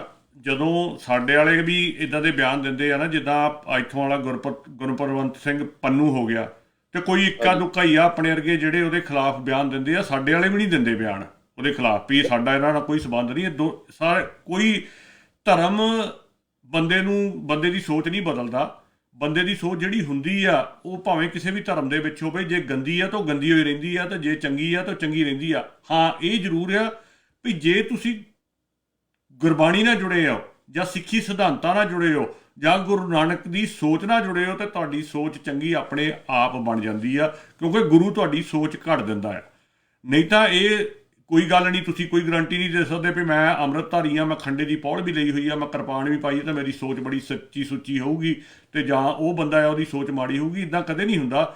ਜਿੰਨਾ ਚਿਰ ਤੁਸੀਂ ਆਪਣੇ ਆਪ ਨੂੰ ਬਦਲਦੇ ਨਹੀਂ, ਉਸ ਜਿਹੜੇ ਧਰਮ ਨੂੰ ਤੁਸੀਂ ਬਿਲੋਂਗ ਕਰਦੇ ਹੋ ਉਹਦੀ ਕੋਈ ਵੀ ਧਰਮ ਨਹੀਂ ਸਿਖਾਉਂਦਾ ਕਦੇ ਵੀ ਤੁਸੀਂ ਆਪਸ 'ਚ ਲੜੋ ਜਾਂ ਆਪਸ 'ਚ ਵੈਰ ਵਿਰੋਧ ਕਰੋ ਜਾਂ ਕੁਛ ਕਰੋ। ਇਹ ਅਸੀਂ ਹੋਈ ਹਾਂ ਜਿਹੜੇ ਉੱਧਰ ਨੂੰ ਤੁਰ ਪੈਂਦੇ ਆ ਤੇ ਧਰਮ ਦੇ ਨਾਂ ਦੇ ਉੱਤੇ ਰਾਜਨੀਤੀ ਕਰਨ ਲੱਗ ਪੈਂਦੇ ਆ। ਜਿਵੇਂ ਹੁਣ ਆਹ ਕਰ ਰਿਹਾ ਆ ਪੰਨੂ, ਰੋਜ਼ ਹੀ ਕੋਈ ਨਾ ਕੋਈ ਬਿਆਨ ਇੱਦਾਂ ਖੜਾ ਹੋ ਕੇ ਔਖੇ ਜੇ ਬੋਲ ਕੇ ਇੱਦਾਂ ਕਰ ਦਿਓ, ਤੁਸੀਂ ਉੱਦਾਂ ਕਰ ਦਿਓ, ਅਸੀਂ ਬਿਜਲੀ ਉਡਾ ਦਿਆਂਗੇ, ਅਸੀਂ ਬੰਦ ਕਰ ਦਿਆਂਗੇ। ਉਹ ਭਾਈ ਜੋ ਕਰਨਾ ਆਪ ਕਰ ਜਾ ਕੇ, ਤੂੰ ਕਿਉਂ ਲੋਕਾਂ ਨੂੰ ਅੱਗ ਲਾਉਣਾ? ਪਰ ਸਾਡੇ ਵਾਲੇ ਵਿੱਚ ਜਿਹੜੇ ਭੋਲੇ ਭਾਲੇ ਆ ਮਗਰ ਲੱਗ ਜਾਂਦੇ ਆ। ਸੋ ਇਹ ਭਾਵੇਂ ਹਿੰਦੂ ਹੋਵੇ, ਭਾਵੇਂ ਸਿੱਖ ਹੋਵੇ, ਭਾਵੇਂ ਕੋਈ ਹੋਰ ਧਰਮ ਹੋਵੇ, ਕਿਉਂਕਿ ਸਾਡੇ ਕੋਲ ਬਹੁਤ ਵੱਡੀ ਐਗਜ਼ਾਮਪਲ ਆ ਲੇਟਲੀ ਹੈਗੀ ਆ ਜੋ ਇੱਥੇ ਹੁਣ ਵਾਪਰਿਆ। ਮੈਂ ਥੋੜ੍ਹੀ ਜਿਹੀ ਉਹਦੇ ਨਾਲ ਰਿਲੇਟ ਕਰੂੰਗਾ। ਅਮਰੀਕਾ ਦੇ ਵਿੱਚ ਕਦੀ ਕਿਸੇ ਨੇ ਸੁਣਿਆ ਸੀਗਾ ਕਿ ਅਮਰੀਕਨ ਲੋਕ ਇੰਨੇ ਅਗਰੈਸਿਵ ਹੋ ਕੇ ਹਾਊਸ ਆਫ ਰੈਪ੍ਰੈਜ਼ੈਂਟੇਟਿਵ ਦੇ ਉੱਤੇ ਹੀ ਹਮਲਾ ਕਰ ਦੂਗੇ ਜਾਂ ਸੈਨੇਟ ਦੇ ਉੱਤੇ ਹੀ ਜਾ ਕੇ ਹਮਲਾ ਕਰ ਦੂਗੇ, ਤੇ ਔਰ ਉੱਥੇ ਜਾ ਕੇ ਕੋਸ਼ਿਸ਼ ਇਹ ਕਰੂਗੇ ਵੀ ਇਹਨਾਂ ਨੂੰ ਫੜ ਲਿਆ ਜਾਵੇ ਜਾਂ ਮਾਰ ਦਿੱਤਾ ਜਾਵੇ। ਵਾਈਸ ਪ੍ਰੈਜ਼ੀਡੈਂਟ ਜਿਹੜਾ ਟਰੰਪ ਦਾ ਹੀ ਵਾਈਸ ਪ੍ਰੈਜ਼ੀਡੈਂਟ ਆ, ਉਹਨੂੰ ਹੀ ਜਾ ਕੇ ਫੜ ਕੇ, ਕਿਉਂਕਿ ਜਿਹੜੇ ਛੋਟੇ ਛੋਟੇ ਬਿਆਨ ਹੁੰਦੇ ਆ ਨਾ, ਇਹ ਮੈਂ ਕੋਈ ਪੰਨੂ ਦੇ ਵਿਰੁੱਧ ਨਹੀਂ, ਜੇ ਉਹ ਖਾਲਿਸਤਾਨ ਦੀ ਮੰਗ ਕਰਦਾ ਉਹਨੂੰ ਹੱਕ ਆ, ਉਹ ਇਸ ਕੰਟਰੀ ਦੇ ਵਿੱਚ ਫ੍ਰੀ ਸਪੀਚ ਆ, ਕੁਝ ਵੀ ਕਰ ਸਕਦਾ। ਪਰ ਜਿਹੜੇ ਬਿਆਨ ਇੱਦਾਂ ਦੇ ਹੁੰਦੇ, ਬਿਆਨ ਬਹੁਤ ਦੂਰ ਤੱਕ ਚੱਲ ਜਾਂਦੇ ਆ। ਹੁਣ ਟਰੰਪ ਉਹਨਾਂ ਬਿਆਨਾਂ ਨੂੰ ਵਾਪਸ ਨਹੀਂ ਲੈ ਸਕਦਾ। ਹੁਣ ਜਿੰਨੇ ਕੇਸ ਹੋਏ ਆ ਕੱਲ੍ਹ ਤੱਕ 120-130 ਕੇਸ ਹੋਏ ਆ, ਉਹਦੇ ਵਿੱਚੋਂ ਬਹੁਤਿਆਂ ਨੇ 90% ਉੱਪਰ ਨੇ ਕਿਹਾ ਵੀ ਅਸੀਂ ਤਾਂ ਉੱਥੇ ਤਾਂ ਗਏ ਸੀ ਕਿਉਂਕਿ ਸਾਨੂੰ ਟਰੰਪ ਨੇ ਕਿਹਾ ਸੀ, ਅਸੀਂ ਤਾਂ ਗਏ ਸੀ। ਹੁਣ ਉਹ ਸ਼ਰੇਆਮ ਪ੍ਰੂਵ ਹੋਣਾ ਆ ਸੈਨੇਟ ਦੇ ਵਿੱਚ ਜਾ ਕੇ ਵੀ ਉਹਨੇ ਕਹਿਣ ਤੇ ਉੱਥੇ ਗਏ ਸੀ, ਇਸ ਕਰਕੇ ਇੰਨਾ ਵਾਇਲੈਂਸ ਹੋਇਆ। ਸੋ ਜਿਹੜੀ ਜ਼ੁਬਾਨ ਦੀ ਵਾਇਲੈਂਸ ਆ ਨਾ, ਜ਼ੁਬਾਨ ਦੀ ਵਾਇਲੈਂਸ ਬਾਹਰਲੀ ਵਾਇਲੈਂਸ ਨਾਲੋਂ ਕਿਤੇ ਜ਼ਿਆਦਾ ਖਤਰਨਾਕ ਹੁੰਦੀ ਆ, ਕਿਉਂਕਿ ਜਿਹੜੀ ਫਿਜ਼ੀਕਲ ਵਾਇਲੈਂਸ ਆ ਉਹ ਤੁਸੀਂ ਜਿੱਥੇ ਖੜੇ ਹੋਵੋ, ਜਿੱਥੇ ਖੜੇ ਆ ਉੱਥੇ ਹੀ ਕਰ ਸਕਦੇ ਆ, ਔਰ ਅਗਲਾ ਵੀ ਜਿਹੜਾ ਅੱਗੋਂ ਹੁੰਦਾ ਉਹ ਪ੍ਰੋਟੈਕਟ ਕਰ ਸਕਦਾ ਹੈ, ਉਹਦੇ ਕੋਲ ਪੂਰੀ ਪ੍ਰੋਟੈਕਸ਼ਨ ਹੁੰਦੀ ਆ। ਉਹ ਜਿਹੜੀ ਫਿਜ਼ੀਕਲ ਵਾਇਲੈਂਸ ਆ ਉਹਨੂੰ ਕੰਟਰੋਲ ਕਰ ਸਕਦਾ। ਜੇ ਅਗਲੇ ਨੇ ਵੀ ਜੇਬ 'ਚ ਪਿਸਟਲ ਪਾਈ ਹੋਈ ਹੈ, ਰਿਵਾਲਵਰ ਪਾਈ ਹੋਈ ਆ, ਤੇ ਉਹ ਤੁਹਾਨੂੰ ਪਹਿਲਾਂ ਗੋਲੀ ਮਾਰ ਸਕਦਾ ਉੱਤੋਂ। ਜਿਹੜੀ ਜ਼ਬਾਨ ਦੀ ਵਾਇਲੈਂਸ ਆ ਉਹ ਤੁਸੀਂ ਸੋਸ਼ਲ ਮੀਡੀਆ ਕਰਕੇ ਇੱਥੇ ਬੈਠ ਕੇ ਮੈਂ ਵਾਇਲੈਂਸ ਕਰੀ ਜਾਵਾਂ, ਸਾਰੀ ਦੁਨੀਆ 'ਚ ਫੈਲੀ ਜਾਣੀ ਹੈ। ਉਹ ਮੈਨੂੰ ਕੋਈ ਫਿਜ਼ੀਕਲ ਦੀ ਟੈਨਸ਼ਨ ਨਹੀਂ ਵੀ ਮੇਰੀ ਕੋਈ ਰੋਕ ਸਕਦਾ ਜਾਂ ਕੀ ਕਰ ਸਕਦਾ। ਬਾਅਦ 'ਚ ਇਹੋ ਜਿਹੇ ਬਿਆਨ ਦੇ ਦੇਣੇ ਵੀ ਜੇ ਮੈਂ ਬਿਆਨ ਦਿੱਤਾ ਤਾਂ ਤੁਸੀਂ ਵੀ ਉਹਦੇ ਖਿਲਾਫ ਬਿਆਨ ਦਿਓ। ਨਹੀਂ ਭਾਈ, ਕਈਆਂ ਦੇ ਬਿਆਨਾਂ ਦੀ ਜਿਹੜੀ ਵੇਟ ਆ ਉਹ ਜ਼ਿਆਦਾ ਹੁੰਦਾ ਆ, ਉਹਨਾਂ ਦੇ ਜਿਹੜੇ ਫਾਲੋਅਰ ਹੁੰਦੇ ਆ ਉਹ ਵੇਟ ਨੂੰ ਚੱਕ ਕੇ ਤੇ ਉਹ ਮਗਰ ਲੱਗ ਜਾਂਦੇ ਆ, ਜਿਹਦੇ ਕਰਕੇ ਬਹੁਤ ਜ਼ਿਆਦਾ ਨੁਕਸਾਨ ਆਮ ਤੌਰ 'ਤੇ ਹੀ ਹੁੰਦਾ। ਦੇਖ ਲਿਓ, ਕੋਈ ਵੀ ਦੁਨੀਆ ਦਾ ਇਤਿਹਾਸ ਦੇਖ ਲਿਓ, ਕਿਤੇ ਵੀ ਜਦੋਂ ਲੜਾਈਆਂ ਪੈਂਦੀਆਂ ਜਾਂ ਕਤਲੋਗਾਰਦ ਹੁੰਦੀ ਆ ਜਾਂ ਕੁਛ ਹੋਇਆ, ਉਹ ਕਰਾਉਣ ਵਾਲੇ ਇੱਕਾ ਦੁੱਕਾ ਬੰਦੇ ਹੀ ਹੁੰਦੇ ਆ, ਪਰ ਕਰਨ ਵਾਲੇ ਬਹੁਤ ਸਾਰੇ ਹੋ ਜਾਂਦੇ, ਕਿਉਂਕਿ ਉਹ ਉਸ ਵਾਇਲੈਂਸ ਦਾ ਹਿੱਸਾ ਬਣ ਜਾਂਦੇ ਆ ਬਾਅਦ 'ਚ, ਜਿਹੜਾ ਫਿਜ਼ੀਕਲ ਵਾਇਲੈਂਸ ਹੁੰਦਾ। ਸੋ ਜਿਹੜਾ ਜ਼ਬਾਨ ਦਾ ਵਾਇਲੈਂਸ ਆ ਉਹ ਕਿਤੇ ਜ਼ਿਆਦਾ ਖਤਰਨਾਕ ਆ, ਕਿਉਂ ਖਾਸ ਕਰਕੇ ਅੱਜ ਦੀ ਤਰੀਕ 'ਚ। ਪਹਿਲਾਂ ਇੱਦਾਂ ਨਹੀਂ ਸੀ ਹੁੰਦਾ। ਪਹਿਲਾਂ ਤੁਹਾਡੇ ਕੋਲ 100 ਬੰਦਾ ਖੜਾ, 1000 ਖੜਾ, ਤੁਸੀਂ ਉੱਥੇ ਹੀ ਕਰ ਸਕਦੇ ਸੀ। ਹੁਣ ਤੁਸੀਂ ਇੱਥੇ ਖੜੇ ਮਿਲੀਅਨਾਂ ਤੱਕ ਆਪਣੀ ਗੱਲ ਪਹੁੰਚਾ ਸਕਦੇ ਹੋ। ਕਿਉਂ ਟਵਿੱਟਰ ਤੋਂ ਬੈਨ ਕਰਨਾ ਪਿਆ ਟਰੰਪ ਨੂੰ? ਇਸੇ ਕਰਕੇ ਕਿਉਂਕਿ ਉਹ ਵਾਇਲੈਂਸ ਫੈਲਾ ਰਿਹਾ ਸੀ। ਉਹ ਅੱਗੋਂ ਜਿਹੜੇ ਬਾਕੀ ਲੋਕ ਸੀ ਉਹਦੀ ਵਾਇਲੈਂਸ ਨੂੰ ਦੇਖ ਕੇ ਉਹ ਅੱਗੋਂ ਫਿਜ਼ੀਕਲ ਵਾਇਲੈਂਸ 'ਚ ਕਨਵਰਟ ਹੋ ਜਾਂਦਾ। ਜਿਹੜਾ ਤੁਹਾਡੇ ਜ਼ਬਾਨ ਦਾ ਵਾਇਲੈਂਸ ਹੁੰਦਾ ਉਹ ਬਾਅਦ 'ਚ ਲੋਕਾਂ ਦੇ ਤੱਕ ਪਹੁੰਚਦੇ ਫਿਜ਼ੀਕਲ ਵਾਇਲੈਂਸ 'ਚ ਕਨਵਰਟ ਹੋ ਜਾਂਦਾ ਆ। ਸੋ ਬਹੁਤ ਸੋਚ ਸਮਝ ਕੇ ਸਾਡੇ ਲੀਡਰਾਂ ਨੂੰ, ਸਾਡੇ ਜਿਹੜੇ ਅੱਗੇ ਬੰਦੇ ਆ, ਉਹਨਾਂ ਨੂੰ ਬਿਆਨ ਦੇਣੇ ਚਾਹੀਦੇ ਆ। ਹੁਣ ਬਿੱਟੂ ਕਹੀ ਜਾਂਦਾ ਮੇਰੀ ਪੱਗ ਲਾਤੀ, ਜੀਰੇ ਦੀ ਪੱਗ ਲਾਤੀ, ਪਰ ਜਿਹੜੇ ਬਿਆਨ ਦਿੱਤੇ ਆ, ਜਿਹੜਾ ਇਹਨੇ ਜ਼ਬਾਨ ਤੋਂ ਵਾਇਲੈਂਸ ਕੀਤਾ ਹੋਇਆ ਆ, ਉਹਦਾ ਰਿਜ਼ਲਟ ਸੀ ਇਹ ਫਿਜ਼ੀਕਲ ਵਾਇਲੈਂਸ। ਤੁਸੀਂ ਕਿਹਾ ਕਿ ਉੱਥੇ ਚੋਰ ਬੈਠੇ ਆ, ਠੱਗ ਬੈਠੇ ਆ, ਗੁੰਡੇ ਬੈਠੇ ਆ, ਬਦਮਾਸ਼ ਬੈਠੇ ਆ, ਬਾਅਦ 'ਚ ਉੱਥੇ ਜਾ ਰਹੇ ਆ ਤਾਂ ਅਗਲਿਆਂ ਨੇ ਤਾਂ ਗੁੰਡੇ ਬਣਨਾ ਹੀ ਆ ਵੀ ਸਾਡੇ ਤੇ ਮੋਹਰ ਤਾਂ ਪਹਿਲਾਂ ਹੀ ਲਾ ਚੁੱਕਾ ਇਹ, ਤੇ ਤੁਹਾਨੂੰ ਬਣ ਕੇ ਹੀ ਦਿਖਾ ਦਿੰਦੇ ਆ। ਸੋ ਬਹੁਤੀ ਵਾਰੀ ਇੱਦਾਂ ਹੀ ਹੁੰਦਾ ਆ। ਸਾਨੂੰ ਬਹੁਤ ਸੋਚ ਸਮਝ ਕੇ ਗੱਲ ਕਰਨ ਦੀ ਲੋੜ ਆ। ਇਸ ਟਾਈਮ ਦੇ ਉੱਤੇ ਜਾਬਤੇ 'ਚ ਰਹਿਣ ਦੀ ਲੋੜ ਆ। ਮੈਂ ਬਾਰ-ਬਾਰ ਕਹੀ ਜਾਂਦਾ, ਜੇ ਅਸੀਂ ਇਹ ਲੜਾਈ ਜਿੱਤਣੀ ਆ ਤੇ ਦੋ ਹੀ ਚੀਜ਼ਾਂ ਨਾਲ ਜਿੱਤੀ ਜਾ ਸਕਦੀ ਆ, ਇੱਕ ਏਕਤਾ ਤੇ ਦੂਜਾ ਜਾਬਤਾ। ਜਿੱਦਣ ਅਸੀਂ ਇਹਨਾਂ ਦੋਨਾਂ ਚੀਜ਼ਾਂ 'ਚੋਂ ਇੱਕ ਵੀ ਚੀਜ਼ ਗਵਾਤੀ, ਜਾਂ ਏਕਤਾ ਗਵਾਤੀ ਜਾਂ ਜਾਬਤਾ ਗਵਾਤਾ, ਤੇ ਇਹ ਜਿਹੜਾ ਮੋਰਚਾ ਬਾਕੀ ਮੋਰਚਿਆਂ ਦੀ ਤਰ੍ਹਾਂ, ਬਾਰ-ਬਾਰ ਮੈਂ ਐਗਜ਼ਾਮਪਲ ਦਿੰਦਾ, ਇਹ ਪਹਿਲੀ ਵਾਰੀ ਨਹੀਂ ਲੱਗਾ ਪੰਜਾਬ 'ਚ ਮੋਰਚਾ ਵੀਰੋ। ਮੋਰਚੇ ਬਹੁਤ ਲੱਗੇ ਆ, ਔਰ ਉਦੋਂ ਹੀ ਫੇਲ ਹੋਏ ਆ ਜਦੋਂ ਏਕਤਾ ਟੁੱਟ ਗਈ ਆ। ਉਹ 84 ਤੋਂ ਲੈ ਕੇ ਹੁਣ ਤੱਕ ਜਿੰਨੇ ਵੀ ਮੋਰਚੇ ਲੱਗੇ ਆ, ਉਹਨਾਂ ਸਾਰਿਆਂ 'ਤੇ ਨੋਟ ਕਰ ਲਓ, ਜਿੱਦਣ ਏਕਤਾ ਭੰਗ ਹੋਈ ਜਾਂ ਜਾਬਤੇ 'ਚੋਂ ਬਾਹਰ ਨਿਕਲੇ, ਉਹ ਮੋਰਚਾ ਖੇਰੂ ਹੋ ਗਿਆ, ਤੇ ਫਿਰ ਸਿਰਫ ਨੁਕਸਾਨ ਹੀ ਹੁੰਦਾ ਬਾਅਦ 'ਚ, ਕਦੀ ਵੀ ਜਿੱਤ ਨਹੀਂ ਹੁੰਦੀ। ਜਿੰਨਾ ਚਿਰ ਏਕਤਾ ਰਹਿੰਦੀ ਆ ਉਹਨਾਂ ਚਿਰ ਹੀ ਜਿੱਤ ਹੁੰਦੀ ਆ। ਜ਼ਰੂਰੀ ਨਹੀਂ ਹੁੰਦਾ ਤੁਹਾਡੀ ਹਰ ਕਿਸੇ ਨਾਲ ਸਹਿਮਤੀ ਹੋਣੀ ਆ, ਔਰ ਹੋਣੀ ਚਾਹੀਦੀ ਵੀ ਨਹੀਂ। ਇਹ ਜਾਗਦੀਆਂ ਜ਼ਮੀਰਾਂ ਦੀ ਨਿਸ਼ਾਨੀ ਹੁੰਦੀ ਆ। ਥੋੜ੍ਹਾ ਬਹੁਤਾ ਆਪਸ 'ਚ ਮਤਭੇਦ ਹੁੰਦਾ, ਹਰ ਥਾਂ 'ਤੇ ਹੁੰਦਾ, ਪਰ ਜਿਹੜੀ ਸੈਂਟਰਲ ਆਈਡੀਆ ਉਹਦੇ ਉੱਤੇ ਤੁਸੀਂ ਇਕੱਠੇ ਰਹੋ। ਸੈਂਟਰਲ ਆਈਡੀਆ ਇਹ ਹੈਗਾ, ਜਿਹੜੇ ਇਹ 3 ਕਾਨੂੰਨ ਆ ਇਹ ਭੰਗ ਕਰਾ ਕੇ ਜਾਣਾ, MSP ਨੂੰ ਕਾਨੂੰਨ ਬਣਾ ਕੇ ਲੈ ਕੇ ਜਾਣਾ ਆ। ਇੱਥੇ ਰਹੋ, ਬਾਕੀ ਗੱਲਾਂ ਨੂੰ ਹਾਲੇ ਸਾਈਡ 'ਤੇ ਕਰ ਦਿਓ। ਉਹ ਗੱਲਾਂ ਆਪਾਂ ਬਾਅਦ 'ਚ ਕਰ ਲਾਂਗੇ। ਆਪਾਂ ਕਾ ਲੈਂਦੇ ਹਾਂ। ਹਾਂਜੀ ਪ੍ਰੀਤ ਮਹਿੰਦਰ ਜੀ, ਤੁਸੀਂ ਔਨ ਏਅਰ ਹੋ। ਹਾਂਜੀ ਗੋਲਡੀ ਵੀਰ ਜੀ, ਖਾਲਸਾ ਫਤਿਹ ਜੀ ਕੁਮਾਰ ਭਾਜੀ। ਨਨੂਆ ਸਾਹਿਬ ਤੁਸੀਂ ਹੋਲਡ ਕਰਿਓ। ਹਾਂਜੀ ਥੈਂਕ ਯੂ। ਨਹੀਂ ਤੁਸੀਂ ਬੋਲੋ, ਨਨੂਆ ਸਾਹਿਬ ਨੂੰ ਹੋਲਡ ਕਰਾਉਂਦੇ ਆ, ਤੁਸੀਂ ਪ੍ਰੀਤ ਮਹਿੰਦਰ ਜੀ ਕਰੋ ਗੱਲ। Okay thank you. ਮੈਂ ਕਿਹਾ ਅੱਜ ਤੁਸੀਂ ਜਿਹੜਾ ਕਨਵਰ ਵੀਰ ਨੂੰ ਲਿਆਂਦਾ ਹੈ ਤਾਂ ਇੱਕ ਬਹੁਤ ਹੀ ਵਧੀਆ ਸ਼ਲਾਘਾਯੋਗ ਉਪਰਾਲਾ ਸੀਗਾ।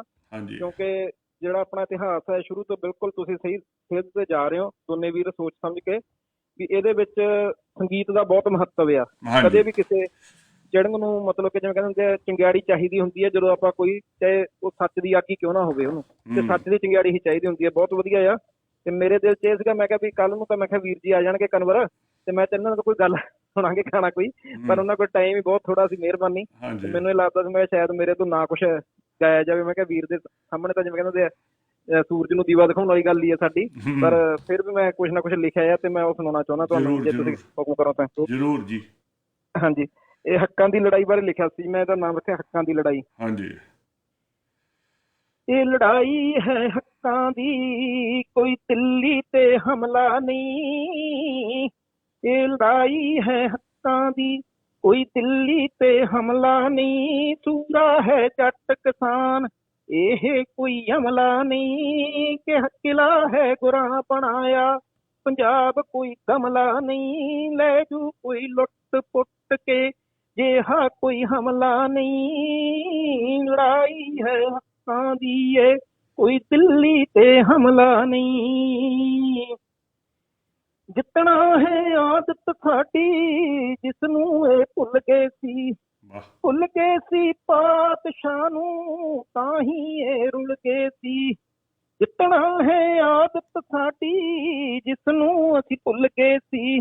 ਭੁੱਲ ਗਏ ਸੀ ਪਾਤਸ਼ਾਹ ਨੂੰ ਤਾਂ ਹੀ ਇਹ ਰੁਲ ਗਏ ਸੀ।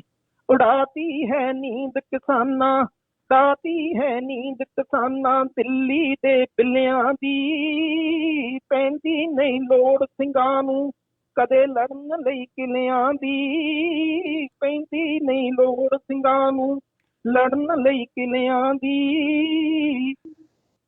ਦਿੱਲੀ ਤੇ ਹਮਲਾ ਨਹੀਂ, ਵਾਹ ਜਿੱਤਣਾ ਹੈ ਸੱਚ ਨੇ ਆਖਰ, ਝੂਠ ਤਾਂ ਹਰਦਾ ਆ, ਸਿੰਘਾਂ ਦੇ ਰੋਕ ਕੇ ਕੂੜ ਤਾਂ ਮਰਦਾ ਆ।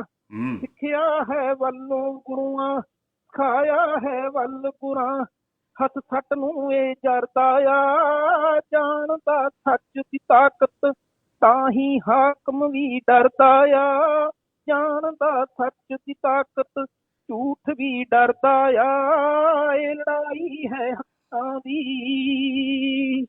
Thank you. ਬਹੁਤ ਬਹੁਤ ਧੰਨਵਾਦ ਤੁਹਾਡਾ ਵੀਰ ਜੀ, ਬਹੁਤ ਸੋਹਣਾ ਸੀ, ਬਹੁਤ ਸੋਹਣਾ। ਹਾਂਜੀ ਨਨੂਆ ਸਾਹਿਬ, ਤੁਸੀਂ ਆਉਣੇ ਰਹੋ। ਵਾਹਿਗੁਰੂ ਜੀ ਕਾ ਖਾਲਸਾ, ਵਾਹਿਗੁਰੂ ਜੀ ਫਤਿਹ ਜੀ। ਹਾਂਜੀ, ਵਾਹਿਗੁਰੂ ਜੀ ਕਾ ਖਾਲਸਾ, ਵਾਹਿਗੁਰੂ ਜੀ ਕੀ ਫਤਿਹ। ਕਨਵਰ ਸਿੰਘ, ਵੀਰ ਕਨਵਰ ਸਿੰਘ ਦੀਆਂ ਗੱਲਾਂ, ਵੀਰ ਕਨਵਰ ਸਿੰਘ ਦੀਆਂ ਗੱਲਾਂ ਦੇ ਨਾਲ ਮੈਂ ਬਿਲਕੁਲ ਸਹਿਮਤ ਹਾਂ। ਜੋ ਇਹਨਾਂ ਨੇ ਸੇਵਾ ਕੀਤੀ ਹੈ ਨਾ, ਇਹਦਾ ਇੱਕ ਪ੍ਰਮੁੱਖ ਕਾਰਨ ਇਹ ਹੈ, ਜੇਕਰ ਆਪਾਂ ਇਹਦੀ ਗਏ ਤੇ ਜਿਹੜੇ ਪਹਿਲਾਂ ਸੀ ਨਾ ਸਾਡਾ ਸਿਸਟਮ, ਉਹ ਸੀ ਹਿੰਦੀ ਤੇ ਹਿੰਦੁਸਤਾਨ ਦੇ ਨਾਲ ਜੁੜਿਆ ਹੋਇਆ ਸੀ। ਜਿਹੜੀ ਸਾਡੀ ਫਿਲਮ ਇੰਡਸਟਰੀ ਸੀ ਸਾਡੀ ਪੂਰੀ ਨਾ, ਉਹਦੇ ਚ ਜਿਹੜੇ ਵੀ ਸਾਡੇ ਧਰਮਿੰਦਰ ਤੋਂ ਬਾਅਦ, ਧਰਮਿੰਦਰ ਤਾਂ ਹਜ਼ਾਰੀਆ ਸਮਾਜੀ ਹੈ, ਉਹਨਾਂ ਤੋਂ ਜੋ ਕੁਝ ਕਰਨਾ ਉਹ ਤਾਂ ਕਰਨਾ ਹੀ ਸੀ, ਉਹਨਾਂ ਦੇ ਨਾਲ ਲੱਗ ਕੇ ਕਰਦਾ ਗਿਆ। ਉਸ ਤੋਂ ਬਾਅਦ ਈਵਨ ਜਿਹੜੇ ਸਾਡੇ ਪੰਜਾਬੀ ਦੇ ਸੀ ਨਾ, IS ਜੌਹਰ ਕਹਿ ਲਓ ਜਾਂ ਸਿੰਮੀ ਗਰੇਵਾਲ ਕਹਿ ਲਓ ਜਾਂ ਢਿੱਲੋਂ ਢਿੱਲੋਂ ਕਹਿ ਲਓ, ਇਹ ਵੀ ਉਸੇ ਲਾਈਨ ਨੂੰ ਫੜ ਕੇ ਨਾ ਉਸੇ ਤਰੀਕੇ ਦੇ ਨਾਲ ਚੱਲਦੇ ਗਏ। ਤੇ ਹੁਣ ਜਦੋਂ ਤੋਂ ਇਹ ਨਵੀਂ ਫਿਲਮ ਇੰਡਸਟਰੀ ਉਹਦੇ ਸਮਾਨ ਇਹਨਾਂ ਨੇ ਆਪਣੇ ਦੋਸਾਂਝ ਬ੍ਰਦਰਸ ਜਾਂ ਇਹਨਾਂ ਨੇ ਸ਼ੁਰੂ ਕੀਤੀ ਹੈ, ਇਹ ਇੱਕ ਬਿਲਕੁਲ ਉਹਦੇ ਬਰਾਬਰ ਦੀ ਟੱਕਰ ਦੇਤੀ ਉਹਨੂੰ। ਤੇ ਇਹ ਹੁਣ ਸੰਭਾਵਨਾ ਹੈ ਕਿ ਸਾਡੀ ਪੰਜਾਬ ਤੇ ਪੰਜਾਬੀਅਤ ਤੇ ਸਿੱਖੀ ਦੀ ਗੱਲ ਕਰੂਗੀ ਇਹ। ਸੋ ਜਿਹੜਾ ਸਾਡਾ ਗੀਤ ਸੰਗੀਤ ਹੈ, ਇਹ ਵੀ ਇਸੇ ਤਰੀਕੇ ਪਹਿਲਾਂ ਇਸ ਤਰ੍ਹਾਂ ਸੀ ਸਾਡਾ ਕਿ ਗੀਤ ਸੰਗੀਤ ਸੀ ਜਿਹੜਾ ਸਾਡਾ, ਉਹ ਵਾਰਾਂ ਤੋਂ ਸ਼ੁਰੂ ਹੁੰਦਾ ਹੈ, ਫਿਰ ਉਸ ਤੋਂ ਬਾਅਦ ਅੱਗੇ ਚੱਲਦਾ ਹੈ। ਫਿਰ ਇਹਨਾਂ ਨੇ ਸਪੋਇਲ ਕਰਤਾ ਸੀ, ਕਿਹਨੇ? ਮਾਨ ਨੇ। ਗੁਰਦਾਸ ਮਾਨ ਆਇਆ, ਇਹਨੇ ਮੈਂ ਦੇਖਿਆ ਉੱਥੇ 84 ਤੋਂ ਬਾਅਦ ਇਹ ਬੰਦਾ ਸੀ ਜਿਹੜਾ ਨੰਗੇ ਸਿਰ ਹੋ ਕੇ ਉੱਥੇ ਨੱਚਿਆ। ਉਸ ਤੋਂ ਬਾਅਦ ਫਿਰ ਇਹਨੇ ਗਾਣਾ ਸ਼ੁਰੂ ਕੀਤਾ, ਫਿਰ ਉਹਨਾਂ ਨੇ ਇਹਨਾਂ ਨੂੰ ਪ੍ਰੋਪੋਗੇਸ਼ਨ ਕਰਨਾ ਸ਼ੁਰੂ ਕਰਤਾ। ਸਾਨੂੰ ਇਹਨਾਂ ਨੇ ਬਿਲਕੁਲ ਨਿਗਾਰਤਾ ਇਸ ਬੰਦੇ ਦੀ ਜਿਹੜੀ ਟੀਮ ਹੈ। ਉਸ ਤੋਂ ਬਾਅਦ ਸਾਰੇ ਨਾ ਇਹਨਾਂ ਦੇ ਕੋਲੇ ਪੰਜਾਬੀਅਤ ਰਹੀ, ਨਾ ਇਹਨਾਂ ਦੇ ਕੋਲੇ ਸਿੱਖੀ ਰਹੀ, ਕੁਛ ਨਹੀਂ ਰਿਹਾ। ਇਹਨਾਂ ਨੇ ਸਾਨੂੰ ਹੁਣ ਤੱਕ ਨਿਗਾਰਤਾ। ਹੁਣ ਜਿਹੜੇ ਅਸੀਂ ਜਿਸ ਪਾਸੇ ਤੁਰੇ ਹੋਏ ਹਾਂ, ਹੁਣ ਪੰਜਾਬੀਆਂ ਨੇ ਇਹਨਾਂ ਨੂੰ ਨੱਥ ਪਾ ਲਈ ਹੈ। ਤੇ ਹੁਣ ਮੈਨੂੰ ਉਮੀਦ ਹੈ ਕਿ ਜਿਵੇਂ ਕਨਵਰ ਗਰੇਵਾਲ ਪਿਓਰ ਇਸ ਗੱਲ ਤੇ ਆ ਗਏ, ਐਸੇ ਤਰੀਕੇ ਇਹ ਕਨਵਰ ਗਰੇਵਾਲ ਵੀ ਆਪਣੇ 'ਚ ਥੋੜਾ ਸੁਧਾਰ ਕਰਨਗੇ ਆਪਣੇ ਪਹਿਰਾਵੇ 'ਚ। ਜਿਹੜੇ ਦੂਜੇ ਹੁਣ ਆਪਣੇ ਦੋਸਾਂਝ ਵਗੈਰਾ ਹੈ, ਉਹ ਵੀ ਇਹ ਕੰਮ 'ਚ ਹੋਰ ਸੁਧਾਰ ਕਰਨਗੇ, ਜਿਵੇਂ ਉਹਨਾਂ ਨੇ ਪੰਜਾਬੀ ਦੀ ਸੇਵਾ ਕੀਤੀ ਹੈ। ਤੇ ਆਪਣਾ ਸਰਤਾਜ ਵਗੈਰਾ ਆ ਗਏ, ਇੰਟਰਨੈਸ਼ਨਲ ਪੱਧਰ ਤੱਕ ਚਲੀ ਗਈ ਪੰਜਾਬੀ। ਸੋ ਪੰਜਾਬੀ ਦਾ ਫਿਊਚਰ ਬਹੁਤ ਬਰਾਈਟ ਹੈ। ਤੇ ਉਸ ਦੇ ਨਾਲ ਹੀ ਨਾਲ ਧਾਰਮਿਕ ਗੱਲਾਂ ਵੀ ਜਾਣਗੀਆਂ। ਹੁਣ ਇਹ ਧਰਮ ਨੂੰ ਪਿੱਛੇ ਨਹੀਂ ਛੱਡ ਸਕਦੇ। ਮੇਰੀ ਪੱਕੀ ਉਮੀਦ ਹੈ ਕਿ ਇਹ ਵਾਪਸ ਜਾ ਕੇ ਉਸੇ ਰਾਹ ਤੇ ਚੱਲਦੇ ਰਹਿਣਗੇ। ਇੰਨਾ ਈਜ਼ੀ ਨਹੀਂ ਹੋਊਗਾ ਕਿ ਇਹ ਆਪਣੀਆਂ ਅਸਲੀ ਕਦਰਾਂ ਕੀਮਤਾਂ ਨੂੰ ਛੱਡ ਜਾਣ। ਬਿਲਕੁਲ ਜੀ, ਬਿਲਕੁਲ। Thank you sir. ਧੰਨਵਾਦ ਜੀ ਤੁਹਾਡਾ, ਧੰਨਵਾਦ। ਬਹੁਤ ਵਧੀਆ ਵੀਰ ਨਨੂਆ ਜੀ ਨੇ ਗੱਲ ਕੀਤੀ ਆ। ਜਿਹੜੀ ਗੱਲ ਮੇਨ ਸੀ ਗੁਰਦਾਸ ਮਾਨ ਦੀ, ਬਿਲਕੁਲ ਜੀ। ਜਦੋਂ ਗੁਰਦਾਸ ਮਾਨ ਨੇ ਘੁੰਗਰੂ ਪਾ ਕੇ ਨੱਚਣਾ ਸ਼ੁਰੂ ਕਰ ਦਿੱਤਾ ਤਾਂ ਉਹ ਜਿਹੜੀ ਜਵਾਨੀ ਆ ਉਹ ਨਚਾਰਾਂ ਨੂੰ ਲੈ ਗਿਆ ਉਹ, ਕਿਉਂਕਿ ਨੱਚਦਾ ਕਨਵਰ ਗਰੇਵਾਲ ਵੀ ਆ, ਪਰ ਦੇਖੋ ਉਹਦੇ ਗਾਣੇ ਕਿੰਨੇ ਹੁੰਦੇ ਆ, ਉਹਦਾ ਮੀਨਿੰਗਫੁਲ ਕਿੰਨਾ ਵਧੀਆ ਹੁੰਦਾ ਆ। ਦੂਜੀ ਗੱਲ ਹੈ, ਉਹਨੇ ਜਾ ਕੇ ਜਿਹੜਾ ਆਪਾਂ ਨੂੰ ਪਤਾ ਨਕੋਦਰ ਵਾਲਾ ਲਾਡੀ ਸ਼ਾਹ ਦਾ ਡੇਰਾ ਆ, ਉੱਥੇ ਜਾ ਕੇ ਇਹਨੇ ਆਪਣੇ ਨੇ ਗੁਰਦਾਸ ਮਾਨ ਨੇ ਉੱਥੇ ਜਾ ਕੇ ਨੱਚਣਾ ਸ਼ੁਰੂ ਕਰ ਦਿੱਤਾ। ਬਈ ਬਹੁਤ ਸਾਰੇ ਕਲਾਕਾਰਾਂ ਨਾਲ ਮੇਰਾ ਵੀ ਵਾਹ ਪਿਆਰ ਆ, ਕਿਉਂਕਿ ਰੇਡੀਓ ਪ੍ਰੋਗਰਾਮ ਅਸੀਂ ਹੋਸਟ ਕਰਦੇ ਹੁੰਦੇ, ਗੀਤ ਸੰਗੀਤ ਰੇਡੀਓ। ਸੋ ਉੱਥੋਂ ਪਤਾ ਲੱਗਦਾ ਸੀ ਹਰ ਇੱਕ ਨੂੰ ਕਹਿਣਾ ਇਹਨੇ ਕਲਾਕਾਰ ਨੂੰ ਵੀ ਤੇਰੇ ਤੇ ਕਿਰਪਾ ਤਾਂ ਹੀ ਹੋਣੀ ਜੇ ਤੂੰ ਉੱਥੇ ਜਾਊਂਗਾ, ਇਹ ਸਾਈਂ ਦੇ ਦਰਬਾਰ ਜਾਊਂਗਾ ਤਾਂ ਹੀ ਕਿਰਪਾ ਹੋਣੀ ਆ। ਸੋ ਕਿਤੇ ਨਾ ਕਿਤੇ ਮਾਨਸਿਕ ਤੌਰ ਤੇ ਨਾਲ ਦੇ ਛੋਟੇ ਕਲਾਕਾਰਾਂ ਦੇ ਦਿਮਾਗ ਵਿੱਚ ਵੀ ਇਹ ਗੱਲ ਪਾਈ ਗਿਆ। ਉਹ ਹੌਲੀ ਹੌਲੀ ਵੱਧਦੀ ਵੀ ਲੋਕਾਂ ਨੇ ਨਕੋਦਰ 'ਚ ਲੋਕਾਂ ਨੇ ਗੱਡੀਆਂ ਤੇ ਲਿਖਣਾ ਪਿੱਛੇ ਸ਼ੁਰੂ ਕਰਤਾ, ਜੈ ਸਾਈਂ ਦੀ, ਹਨਾ, ਲਾਡੀ ਸ਼ਾਹ ਦੀ ਜੈ, ਇੱਦਾਂ ਦੀਆਂ ਗੱਲਾਂ ਲਿਖਣੀਆਂ ਸ਼ੁਰੂ ਕਰ ਦਿੱਤੀਆਂ। ਸੋ ਕਿਤੇ ਨਾ ਕਿਤੇ ਇਹਦੇ ਵਿੱਚ ਰੋਲ ਜਿਹੜਾ ਜ਼ਰੂਰ, ਕਿਉਂਕਿ ਯੂਥ ਹਰ ਚੀਜ਼ ਉਹ ਫੋਲੋ ਕਰਦੀ ਆ। ਜਦੋਂ ਦਲਜੀਤ ਦੋਸਾਂਝ ਆਇਆ, ਪੱਗ ਬੰਨ੍ਹ ਕੇ ਉਹਨੇ ਪਿਕਚਰਾਂ ਕਰਨੀਆਂ ਸ਼ੁਰੂ ਕੀਤੀਆਂ ਤੇ ਲੋਕਾਂ ਨੇ ਪੱਗ ਬੰਨਣੀ ਸ਼ੁਰੂ ਕਰ ਲਈ। ਵੀ ਜੇ ਹਾਲੀਵੁੱਡ ਦੇ ਵਿੱਚ ਜਾਂ ਪੰਜਾਬ ਦੀਆਂ ਫਿਲਮਾਂ 'ਚ ਪੱਗਾਂ ਬੰਨ੍ਹ ਕੇ ਆਉਣ ਲੱਗ ਪਏ, ਸਾਡੇ ਐਮੀ ਵਿਰਕ ਵੀਰ ਆ, ਜਿੰਨੇ ਵੀਰ ਵੀ ਆ ਕਲਾਕਾਰ, ਜਦੋਂ ਪੱਗਾਂ ਬੰਨ੍ਹ ਕੇ ਐਜ਼ ਏ ਹੀਰੋ ਆਉਣ ਲੱਗ ਪਏ ਤਾਂ ਸਾਡੇ ਜਿਹੜੀ ਯੂਥ ਆ ਉਹਨੇ ਵੀ ਸੋਚਿਆ ਵੀ ਯਾਰ ਇਹ ਜੇ ਜਿਹੜੇ ਐਕਟਰ ਪੱਗ ਬੰਨ੍ਹ ਕੇ ਆਉਂਦੇ, ਸਾਨੂੰ ਬੰਨਣ ਦੇ ਵਿੱਚ ਕੀ ਇਤਰਾਜ਼ ਆ। ਨਹੀਂ ਤਾਂ ਪਹਿਲਾਂ ਜਿਹੜੇ ਸਾਡੇ ਐਕਟਰ ਵੀ ਸੀਗੇ, ਚਾਹੇ ਉਹ ਗੱਗੂ ਗੱਲ ਸੀ, ਚਾਹੇ ਜੋ ਵੀ ਸੀਗੇ, ਵਰਿੰਦਰ ਸਿੰਘ ਆ, ਉਹ ਵੀ ਸਾਰੇ ਜਿਹੜੇ ਆ ਪਿੱਛੇ ਨੂੰ ਵਾਲ ਕੱਟ ਕੇ ਤਾਂ ਉਹ ਦਿਖਾਉਂਦੇ ਹੀ ਏਦਾਂ ਸੀਗੇ ਵੀ ਪੱਗ ਦੀ ਤਾਂ ਲੋੜ ਹੀ ਨਹੀਂ ਆ। ਤੇ ਜਿਹੜਾ ਪੱਗ ਵਾਲਾ ਹੁੰਦਾ ਸੀ ਉਹਨੂੰ ਕੋਈ ਨਕਲਚੀ ਜਾਂ ਕਾਰਟੂਨਿਸਟ ਨਾਲ ਦਿਖਾਉਂਦੇ ਹੁੰਦੇ ਸੀ ਵੀ ਜਿੱਦਾਂ ਉਹਨੇ ਪੱਗ ਮੇਲ ਮਿੱਤਰ ਦੇ ਪੱਗ ਬੰਨ੍ਹਤੀ, ਉਹਨੇ ਜੋ ਵਾਹੀਆਤ ਕਾਮੇਡੀ ਕਰ ਦੇਣੀ ਆ। ਸੋ ਇਹ ਗੱਲਾਂ ਹੈਗੀਆਂ ਆ ਤੇ ਯੂਥ ਤੇ ਬਿਲਕੁਲ ਇਸ ਚੀਜ਼ ਦਾ ਇਫੈਕਟ ਪੈਂਦਾ ਆ। ਸੋ ਆਪਾਂ ਵੀ ਜਦੋਂ ਇਹ ਸੋਚ ਲੈ ਕੇ ਚੱਲੇ ਆ ਵੀ ਆਪਾਂ ਹਮੇਸ਼ਾ ਗੁਰਬਾਣੀ ਦੀ ਗੱਲ ਕਰਦੇ ਆ, ਵੀ ਆਪਣੀ ਹਰ ਗੱਲ ਜਿਹੜੀ ਆ ਕਿਤੇ ਨਾ ਕਿਤੇ ਗੁਰਬਾਣੀ ਨਾਲ ਰਿਲੇਟਡ ਹੋਣੀ ਚਾਹੀਦੀ ਆ, ਗੁਰੂ ਦੀ ਸੋਚ ਨਾਲ ਰਿਲੇਟਡ ਹੋਣੀ ਚਾਹੀਦੀ ਆ। ਹੌਲੀ ਹੌਲੀ ਉਹ ਸੋਚ ਆਪਣੇ ਜੀਵਨ ਦੇ ਵਿੱਚ ਲਾਗੂ ਕਰਨੀ ਚਾਹੀਦੀ। ਜਦੋਂ ਜੀਵਨ 'ਚ ਲਾਗੂ ਹੋਊਗੀ, ਤੁਹਾਡੇ ਯਾਰ ਦੋਸਤ, ਤੁਹਾਡੇ ਮਿੱਤਰ, ਉਹ ਵੀ ਤੁਹਾਡੇ ਨਾਲ ਉਸ ਸੋਚ ਤੇ ਰਾਹ ਤੇ ਤੁਰਨਗੇ। ਹਾਂਜੀ ਵਰਿੰਦਰ ਭਾਜੀ। ਬਿਲਕੁਲ ਜੀ। ਮੇਨ ਗੱਲ ਇਹ ਹੁੰਦੀ ਆ ਵੀ ਤੁਸੀਂ ਲੋਕਾਂ ਨੂੰ ਨਾ ਕਹੋ ਬਦਲਣ ਨੂੰ, ਤੁਸੀਂ ਬਦਲੋ। ਜਦੋਂ ਅਸੀਂ ਖੁਦ ਨੂੰ ਬਦਲ ਲਿਆ ਤੇ ਲੋਕੀ ਆਪੇ ਬਦਲੂਗੇ। ਅਸੀਂ ਬਲੇਮ ਗੇਮ ਨਾ ਕਰੀਏ ਵੀ ਆ ਫਲਾਣਾ ਗਲਤ ਆ, ਫਲਾਣਾ ਗਲਤ ਹੈ। ਜਦੋਂ ਅਸੀਂ ਬਦਲ ਗਏ ਉਹਨਾਂ ਨੂੰ ਸੁਣਨਾ ਬੰਦ ਕਰ ਦਿਓ। ਆ ਪਤਾ ਹੀ ਆ ਹੁਣ ਗੁਰਦਾਸ ਮਾਨ ਦੀ ਕਿੰਨੇ ਕੁੱਤੇ ਖਾਣੀ ਹੋ ਰਹੀ ਆ ਆਪਣੀਆਂ ਕਰਤੂਤਾਂ ਕਰਕੇ। ਉੱਥੇ ਦੇਖਿਆ ਸੀ ਕਿੱਦਾਂ ਬੈਠਾ ਸੀਗਾ, ਉਹਨੂੰ ਬੈਠੇ ਨੂੰ ਦੇਖ ਲਿਓ ਉੱਥੇ ਮੋਰਚੇ ਤੇ ਜਿੱਦਣ ਆਇਆ ਸੀ, ਤੇ ਦਲਜੀਤ ਦੋਸਾਂਝ ਨੂੰ ਬੈਠੇ ਨੂੰ ਦੇਖ ਲਿਓ, ਜਾਂ ਤੁਸੀਂ ਕਨਵਰ ਗਰੇਵਾਲ ਨੂੰ ਬੈਠੇ ਨੂੰ ਦੇਖ ਲਿਓ। ਅਗਲੇ ਮਾਣ ਨਾਲ ਸਿਰ ਉੱਚਾ ਕਰਕੇ ਬੈਠੇ ਸੀ, ਉਹ ਸਿਰ ਨੀਵਾਂ ਕਰਕੇ ਬੈਠਾ ਰਿਹਾ ਜਿੰਨਾ ਚਿਰ ਬੈਠਾ। ਨਹੀਂ ਤਾਂ ਦੇਖ ਲਿਓ ਫੋਟੋਆਂ ਆਉਂਦੀਆਂ, ਉਹ ਜਿੰਨਾ ਚਿਰ ਉੱਥੇ ਬੈਠਾ ਸਿਰ ਨੀਵਾਂ ਕਰਕੇ ਬੈਠਾ। ਉਹਨੂੰ ਸਟੇਜ ਤੇ ਨਹੀਂ ਚੜ੍ਹਨ ਦਿੱਤਾ। ਕਿਉਂ ਨਹੀਂ ਚੜ੍ਹਨ ਦਿੱਤਾ? ਇਸੇ ਕਰਕੇ ਜਿਹੜਾ ਤੁਹਾਡੇ ਕਰਮ ਕੀਤੇ ਹੁੰਦੇ ਆ ਕਦੇ ਨਾ ਕਦੇ ਤੁਹਾਡੇ ਅੱਗੇ ਆ ਹੀ ਜਾਂਦੇ ਆ, ਔਰ ਆਉਣੇ ਚਾਹੀਦੇ ਵੀ ਆ। ਉਹਦੇ ਨਾਲ ਹੀ ਆਉਣ ਵਾਲੀਆਂ ਪੀੜ੍ਹੀਆਂ ਨੂੰ ਲੈਸਨ ਮਿਲਦਾ ਆ। ਆਉਣ ਵਾਲੀਆਂ ਪੀੜ੍ਹੀਆਂ ਫਿਰ ਉੱਧਰਲੇ ਪਾਸੇ ਨੂੰ ਨਹੀਂ ਤੁਰਦੀਆਂ ਵੀ ਇਹ ਮੈਂ ਕੰਮ ਗਲਤ ਨਾ ਕਰਾਂ, ਕਿਉਂਕਿ ਕਲਾਕਾਰਾਂ ਨੇ ਤਾਂ ਕੰਮ ਹੀ ਇਹ ਫੜ ਲਿਆ ਸੀ ਪਿਛਲੇ ਖਾਸ ਕਰਕੇ ਕੁਝ ਸਾਲਾਂ ਤੋਂ ਕਿ ਡਰੱਗ ਕਲਚਰ, ਸ਼ਰਾਬ ਕਲਚਰ ਤੇ ਜਾਂ ਹਥਿਆਰਾਂ ਵਾਲਾ ਕਲਚਰ ਉਹੀ ਪ੍ਰਮੋਟ ਕਰਨਾ। ਉਹ ਗਾਣੇ ਸੁਣ ਕੇ ਐਂ ਲੱਗਦਾ ਸੀ ਵੀ ਜੱਟ ਤਾਂ ਬਸ ਪਤਾ ਨਹੀਂ ਇਹ ਦਾਰੂ ਪੀ ਕੇ ਤੇ ਗੰਨਾ ਕੱਢ ਕੇ ਗੋਲੀਆਂ ਚਲਾਈ ਜਾਂਦੇ ਆ। ਉਹ ਆਮ ਬੰਦੇ ਨੂੰ ਜਿਹੜਾ ਜਿਹਨੂੰ ਜਾਣਕਾਰੀ ਨਹੀਂ ਆ ਉੱਥੇ ਵੀ ਕਿਸਾਨ ਤਾਂ ਮਰ ਰਿਹਾ, ਜੱਟ ਤਾਂ ਮਰ ਰਿਹਾ ਆ, ਪਰ ਉਹਨੂੰ ਇੱਦਾਂ ਲੱਗਦਾ ਸੀ ਵੀ ਉਹ ਤਾਂ ਵੱਡੇ ਵੱਡੇ ਹਮਰ ਰੱਖੇ ਹੋਏ ਆ, ਜੱਟਾਂ ਨੇ ਵੱਡੇ ਵੱਡੇ ਟਰੈਕਟਰ ਰੱਖੇ ਹੋਏ ਆ ਤੇ ਦਾਰੂ ਪੀਂਦੇ ਆ ਤੇ ਗੋਲੀਆਂ ਚਲਾਉਂਦੇ ਆ ਤੇ ਬੰਦੇ ਮਾਰ ਦਿੰਦੇ ਆ। ਕਿਉਂ ਗਾਣਿਆਂ ਨਾਲ ਅਸੀਂ ਇਹੀ ਪ੍ਰਮੋਟ ਕੀਤਾ ਹਾਲੇ ਤੱਕ। ਤੇ ਆ ਜਿਹੜੇ ਹੁਣ ਗਾਣੇ ਆਏ ਆ ਇਹ ਅਸਲੀਅਤ ਪੇਸ਼ ਕੀਤੀ ਆ ਇਹਨਾਂ ਨੇ ਗਾਣਿਆਂ ਨੇ। ਆ ਬਾਪੂ ਦੀ ਫੋਟੋ ਦੇਖੋ ਪਿੱਛੇ ਪੱਥਰ ਉੱਤੇ ਸਿਰ ਰੱਖ ਕੇ ਸੁੱਤਾ ਪਿਆ। ਇਹ ਆ ਪੰਜਾਬੀ ਕਲਚਰ। ਜਿੱਥੇ ਮਰਜ਼ੀ ਸਾਨੂੰ ਬਿਠਾ ਦਿਓ, ਸਾਨੂੰ ਕੋਈ ਫਰਕ ਨਹੀਂ ਪੈਂਦਾ। ਇਹ ਕਹਿਣ ਨੂੰ ਬੜੀ ਛੋਟੀ ਜਿਹੀ ਗੱਲ ਲੱਗਦੀ ਆ, ਪਰ ਕਿਤੇ ਦੁਨੀਆ ਨੂੰ ਪੁੱਛ ਕੇ ਦੇਖਿਓ ਵੀ 2-2.5 ਮਹੀਨੇ ਹੋ ਗਏ ਆ ਸੜਕ ਦੇ ਉੱਤੇ ਸਾਰੀ ਕੌਮ ਸੁੱਤੀ ਹੋਵੇ। ਕਦੀ ਅੱਜ ਤੱਕ ਦੁਨੀਆ ਦੇ ਇਤਿਹਾਸ 'ਚ ਨਹੀਂ ਹੋਇਆ ਸਾਰੀ ਦੀ ਸਾਰੀ ਕੌਮ ਜਾ ਕੇ ਸੜਕਾਂ 'ਤੇ ਸੁੱਤੀ ਹੋਵੇ ਠੰਡੀਆਂ। ਉਹ ਵੀ ਇਹਨਾਂ ਮਹੀਨਿਆਂ 'ਚ ਦਸੰਬਰ ਤੇ ਜਨਵਰੀ ਦਾ ਮਹੀਨਾ ਸਭ ਤੋਂ ਜ਼ਿਆਦਾ ਅੱਤ ਦੀ ਠੰਡ ਹੁੰਦੀ ਆ, ਜਿਹਦੇ ਵਿੱਚ ਜਾ ਕੇ ਕੜਾਕੇ ਦੀਆਂ ਠੰਡਾਂ 'ਚ ਅਸੀਂ ਸੜਕਾਂ 'ਤੇ ਸੁੱਤੇ ਪਏ ਆ। ਕਿਉਂਕਿ ਜਿਹੜਾ ਅੰਦਰ ਹੌਸਲਾ, ਅੰਦਰ ਜੋਸ਼ ਕਿ ਅਸੀਂ ਇਹ ਕਾਨੂੰਨਾਂ ਨੂੰ ਰੱਦ ਕਰਾਉਣਾ, ਜੇ ਨਾ ਕਰਾਏ ਤੇ ਅਸੀਂ ਖਤਮ ਆ, ਸਾਡੀ ਕਿਸਾਨੀ ਖਤਮ ਆ। ਜੇ ਕਿਸਾਨੀ ਖਤਮ ਹੁੰਦੀ ਪੰਜਾਬ ਖਤਮ ਆ। ਇੱਕੋ ਤਰੀਕਾ ਨਹੀਂ ਹੁੰਦਾ ਕੌਮ ਨੂੰ ਮਾਰਨ ਦਾ, ਕਈ ਤਰੀਕੇ ਨਾਲ ਘੇਰਾ ਪਾਇਆ ਜਾਂਦਾ ਆ।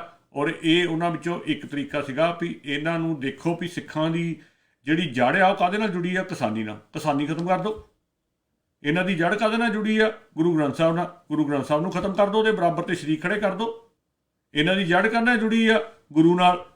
ਗੁਰੂ ਨੂੰ ਖਤਮ ਕਰ ਦਿਓ, ਗੁਰੂ ਦੇ ਬਰਾਬਰ ਦੇ ਗੁਰੂ ਹੋਰ ਬਣਾ ਦਿਓ, ਜਿਹੜੇ ਹੋਰ ਅਗਲੇ ਨੂੰ ਇਹ ਨਾ ਪਤਾ ਲੱਗੇ ਵੀ ਮੇਰਾ ਗੁਰੂ ਗੁਰੂ ਗ੍ਰੰਥ ਸਾਹਿਬ ਜੀ ਆ ਜਾਂ ਮੇਰਾ ਗੁਰੂ ਭਨਿਆਰੇ ਵਾਲਾ ਜਾਂ ਫਲਾਣੇ ਵਾਲਾ ਜਾਂ ਟਮਕਾਣੇ ਵਾਲਾ ਜਾਂ ਉਹ ਆ ਜਾਂ ਰਾਧਾ ਸਵਾਮੀ ਵਾਲਾ।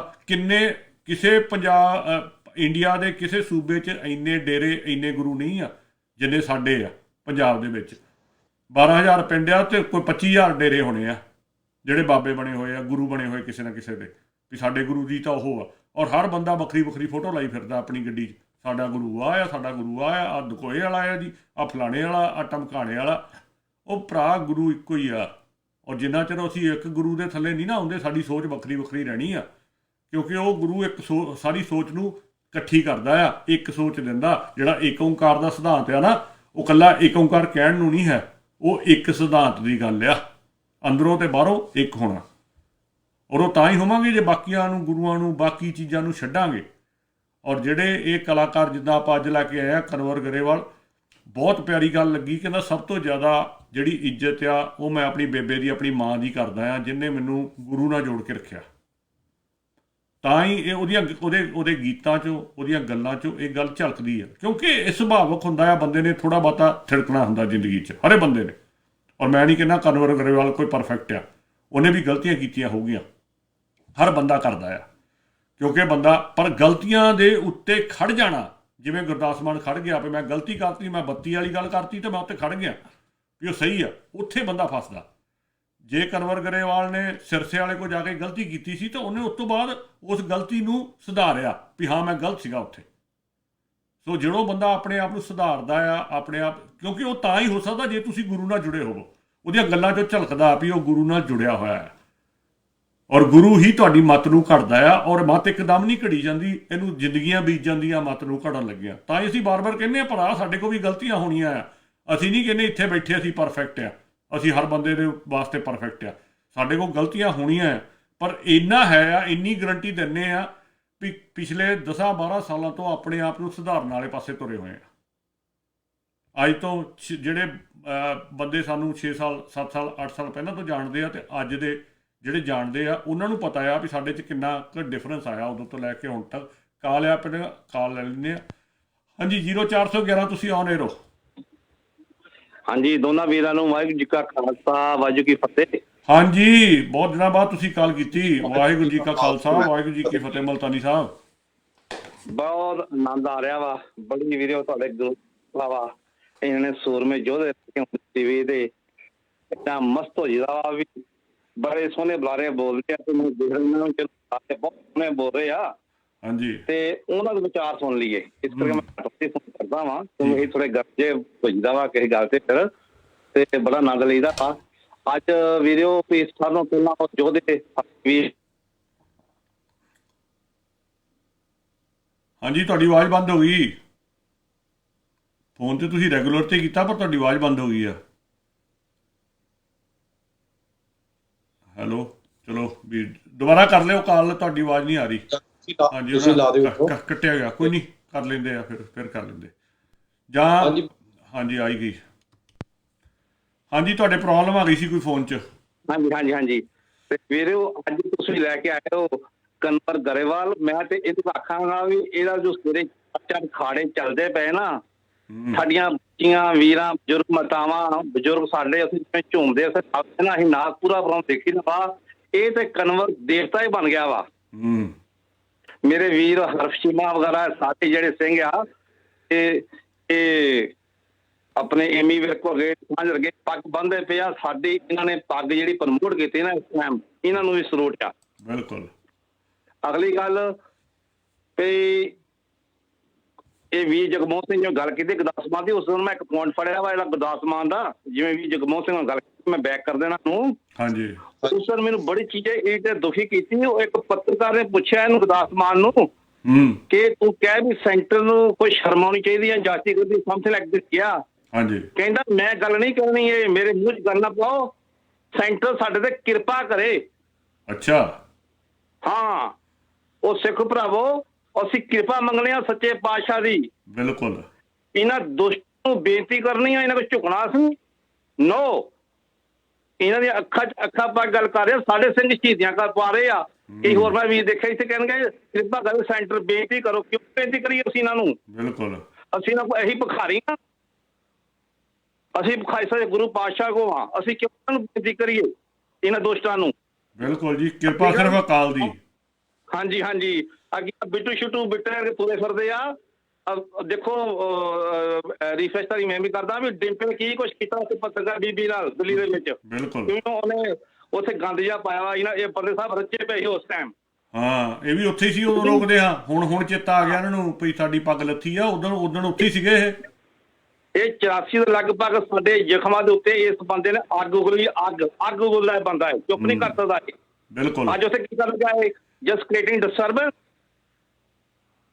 ਹਾਂਜੀ, ਵੀ ਸਾਡੇ ਜ਼ਖਮਾਂ ਤੇ ਕਰੀਮ ਲਾਓ। ਅਸੀਂ ਇਹਨਾਂ ਨੂੰ ਭੁੱਲ ਨਹੀਂ ਗਏ, ਇਹਨਾਂ ਬੰਦਿਆਂ ਨੂੰ, ਦੁਸ਼ਟਾਂ ਨੂੰ, ਜਿਹਨਾਂ ਸਾਡੇ ਤੇ ਇਹਦਾ ਅੱਗ ਲਾਈ ਆ। ਬਿਲਕੁਲ, ਹਾਂਜੀ, ਸਾਡੇ ਜ਼ਖਮਾਂ ਦੀਆਂ ਨੇ ਅੱਗ ਲਾਈ ਆ। ਤੇ ਬਹੁਤ ਆਨੰਦ ਆਇਆ ਵਾ। ਤੁਸੀਂ ਅੱਜ ਪ੍ਰੋਗਰਾਮ ਕੀਤਾ ਵਾ। ਸੱਚੇ ਪਾਤਸ਼ਾਹ ਚੜ੍ਹਦੀ ਕਲਾ ਦਾ ਰੱਖਿਓ। ਵਾਹਿਗੁਰੂ ਜੀ ਕਾ ਖਾਲਸਾ, ਵਾਹਿਗੁਰੂ ਜੀ ਕੀ ਫਤਿਹ। ਬਹੁਤ ਵਧੀਆ ਗੱਲ ਇਹਨਾਂ ਨੇ ਕੀਤੀ ਆ। ਪਰ ਇੱਕ ਗੱਲ ਹੈ ਆ ਵੀ ਜਦੋਂ ਐਡਾ ਮੋਰਚਾ ਲੱਗਾ ਹੋਵੇ ਸਾਨੂੰ ਕਈ ਵਾਰੀ ਆਪਣੀਆਂ ਭਾਵਨਾਵਾਂ 'ਤੇ ਕੰਟਰੋਲ ਕਰਨਾ ਪੈਂਦਾ, ਨਾ ਚਾਹੁੰਦੇ ਹੋਏ ਵੀ ਕੰਟਰੋਲ ਕਰਨਾ ਪੈਂਦਾ।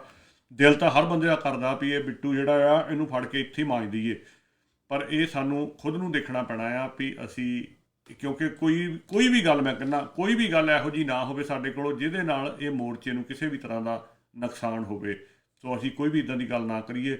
ਜੇ ਕੋਈ ਸਾਡੇ ਨਾਲ ਸਾਡਾ ਦੁਸ਼ਮਣ ਵੀ ਆ, ਜੇ ਉਹ ਇਹਦੇ ਹੱਕ 'ਚ ਕੋਈ ਗੱਲ ਆਪਣੇ ਵੱਲੋਂ ਕਰਨੀ ਚਾਹੁੰਦਾ, ਭਾਵੇਂ ਉਹ ਜਾਂ ਫਸੇ ਹੋਏ ਕਰ ਰਹੇ ਆ, ਪਰ ਉਹਨੂੰ ਆਪਣੇ ਹੱਕ ਲਈ ਵਰਤ ਲਈਏ ਆਪਾਂ ਇਸ ਟਾਈਮ ਦੇ ਉੱਤੇ, ਕਿਉਂਕਿ ਮੇਨ ਵੱਡੀ ਪਿਕਚਰ ਇਹ ਆ ਕਿ ਅਸੀਂ ਮੋਰਚਾ ਜਿੱਤਣਾ ਆ। ਇਹਨਾਂ ਨਾਲ ਤਾਂ ਆਪਾਂ ਬਾਅਦ 'ਚ ਨਜਿੱਠ ਲਾਂਗੇ। ਅਸੀਂ ਵੀ ਬਣਾਏ ਆ, ਕਿਉਂ ਵੋਟ ਪਾਉਂਦੇ ਆ ਇਹਨਾਂ ਨੂੰ? ਇਹ ਜੇ ਤੁਸੀਂ ਕਹੋ ਵੀ ਇਕੱਲੇ ਹਿੰਦੂ ਵੋਟ ਪਾਉਂਦੇ ਆ, ਹਿੰਦੂ ਵੋਟ ਨਾਲ ਨਹੀਂ ਜਿੱਤ ਸਕਦਾ ਪੰਜਾਬ 'ਚੋਂ ਕੋਈ ਵੀ। ਇਕੱਲੀ ਹਿੰਦੂ ਵੋਟ ਨਾਲ ਪੰਜਾਬ 'ਚੋਂ ਕੋਈ ਨਹੀਂ ਜਿੱਤ ਸਕਦਾ। ਅਸੀਂ ਵੋਟ ਪਾਉਂਦੇ ਆ ਜਿਹੜੇ ਆਪਣੇ ਆਪ ਨੂੰ ਸਿੱਖ ਕਹਿੰਦੇ ਆ, ਅਤੇ ਤਾਂ ਹੀ ਅਗਲਾ ਜਿੱਤਦਾ ਆ। ਔਰ ਮੈਂ ਤੁਹਾਨੂੰ ਗਰੰਟੀ ਦੇ ਕਹਿ ਸਕਦਾ, ਤੁਸੀਂ ਆਪਾਂ ਜਾਨ ਛਡਾਉਣ ਲਈ ਭਾਵੇਂ ਕਹਿ ਦਈਏ ਵੀ ਇਹ ਹਿੰਦੂ ਵੋਟ ਪੈਂਦੀ ਆ, ਹਿੰਦੂ ਹਰ ਮਾੜਾ ਨਹੀਂ ਹੁੰਦਾ। ਕਿਸੇ ਨੂੰ ਵੀ ਇੱਕ ਤੱਕੜੀ 'ਚ ਨਾ ਤੋਲਿਆ ਕਰੋ। ਨਾ ਹੀ ਜੇ ਅਸੀਂ ਕਹਿੰਦੇ ਨਾ ਵੀ ਹਰ ਸਿੱਖ ਅੱਤਵਾਦੀ ਨਹੀਂ ਆ, ਹਰ ਸਿੱਖ ਟੈਰੋਰਿਸਟ ਨਹੀਂ ਆ, ਹਰ ਸਿੱਖ ਕੱਟੜਪੰਥੀ ਨਹੀਂ ਆ, ਅਤੇ ਇੱਦਾਂ ਹੀ ਸਾਰੇ ਧਰਮਾਂ 'ਚ ਹੀ ਹੁੰਦਾ ਆ। ਪਰ ਅਸੀਂ ਕਈ ਵਾਰੀ ਸਾਰਿਆਂ ਨੂੰ ਦੂਜਿਆਂ ਨੂੰ ਦੂਜੇ ਪਾਸੇ ਤੋਲ ਦਿੰਦੇ, ਆਪਣੇ ਆਪ ਨੂੰ ਕਹਿੰਦੇ ਅਸੀਂ ਬੜੇ ਸੱਚੇ ਸੁੱਚੇ ਆ ਜੀ। ਸੋ ਇਨਸਾਨ ਦੀ ਫਿਤਰਤ ਜਿਹੜੀ ਉਹ ਇਨਸਾਨ ਦੀ ਹੁੰਦੀ ਹੈ। ਜਿਹੜੀ ਇਨਸਾਨ ਆ ਜਾਂ ਫਿਤਰਤ ਆ, ਉਹ ਧਰਮ ਦੇ ਹਿਸਾਬ ਨਾਲ ਨਹੀਂ ਬਦਲਦੀ। ਪਰ ਅਗੇਨ, ਜੇ ਤੁਸੀਂ ਸੋਚ ਨਾਲ ਜੁੜੇ ਹੋਏ ਹੋ ਗੁਰੂ ਦੀ ਨਾਲ, ਗੁਰੂ ਗ੍ਰੰਥ ਸਾਹਿਬ ਨਾਲ ਜੁੜੇ, ਤਾਂ ਤੁਹਾਡੀ ਸੋਚ ਆਪਣੇ ਆਪ ਬਦਲ ਜਾਂਦੀ ਆ। ਭਾਵੇਂ ਮਾੜੀ ਵੀ ਹੋਵੇ, ਉਹ ਵੀ ਚੰਗੀ ਹੋ ਜਾਂਦੀ ਆ। ਪਰ ਜੇ ਨਾ ਜੁੜੋਗੇ ਤਾਂ ਫਿਰ ਤੁਹਾਡੀ ਨਹੀਂ ਬਦਲਣੀ। ਹਾਂਜੀ ਜਗਮੋਹਨ ਸਿੰਘ ਜੀ। ਹਾਂਜੀ ਬਿਲਕੁਲ ਜੀ। ਘੜੀਏ ਸੁਰਤ ਮਤ ਮਨ ਬੁੱਧ, ਬਿਲਕੁਲ ਗੁਰੂ ਆ ਤੁਹਾਡੀ ਜਿਹੜੀ ਮੱਤ ਆ ਉਹ ਘੜਦਾ ਆ। ਅਸੀਂ ਆਪਣੀਆਂ ਐਗਜ਼ਾਮਪਲਾਂ ਦੇ ਸਕਦੇ ਹਾਂ, ਤੇ ਦੂਜੀਆਂ ਤਾਂ ਸਾਡੇ ਕੋਲ ਬਹੁਤ ਐਗਜ਼ਾਮਪਲਾਂ ਪਈਆਂ ਆ। ਜੇ ਆਪਾਂ ਹਿੰਦੂਆਂ ਦੀ ਵੀ ਗੱਲ ਕਰੀਏ ਤਾਂ ਪ੍ਰੋਫੈਸਰ ਸਾਹਿਬ ਸਿੰਘ ਜਿਹੜੇ ਆ ਉਹ ਹਿੰਦੂ ਧਰਮ ਚੋਂ ਸੀ, ਤੇ ਉਹਨਾਂ ਨੇ ਮੁੜ ਕੇ ਸਿੱਖੀ ਅਪਣਾਈ, ਤੇ ਉਹਨਾਂ ਨੇ ਜਿਹੜਾ ਪਹਿਲਾ ਟੀਕਾ ਆ ਗੁਰੂ ਗ੍ਰੰਥ ਸਾਹਿਬ ਦਾ ਪ੍ਰੋਫੈਸਰ ਸਾਹਿਬ ਸਿੰਘ ਉਹਨਾਂ ਨੇ ਲਿਖਿਆ, ਤੇ ਉਹ ਸਿੱਖ ਮਿਸ਼ਨਰੀ ਕਾਲਜ ਅੰਮ੍ਰਿਤਸਰ, ਜਿਹੜਾ ਪਹਿਲਾ ਸ਼ਹੀਦ ਮਿਸ਼ਨਰੀ ਕਾਲਜ ਸ਼ਹੀਦਾਂ ਦੇ ਨਾਂ ਤੇ ਸਾਕਾ ਸਰਹੰਦ ਤੋਂ ਸਾਕਾ ਨਨਕਾਣਾ ਤੋਂ ਬਾਅਦ ਖੋਲ੍ਹਿਆ ਗਿਆ ਸੀਗਾ, ਉਹਦੇ ਵਿੱਚ ਉਹ ਬਤੌਰ ਪ੍ਰੋਫੈਸਰ ਫਿਰ ਬਾਅਦ ਬਤੌਰ ਪ੍ਰਿੰਸੀਪਲ ਵੀ ਰਹੇ।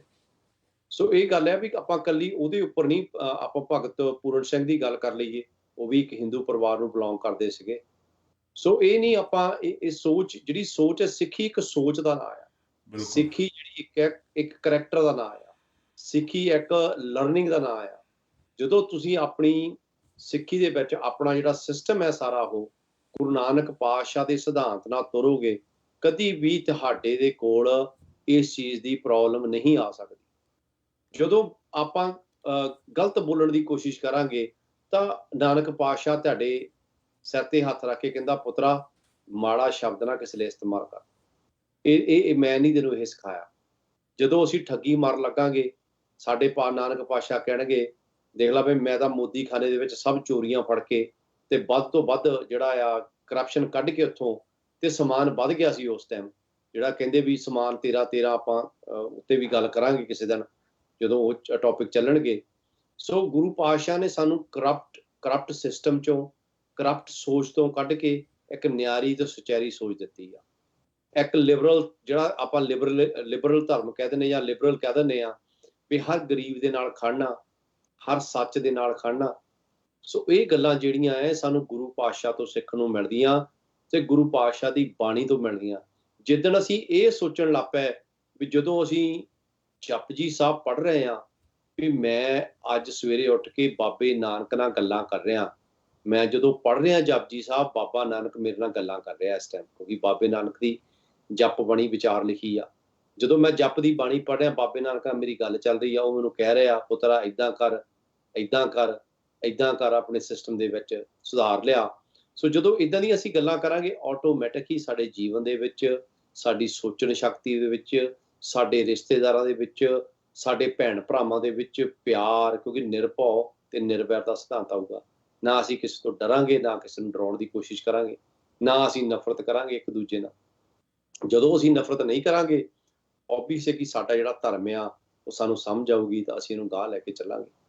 ਕਿਉਂਕਿ ਚਾਹੇ ਉਹ ਅਮਰੀਕਾ ਲਾ ਲਈਏ, ਚਾਹੇ ਇੰਡੀਆ ਲਾ ਲਈਏ, ਚਾਹੇ ਪੰਜਾਬ ਲਾ ਲਈਏ, ਕੁਛ ਜਿਨ੍ਹਾਂ ਦੇ ਅੰਦਰ ਇੰਨੀ ਨਫ਼ਰਤ ਭਰੀ ਆ, ਇੰਨੀ ਫਰਸਟ੍ਰੇਸ਼ਨ ਉਹਨਾਂ ਦੇ ਅੰਦਰ ਭਰੀ ਆ, ਕਿ ਉਹ ਆਪਣੀ ਫਰਸਟ੍ਰੇਸ਼ਨ ਜਿਹੜੀ ਆ ਉਹ ਚੰਗੀਆਂ ਚੀਜ਼ਾਂ ਦੇ ਲੋਕਾਂ ਦੇ ਉੱਪਰ ਕੱਢਦੇ ਆ।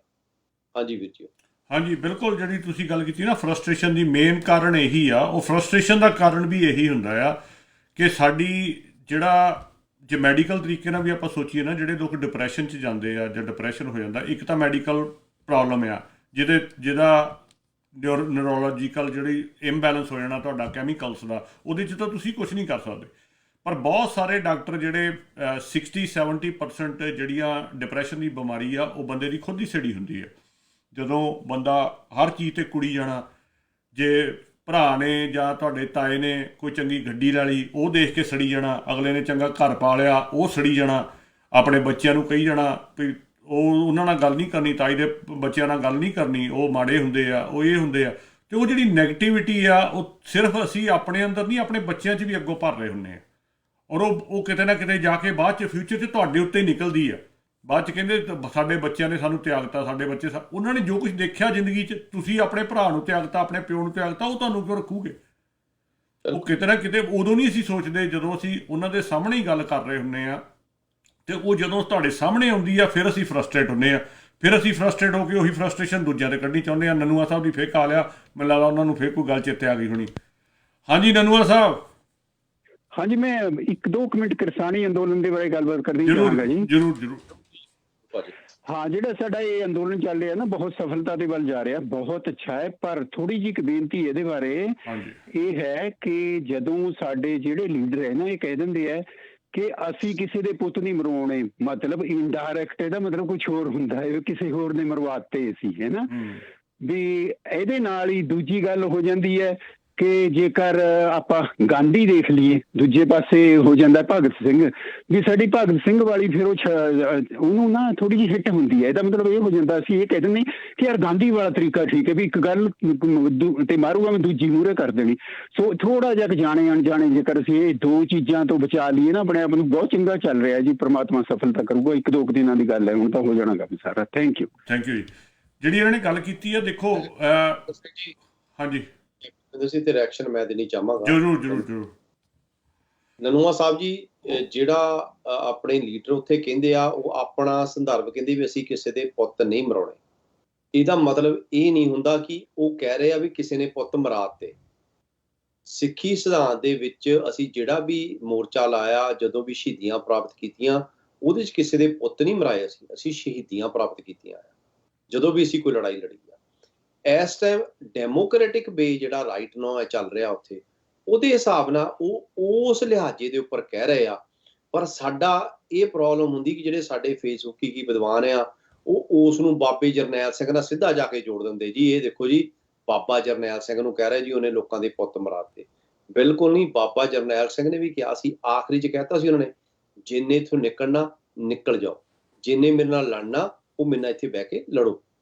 ਤੇ ਉਹਦੇ ਵਿੱਚ ਆਪਾਂ ਨੂੰ ਪਤਾ ਵੀ ਅਤਿੰਦਰਪਾਲ ਸਿੰਘ ਖਾਲਿਸਤਾਨੀ ਵਗੈਰਾ ਸਾਰੇ ਬਾਹਰ ਆਏ ਆ। ਆਪਣੇ ਕੋਲ ਜਿੰਦੀ ਜਾਗਦੀ ਉਸ ਗੱਲ ਦੀ ਆਪਣੇ ਕੋਲ ਸਬੂਤ ਆ। ਅਤਿੰਦਰਪਾਲ ਸਿੰਘ ਖਾਲਿਸਤਾਨੀ ਦਾ ਆਪਾਂ ਦੇਖਿਆ ਆ, ਉਹਨਾਂ ਦੇ ਪ੍ਰੋਗਰਾਮ ਵੀ ਦੇਖੇ। ਉਹ ਕਹਿੰਦੇ ਵੀ ਅਸੀਂ ਸਾਨੂੰ ਕਿਹਾ ਨਿਕਲ ਜਾਓ, ਜਿਹਨੇ ਨਿਕਲ ਅਸੀਂ ਬਾਹਰ ਨਿਕਲ ਆਏ। ਜਿਨ੍ਹਾਂ ਨੇ ਸ਼ਹੀਦੀਆਂ ਪ੍ਰਾਪਤੀਆਂ, ਉਹਨਾਂ ਨੇ ਸ਼ਹੀਦੀਆਂ ਨਾਲ ਪ੍ਰਾਪਤ ਕੀਤੀਆਂ। ਆਪਾਂ ਬ੍ਰਿਗੇਡੀਅਰ ਓਂਕਾਰ ਸਿੰਘ ਗੁਰਾਇਆ ਨੂੰ ਵੀ ਲੈ ਕੇ ਆਏ ਸੀ। ਉਹਨਾਂ ਨੇ ਦੱਸਿਆ ਜਿੰਨੀਆਂ ਅਫਵਾਹਾਂ ਮੀਡੀਆ ਨੇ ਫੈਲਾਈਆਂ ਸੀ, ਉਹ ਦੇਖੋ 30 ਸਾਲਾਂ ਬਾਅਦ ਆ ਕੇ ਸਾਨੂੰ ਉਹ ਕਲੀਅਰ ਕਰਕੇ ਗਏ ਅਫਵਾਹਾਂ ਵੀ ਉੱਥੇ ਕੋਈ ਲੜਕੀਆਂ ਨਹੀਂ ਫੜੀਆਂ ਗਈਆਂ ਸੀ, ਕੋਈ ਇੱਦਾਂ ਦਾ ਕੰਮ ਨਹੀਂ ਹੋਇਆ ਸੀਗਾ। ਸੋ ਗੱਲ ਹੁੰਦੀ ਆ ਵੀ ਸਾਡਾ ਅਸੀਂ ਕਿੱਥੇ ਕਿਹੜੀ ਗੱਲ ਜੋੜਨੀ ਆ। ਜਦੋਂ ਅਸੀਂ ਕਹਿੰਦੇ ਆ ਵੀ ਸਾਧਾਂ ਦੇ ਬਾਰੇ ਗੱਲ ਕਰਦੇ ਆ, ਵੀ ਜਿਹੜੇ ਸਾਧ ਆ ਇਹ ਲੋਕਾਂ ਨੂੰ ਠੱਗਦੇ ਆ। ਹੁਣ ਜਿੰਨੇ ਵੀ ਸਾਧ ਆ ਉਹਨਾਂ ਸਾਰਿਆਂ ਦੇ ਗੱਲ ਟੁੱਕਦੀ, ਪਰ ਟੁੱਕਦੀ ਉੱਤੇ ਜਿਹੜਾ ਠੱਗਦਾ ਆ। ਜਿਹੜਾ ਨਹੀਂ ਠੱਗਦਾ, ਜਿਹੜਾ ਲੰਗਰ ਵੀ ਲਾ ਰਿਹਾ, ਉੱਤੇ ਨਹੀਂ ਟੁੱਕਦੀ ਆ। ਸੋ ਇਹ ਗੱਲਾਂ ਵਰਿੰਦਰ ਸਿੰਘ ਜੀ, ਆਪਾਂ ਨੂੰ ਉਦੋਂ ਜਿਹੜਾ ਬੰਦਾ ਚੋਰ ਹੁੰਦਾ ਆ ਜਾਂ ਜਿਹੜਾ ਬੰਦਾ ਸੋਚਦਾ ਵੀ ਮੇਰੀ ਸੋਚ ਇਹ ਆ, ਉਹਨੂੰ ਆਪਣੇ ਤੇ ਉਹ ਗੱਲ ਲੱਗਦੀ ਆ। ਬਿਲਕੁਲ। ਪਰ ਜੇ ਉਹਦੀ ਸੋਚ ਪਵਿੱਤਰ ਹੈ ਤਾਂ ਲੱਗਣ ਦੀ ਗੱਲ ਹੀ ਨਹੀਂ ਆ। ਹਾਂਜੀ ਵੀਰ ਜੀ। ਹਾਂ, ਮੈਂ ਇਹ 'ਚ ਇੱਕ ਗੱਲ ਹੋਰ ਐਡ ਕਰਨੀ ਚਾਹੁੰਦਾ। ਦੇਖੋ, ਹਰ ਜਿਹੜਾ ਸੰਘਰਸ਼ ਹੁੰਦਾ, ਹਰ ਲੜਾਈ ਹੁੰਦੀ, ਉਹਦੇ ਵੱਖਰੇ ਵੱਖਰੇ ਰੂਪ ਹੁੰਦੇ ਆ। ਇਹ ਜਿਹੜਾ ਸੰਘਰਸ਼ ਆ, ਡੈਮੋਕ੍ਰੈਟਿਕ ਸੰਘਰਸ਼ ਆ। ਇਹ ਜਿਹੜੇ ਬਿੱਲ ਆ, ਇਹ ਸਰਕਾਰ ਨੇ ਬਣਾਏ ਆ, ਕਿਸੇ ਬਾਹਰਲੇ ਕੰਟਰੀ ਨੇ ਨਹੀਂ ਬਣਾਏ। ਇਹ ਧਰਮ ਦਾ ਮਸਲਾ ਨਹੀਂ ਆ, ਇਹ ਤੁਹਾਡੇ ਕਿਸਾਨੀ ਦਾ ਮਸਲਾ ਆ। ਇਹਦੇ ਵਿੱਚ ਸਾਰੇ ਧਰਮ ਇਨਵੋਲਵ ਆ। ਔਰ ਇਹ ਜਦੋਂ ਆਪਾਂ ਤੁਰੇ ਆ, ਜਿਹੜੇ ਵੀ ਵੀਰ ਤੁਰੇ ਆ, ਉਹ ਇਹ ਸੋਚ ਕੇ ਤੁਰੇ ਆ ਵੀ ਡੈਮੋਕ੍ਰੈਟਿਕ ਤਰੀਕੇ ਨਾਲ ਆਪਾਂ ਇਹ ਸਾਰੇ ਬਿੱਲ ਵਾਪਸ ਕਰਾਉਣੇ ਆ। ਜਦੋਂ ਆਪਾਂ ਭਗਤ ਸਿੰਘ ਜਾਂ ਗਾਂਧੀ ਦੀ ਗੱਲ ਕਰਦੇ ਆ, ਉਸ ਟਾਈਮ 2 ਲੜਾਈਆਂ ਚੱਲ ਰਹੀਆਂ ਸੀਗੀਆਂ ਦੇਸ਼ ਦੀ ਆਜ਼ਾਦੀ ਦੀਆਂ ਲੜਾਈਆਂ ਦੇ ਵਿੱਚ। ਦੋਨੋਂ ਚੀਜ਼ਾਂ ਸੀਗੀਆਂ। ਇੱਕ ਸੀਗੀ ਨੇਤਾ ਜੀ ਸੁਭਾਸ਼ ਚੰਦਰ ਬੋਸ ਵਾਲੀ ਗੱਲ, ਜਿਹਦਾ ਕੱਲ੍ਹ ਹੀ ਦਿਨ ਲੰਘ ਕੇ ਹਟਿਆ, ਵੀ ਤੁਸੀਂ ਮੈਨੂੰ ਖੂਨ ਦਿਓ, ਲਹੂ ਦਿਓ, ਮੈਂ ਤੈਨੂੰ ਆਜ਼ਾਦੀ ਦਊਂਗਾ। ਉਹ ਸੁਭਾਸ਼ ਚੰਦਰ ਬੋਸ ਵਾਲਾ। ਦੂਜਾ ਕਾਨਸੈਪਟ ਗਾਂਧੀ ਵਾਲਾ। ਕ੍ਰੈਡਿਟ ਕੌਣ ਲੈ ਗਿਆ? ਗਾਂਧੀ। ਇਹ ਸਭ ਨੂੰ ਪਤਾ ਵੀ ਸੁਭਾਸ਼ ਚੰਦਰ ਬੋਸ ਜਾਂ ਭਗਤ ਸਿੰਘ ਜਾਂ ਦੂਜਿਆਂ ਨੂੰ ਮਰਾਉਣ ਵਾਲਾ ਕੌਣ ਸੀ, ਔਰ ਆਜ਼ਾਦੀ ਮਿਲੀ ਕਿਹਨਾਂ ਕਰਕੇ ਸੀ, ਇਹ ਵੀ ਸਭ ਨੂੰ ਪਤਾ ਹੈ। ਗਾਂਧੀ ਨੇ ਆਜ਼ਾਦੀ ਨਹੀਂ ਦਵਾਈ। ਆਜ਼ਾਦੀ ਗੋਰਿਆਂ ਦੇ ਜਦੋਂ ਨੱਕ 'ਚ ਦਮ ਕੀਤਾ ਸਾਰਿਆਂ ਨੇ, ਉਦੋਂ ਹੀ ਆਜ਼ਾਦੀ ਮਿਲੀ ਸੀ। ਪਰ ਇਹ ਮਸਲਾ ਬਿਲਕੁਲ ਉਹਨਾਂ ਲੱਗ ਗਿਆ, ਆਪਾਂ ਉਹਦੇ ਨਾਲ ਨਾ ਰਲ ਗੱਡ ਕਰੀਏ। ਉੱਥੇ ਦੋਨੋਂ ਚੀਜ਼ਾਂ ਦੀ ਜ਼ਰੂਰਤ ਸੀਗੀ ਉਸ ਟਾਈਮ ਦੇ ਉੱਤੇ। ਸਮਾਂ ਬਦਲ ਚੁੱਕਾ ਆ, ਦੇਸ਼ ਆਜ਼ਾਦ ਆ। ਆਪਾਂ 47 'ਚ ਨਹੀਂ ਫਿਰ ਰਹੇ, ਹੁਣ ਆਪਾਂ ਅੱਜ ਦੀ ਤਰੀਕੇ ਫਿਰ ਰਹੇ। ਜਾਂ ਤਾਂ ਉਹ ਜਿਹੜਾ ਮਸਲਾ ਹੋਊਗਾ ਉਹ ਟੋਟਲੀ ਅਲੱਗ ਹੋਊਗਾ, ਉਹਨੂੰ ਇਹ ਵਿੱਚ ਰਲ ਗੱਡ ਨਾ ਕਰੋ। ਜੇ ਆਪਾਂ ਕੱਲ੍ਹ ਨੂੰ ਖਾਲਿਸਤਾਨ ਦੀ ਜੰਗ ਲੜਨੀ ਆ ਤੇ ਹੋ ਸਕਦਾ ਉਹ ਹਥਿਆਰਬੰਦ ਹੀ ਲੜਨੀ ਪਵੇ, ਜੇ ਉਹ ਸਰਕਾਰ ਤੋਂ ਅਲੱਗ ਹੋ ਕੇ ਚੱਲਣਾ ਵੀ ਅਸੀਂ ਸਰਕਾਰ ਤੋਂ ਕੁਝ ਨਹੀਂ ਲੈਣਾ ਦੇਣਾ। ਪਰ ਇਹਨੂੰ ਵਿੱਚ ਰਲਗੱਡ ਜਦੋਂ ਕਰ ਦਿੰਦੇ ਆ ਨਾ ਅਸੀਂ ਦੋਨਾਂ ਚੀਜ਼ਾਂ ਨੂੰ ਆਪਸ 'ਚ, ਹੁਣ ਅਸੀਂ ਡੈਮੋਕ੍ਰੈਟਿਕ ਵੇ ਨਾਲ ਆਪਣੇ ਕਿਸਾਨ ਬਿੱਲ ਅੰਦੋਲਨ ਲੜੇ ਹੋਏ ਆ, ਉਹ ਦੇਖਾਂਗੇ ਜੇ ਜਦੋਂ ਖਾਲਿਸਤਾਨ ਦੀ ਮੰਗ ਉਠਾਉਣੀ ਆ ਜਾਂ ਜਿਨ੍ਹਾਂ ਨੇ ਅੱਗੇ ਹੋ ਕੇ ਲੜਨਾ, ਉਹ ਦੇਖ ਲੈਣ ਵੀ ਉਹਨਾਂ ਨਾਲ ਕੌਣ ਤੁਰਦਾ ਆ। ਉਹ ਲੜਨ ਵਾਲੇ ਜਾਣ ਸਿਰਫ, ਉਹ ਦੂਜੇ ਨਾ ਜਾਣ ਡੈਮੋਕ੍ਰੇਟ ਵੇ ਵਾਲੇ, ਕਿਉਂਕਿ ਉਹ ਤਾਂ ਅਸੀਂ ਕੰਟਰੀ ਤੋਂ ਵੱਖਰੇ ਹੋਣਾ ਚਾਹੁੰਦੇ ਆ। ਉਹਦੇ ਵਿੱਚ ਕੋਈ ਕਾਨੂੰਨ ਵਾਲਾ ਤਾਂ ਰੌਲਾ ਨਹੀਂ ਰਹਿ ਜਾਂਦਾ। ਸੋ ਇਹ ਸਾਨੂੰ ਸੋਚਣਾ, ਪੜ੍ਹਿਆ ਲਿਖਿਆ ਨੂੰ ਖਾਸ ਕਰਕੇ ਸੋਚਣਾ ਚਾਹੀਦਾ ਵੀ ਇਹ ਕਿਵੇਂ ਇੱਕ ਗੱਲ ਹੋ ਗਈ। ਭਗਤ ਸਿੰਘ ਤੇ ਗਾਂਧੀ ਵਾਲੀ ਗੱਲ ਤਾਂ ਹੋ ਨਹੀਂ ਸਕਦੀ ਨਾ ਇੱਥੇ ਤਾਂ ਡੈਮੋਕ੍ਰੈਟਿਕ ਵੇ ਨਾਲ ਆਪਾਂ ਕਾਨੂੰਨ ਵਾਪਸ ਲੈਣ ਜਾ ਰਹੇ ਹਾਂ। ਉੱਥੇ ਜਾ ਕੇ ਤੁਸੀਂ ਬੰਬ ਉਡਾ ਦਿਓ, ਬੰਦਾ ਉਡਾ ਦਿਓ, ਬੰਦਾ ਮਾਰ ਦਿਓ, ਅਤੇ ਉਹਦੇ ਨਾਲ ਤੁਹਾਡੇ ਕਾਨੂੰਨ ਥੋੜ੍ਹੀ ਵਾਪਸ ਹੋ ਜਾਣੇ ਆ। ਉਹ ਤਾਂ ਅਗਲੇ ਨੂੰ ਐਕਸਕਿਊਜ਼ ਮਿਲ ਜਾਣਾ ਵੀ ਇਹ ਤਾਂ ਹੈ ਹੀ ਉਹ ਸੀਗੇ ਜਿਹੜੇ ਪਹਿਲੇ ਦਿਨ ਤੋਂ ਕਹਿ ਰਹੇ ਸੀ। ਸੋ ਸਮਝਿਆ ਕਰੋ, ਥੋੜ੍ਹਾ ਜਿਹਾ ਡਿਫਰੈਂਸ ਰੱਖਿਆ ਕਰੋ ਗੱਲਾਂ ਦੇ ਵਿੱਚ। ਉਹ ਇੱਕ ਘਟਨਾ ਨੂੰ ਜੋ ਦੂਸਰੀ ਘਟਨਾ ਨਾਲ ਅਸੀਂ ਜੋੜ ਦਿੰਦੇ ਹਾਂ ਨਾ, ਤਾਂ ਉਹ ਬਹੁਤ ਵੱਡੀ ਪ੍ਰੋਬਲਮ ਹੋ ਜਾਂਦੀ ਹੈ। ਦੋ ਅਲੱਗ-ਅਲੱਗ ਵਿਸ਼ੇ ਹੁੰਦੇ ਆ। ਵਿਸ਼ਿਆਂ ਦੇ ਸਾਡੀ ਕਮਜ਼ੋਰੀ ਹੈ ਸਾਡੀ ਕੌਮ ਦੀ, ਭਈ ਅਸੀਂ ਵਿਸ਼ਿਆਂ ਨੂੰ ਅਲੱਗ ਨਹੀਂ ਕਰ ਸਕਦੇ। ਅਸੀਂ ਹਰੇਕ ਵਿਸ਼ੇ ਦੇ ਵਿੱਚ ਧਰਮ ਅਤੇ ਆਪਣੀ ਸੋਚ ਜ਼ਰੂਰ ਵਾੜਨੀ ਹੁੰਦੀ ਆ, ਘਸੋੜਨੀ ਹੁੰਦੀ ਆ ਵੀ ਅਸੀਂ ਤਾਂ ਇੱਦਾਂ ਹੀ ਕਰਨਾ ਜੀ, ਇੱਦਾਂ ਹੋਣਾ ਚਾਹੀਦਾ। ਸੋ ਉਹ ਥੋੜ੍ਹਾ ਜਿਹਾ ਆਪਾਂ ਡਿਫਰੈਂਸ ਰੱਖੀਏ ਅਤੇ ਆਪਾਂ ਕਿਤੇ ਵੀ ਕਾਮਯਾਬੀ ਲੈ ਸਕਦੇ ਹਾਂ। ਜਿੱਦਾਂ ਮੈਂ ਕਿਹਾ ਆ, ਜੇ ਕੱਲ੍ਹ ਨੂੰ ਉਹ ਮੂਵਮੈਂਟ ਲੜਨੀ ਆ, ਲੜਾਈ ਵਾਲੀ ਮੂਵਮੈਂਟ ਲੜਨੀ, ਤਾਂ ਉਹ ਸਿਰਫ ਲੜਾਈ ਵਾਲੀ ਹੋਣੀ ਚਾਹੀਦੀ ਆ। ਉਹ ਅਨਾਊਂਸਮੈਂਟ ਹੋਣੀ ਚਾਹੀਦੀ ਵੀ ਇੱਥੇ ਜਿਹੜਾ ਆਵੇ ਸਿਰ 'ਤੇ ਕਫਨ ਬੰਨ੍ਹ ਕੇ ਆਵੇ ਅਤੇ ਇੱਥੇ ਮਨ ਮਰਾਉਣ ਵਾਲੀ ਗੱਲ ਆ। ਸੋ ਇਹ ਅੰਦੋਲਨ ਥੋੜ੍ਹਾ ਜਿਹਾ ਹੋ ਰਿਹਾ। ਆਪਣੇ ਕੋਲ 5 ਮਿੰਟ ਆ। ਜਗਮੋਹਨ ਸਿੰਘ ਜੀ, ਐਂਡ ਦੇ ਵਿੱਚ ਤੁਸੀਂ ਸੰਗਤ ਨਾਲ ਕੁਝ ਗੱਲ ਕਰਨੀ ਚਾਹੋ। ਆਖਰੀ ਦੇ ਵਿੱਚ ਹਮੇਸ਼ਾ ਦੀ ਤਰ੍ਹਾਂ ਮੈਂ ਕਹੂੰਗਾ, ਪਹਿਲਾਂ ਤਾਂ ਬਹੁਤ ਬਹੁਤ ਧੰਨਵਾਦ ਜਿਹੜੇ ਭੈਣ ਭਰਾ ਦਰਸ਼ਕ ਸਾਨੂੰ ਗੁਰਮਤ TV, ਦੇਸੀ ਚੈਨਲ, ਪਿਓਰ ਪੰਜਾਬੀ, ਸਿੱਖਾਂ ਦੇ ਪੱਖ ਦੇ ਮਸਲੇ STVM YouTube ਚੈਨਲ, ਸੱਚ ਦੀ ਖੋਜ ਫੇਸਬੁੱਕ ਪੇਜ, ਦੇਸੀ ਚੈਨਲ ਫੇਸਬੁੱਕ ਦੀ ਪੇਜ, ਇਹਨਾਂ ਦੇ ਦੇਖ ਰਹੇ ਉਹਨਾਂ ਸਾਰਿਆਂ ਦਰਸ਼ਕਾਂ ਦਾ ਧੰਨਵਾਦ। ਜਿਹੜੇ ਸਾਡਾ ਪ੍ਰੋਗਰਾਮ ਸ਼ੇਅਰ ਕਰਦੇ ਆ ਉਹਨਾਂ ਦਾ ਸਭ ਤੋਂ ਵੱਧ ਧੰਨਵਾਦ, ਕਿਉਂਕਿ ਦੇਖਣ ਵਾਲੇ ਦੇਖਦੇ ਆ, ਉਹ ਉਸ ਤਰ੍ਹਾਂ ਯੋਗਦਾਨ ਪਾਉਂਦੇ ਜਿਹੜੇ ਸਾਡਾ ਪ੍ਰੋਗਰਾਮ ਗਾਂਹ ਤੋਂ ਗਾਂਹ ਪਹੁੰਚਾਉਂਦੇ ਆ। ਉਹ ਸਾਡੀ ਜਿਹੜੀ ਆ ਰੀੜ੍ਹ ਦੀ ਹੱਡੀ ਆ ਸਾਡੇ ਪ੍ਰੋਗਰਾਮ ਦੀ। ਉਹ ਰੀੜ੍ਹ ਦੀ ਹੱਡੀ ਦੇ ਨਾਲ ਸਾਡੇ ਪ੍ਰੋਗਰਾਮ ਦੇ ਇੱਕ ਕਿਸਮ ਨਾਲ ਮਤਲਬ ਕਿ ਉਹ ਸਾਡੇ ਰਿਪਰੈਜ਼ੈਂਟ ਕਰ ਰਹੇ ਸਨ। ਜਦੋਂ ਸਾਡਾ ਪ੍ਰੋਗਰਾਮ ਗਾਂਹ ਸ਼ੇਅਰ ਕਰਦੇ, ਉਹ ਸਾਨੂੰ ਵੀ ਰਿਪਰੈਜ਼ੈਂਟ ਕਰਦੇ ਆ। ਜੇ ਉਹਨਾਂ ਨੂੰ ਸਾਡੇ ਚੰਗੇ ਵਿਚਾਰ ਲੱਗਦੇ ਆ, ਉਹ ਗਾਂਹ ਸ਼ੇਅਰ ਕਰਦੇ। ਫਿਰ ਐਂਡ ਵਿੱਚ ਕਨਵਰ ਗਰੇਵਾਲ ਹੋਣਾ ਦਾ ਬਹੁਤ ਬਹੁਤ ਧੰਨਵਾਦ। ਇੰਨੇ ਬਿਜ਼ੀ ਸਕੈਜੂਲ ਤੋਂ ਸਾਡੇ ਵਾਸਤੇ ਉਹਨਾਂ ਨੇ 20-25 ਮਿੰਟ 30 ਮਿੰਟ ਜਿੰਨੇ ਵੀ ਕੱਢੇ, ਉਹਨਾਂ ਦਾ ਬਿਲਕੁਲ ਧੰਨਵਾਦੀ ਉਹਨਾਂ ਦੇ ਹੋਰ ਵੀ ਕਰਕੇ ਆ ਕਿ ਕਿਸਾਨ ਮੋਰਚੇ ਨੂੰ ਆਪਣੀ ਪੂਰੀ ਟੀਮ ਬਣਾ ਕੇ ਸਿੰਗਰਾਂ ਦੀ ਉਹ ਲੀਡ ਕਰ ਰਿਹਾ, ਉਹਦੇ ਵਾਸਤੇ ਵੀ ਧੰਨਵਾਦ। ਸੋ ਬਾਰ-ਬਾਰ ਅਸੀਂ ਜ਼ਰੂਰ ਕਹਾਂਗੇ ਵੀ ਜਿਹੜਾ ਗੁਰਮਤ TV ਆਪਣਾ ਆ, ਇਹ 24 ਘੰਟੇ ਗੁਰਬਾਣੀ ਦੀ ਗੱਲ ਚੱਲਦੀ ਆ। ਸਾਡੇ ਪ੍ਰੋਗਰਾਮ ਸੈਟਰਡੇ ਐਂਡ ਸੰਡੇ ਹੁੰਦੇ 8 ਤੋਂ 10। ਬਾਕੀ 5 ਦਿਨ ਸਿੰਘਨਾਦ ਵੀਰ ਪ੍ਰਭਦੀਪ ਸਿੰਘ ਹੋਣਾ ਦਾ ਪ੍ਰੋਗਰਾਮ ਲਾਈਵ ਹੁੰਦਾ ਮੰਡੇ ਟੂ ਥਰਸਡੇ। ਫਰਾਈਡੇ ਨੂੰ ਭੈਣ ਸੁਖਵਿੰਦਰ ਕੌਰ, ਸਾਡੀ ਭੈਣ ਇੱਕ ਜਿਹੜਾ ਉਹ ਭੈਣ ਦਾ ਪ੍ਰੋਗਰਾਮ ਵੀ ਆਉਂਦਾ ਹਰ ਸ਼ੁੱਕਰਵਾਰ ਨੂੰ। ਭੈਣ ਸੁਖਵਿੰਦਰ ਕੌਰ ਸਾਡੀ ਭੈਣ ਜੀ ਸਤਿਕਾਰਯੋਗ, ਉਹ ਕਿਸੇ ਲੇਡੀਜ਼ ਨੂੰ ਕਿਸੇ ਨੂੰ ਲਿਆ ਕੇ ਇੱਕ ਬੀਬੀਆਂ ਦਾ ਪ੍ਰੋਗਰਾਮ ਚੱਲਦਾ, ਕਿਉਂਕਿ ਅਸੀਂ ਬੀਬੀਆਂ ਨੂੰ ਵੀ ਇਸ ਚੈਨਲ 'ਤੇ ਪੂਰੀ ਦਿੱਤੀ ਹੋਈ ਆ ਵੀ ਉਹਨਾਂ ਨੂੰ ਵੀ ਪੂਰੀ ਸਪੋਰਟ ਹੈ, ਫੁੱਲ ਸਪੋਰਟ ਉਹ ਕਰਨ ਇੱਕ ਪ੍ਰੋਗਰਾਮ। ਅਸੀਂ ਭੈਣ ਜਸਵੀਰ ਕੌਰ ਨੂੰ ਵੀ ਬੇਨਤੀ ਕੀਤੀ ਸੀਗੀ ਸ਼ਿਕਾਗੋ ਵਾਲਿਆਂ ਨੂੰ ਵੀ ਤੁਸੀਂ ਵੀ ਜ਼ਰੂਰ ਇੱਕ ਅੱਧਾ ਪ੍ਰੋਗਰਾਮ ਜਿਹੜਾ ਕਰਿਆ ਕਰੋ। ਤੇ ਆਪਣਾ ਫਿਰ ਦੁਬਾਰਾ ਕਹਾਂ ਕਿ ਗੁਰੂ ਗ੍ਰੰਥ ਸਾਹਿਬ ਦੀ ਕਥਾ ਲਗਾਤਾਰ ਚੱਲ ਰਹੀ ਆ। ਭਾਈ ਰਾਮ ਸਿੰਘ ਹੁਣੀ ਗੁਰਗਿਆਨ TV ਵਾਲੇ ਲਗਾਤਾਰ ਗੁਰੂ ਗ੍ਰੰਥ ਸਾਹਿਬ ਦੀ ਕਥਾ ਕਰ ਰਹੇ ਨੇ। ਰੋਜ਼ ਇੱਕ ਪੇਜ ਦੀ ਨਾਲ ਸਲਾਈਡ ਸ਼ੋਅ ਲਾਉਂਦੇ ਨੇ। ਸਲਾਈਡ ਦੇ ਵਿੱਚ ਪੂਰੇ ਗੁਰੂ ਗ੍ਰੰਥ ਸਾਹਿਬ ਦੀ ਬਾਣੀ ਨਾਲ ਦੱਸਦੇ ਨੇ, ਨਾਲ ਉਹ ਪੜ੍ਹਦੇ ਨੇ ਤੇ ਨਾਲ ਉਹਦੀ ਕਥਾ ਕਰਦੇ ਨੇ। ਇਸੇ ਤਰ੍ਹਾਂ ਵੀਰ ਸਰਬਜੀਤ ਸਿੰਘ ਧੁੰਦਾ ਦਾ ਪੱਕਾ ਪ੍ਰੋਗਰਾਮ ਆਉਂਦਾ ਰੋਜ਼ ਗੁਰਬਾਣੀ ਦਾ 3 ਟਾਈਮ। ਵੀਰ ਹਰਜਿੰਦਰ ਸਿੰਘ ਸਭਰਾ ਦਾ 3 ਟਾਈਮ ਪ੍ਰੋਗਰਾਮ ਆਉਂਦਾ। ਭਾਈ ਪੰਥਪ੍ਰੀਤ ਸਿੰਘ ਖਾਲਸਾ ਉਹਨਾਂ ਦਾ 3 ਟਾਈਮ ਪ੍ਰੋਗਰਾਮ ਆਉਂਦਾ ਤੇ ਪਲੱਸ ਸਾਡੇ ਪ੍ਰੋਗਰਾਮ ਜਿਹੜੇ ਪੁਰਾਣੇ ਬਾਬਾ ਬੰਦਾ ਸਿੰਘ ਉਹ ਰਿਪੀਟ ਹੁੰਦੇ ਆ। ਸੋ 2878 ਨੰਬਰ ਚੈਨਲ ਤੇ ਤੁਸੀਂ ਦੇਖ ਸਕਦੇ ਹੋ। ਤੇ ਈ ਬਾਬਾ ਐਪ ਜਿਹੜੀ ਆ ਉਹ ਕਾਫੀ ਵੀਰਾਂ ਨੇ ਟੋਰਾਂਟੋ ਇਧਰ ਕੋਈ ਈ ਬਾਬਾ ਐਪ ਤੇ ਦੇਖਦੇ ਆ। ਸਰਦਾਰ ਪੰਨੂ ਹੁਣਾਂ ਦੀ ਐਪ ਹੈ ਈ ਬਾਬਾ ਐਂਟਰਟੇਨਮੈਂਟ, ਉਹਦੇ ਉੱਪਰ ਵੀ ਸਾਡਾ ਚੈਨਲ ਚੱਲਦਾ ਆ। So Dailyhunt India, MX player India, Jio TV India, ਇਹਨਾਂ ਸਾਰਿਆਂ ਤੇ ਸਾਡਾ ਜਿਹੜਾ ਪ੍ਰੋਗਰਾਮ ਇਹ ਚੱਲਦਾ ਆ। ਸੋ ਇਸੇ ਦੇ ਨਾਲ ਹੀ ਜੇ ਕੋਈ ਭੁੱਲ ਚੁੱਕ ਉਹਦੇ ਖਿਮਾ ਦੇ ਜਾ ਚੁੱਕੇ ਹਾਂ। ਸੋ 10ਵੇਂ ਪਾਤਸ਼ਾਹ ਵੱਲੋਂ ਬਖਸ਼ੀ ਫਤਿਹ ਅਰਜ ਕਰਾਂਗਾ ਤੁਹਾਡੇ ਸਾਰਿਆਂ ਦੇ ਨਾਲ। ਵਾਹਿਗੁਰੂ ਜੀ ਕਾ ਖਾਲਸਾ, ਵਾਹਿਗੁਰੂ ਜੀ ਕੀ ਫਤਿਹ। ਹਾਂਜੀ, ਐਂਡ 'ਚ ਇਹੀ ਗੱਲ ਕਰਨੀ ਚਾਹੁੰਦਾ ਵੀ ਇੱਕ ਤਾਂ ਜਾਬਤਾ ਬਹੁਤ ਜ਼ਰੂਰੀ ਆ।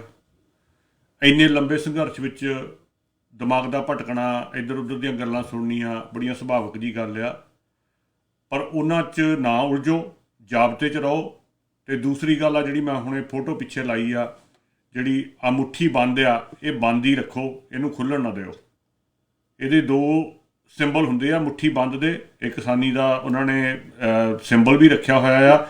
ਇਹਦਾ ਮਤਲਬ ਇੱਕ ਤਾਂ ਇਹ ਹੁੰਦਾ ਵੀ ਸਾਡੇ 'ਚ ਯੂਨਿਟੀ ਆ, ਦੂਜੀ ਗੱਲ ਇਹ ਆ ਵੀ ਇਹ ਮੁੱਠੀ ਬੰਦ ਦੇ ਅੰਦਰ ਜੋ ਕੁਛ ਹੈਗਾ ਉਹ ਅਸੀਂ ਖੋਲ੍ਹਣਾ ਨਹੀਂ, ਉਹ ਪੱਤੇ ਬਾਹਰ ਨਹੀਂ ਖੋਲ੍ਹਣੇ, ਉਹ ਅਸੀਂ ਬਾਅਦ 'ਚ ਖੋਲ੍ਹ ਕੇ ਆਪਣੇ ਘਰ ਅੰਦਰ ਜਾ ਕੇ ਉਹਦੇ ਪੱਤੇ ਜੋ ਵੀ ਆਪਾਂ ਗੱਲਬਾਤ ਕਰਨੀ ਆ ਉਹ ਕਰ ਲਾਂਗੇ। ਹਾਲੇ ਇਹਨੂੰ ਮੁੱਠੀ ਨੂੰ ਬੰਦ ਹੀ ਰਹਿਣ ਦਿਓ, ਇਹਨੂੰ ਖੋਲ੍ਹਿਓ ਨਾ। ਔਰ ਜਿੰਨਾ ਚਿਰ ਇਹ ਬੰਦ ਰਹੂਗੀ ਉਹਨਾਂ ਚਿਰ ਹੀ ਸਾਡੀ ਜਿੱਤ ਆ। ਜਿੱਦਣ ਅਸੀਂ ਖੋਲ੍ਹਤੀ ਲੋਕਾਂ ਸਾਹਮਣੇ ਉਦਣ ਅਸੀਂ ਹਾਰ ਜਾਵਾਂਗੇ। ਸੋ ਇਹ ਮੁੱਠੀ ਨੂੰ ਬੰਦ ਰਹਿਣ ਦਿਓ। ਔਰ ਇਹ ਜਿਹੜਾ ਉਹਨਾਂ ਨੇ ਤੁਹਾਨੂੰ ਦਿੱਤਾ, ਇੱਕ ਨਾਅਰਾ ਦਿੱਤਾ, ਇੱਕ ਨਿਸ਼ਾਨ ਦਿੱਤਾ ਆ ਏਕਤਾ ਦਾ, ਇਹਨੂੰ ਬਣਾਈ ਰੱਖੋ। ਅਗਲਾ ਪ੍ਰੋਗਰਾਮ ਆਪਣਾ 26 ਤਰੀਕ ਤੋਂ ਬਾਅਦ ਦਾ ਆ। ਸੋ ਆਪਾਂ 26 ਨੂੰ ਦੇਖਾਂਗੇ ਰੈਲੀ ਕਿੰਨੀ ਕੁ ਹੁੰਦੀ ਆ, ਕਿੱਦਾਂ ਹੁੰਦੀ ਆ। ਅਤੇ ਆਪਾਂ ਅਗਲੇ ਹਫਤੇ ਇੱਕ ਦਿਨ ਕਿਸੇ ਕਿਸਾਨ ਲੀਡਰ ਨੂੰ ਲੈ ਕੇ ਆਵਾਂਗੇ ਫਿਰ, ਅਤੇ ਇੱਕ ਦਿਨ ਆਪਾਂ ਕੋਸ਼ਿਸ਼ ਕਰਾਂਗੇ ਕੋਈ ਹੋਰ ਸ਼ਖਸੀਅਤ ਜਿਹੜੀ ਇਸ ਮੋਰਚੇ ਨਾਲ ਜੁੜੀ ਹੋਵੇ ਉਹਨੂੰ ਲੈ ਕੇ ਆਈਏ ਪ੍ਰੋਗਰਾਮ ਦੇ ਵਿੱਚ। ਤਦ ਤੱਕ ਲਈ ਇਜਾਜ਼ਤ ਦਿਓ। ਵਾਹਿਗੁਰੂ ਜੀ ਕਾ ਖਾਲਸਾ, ਵਾਹਿਗੁਰੂ ਜੀ ਕੀ ਫਤਿਹ।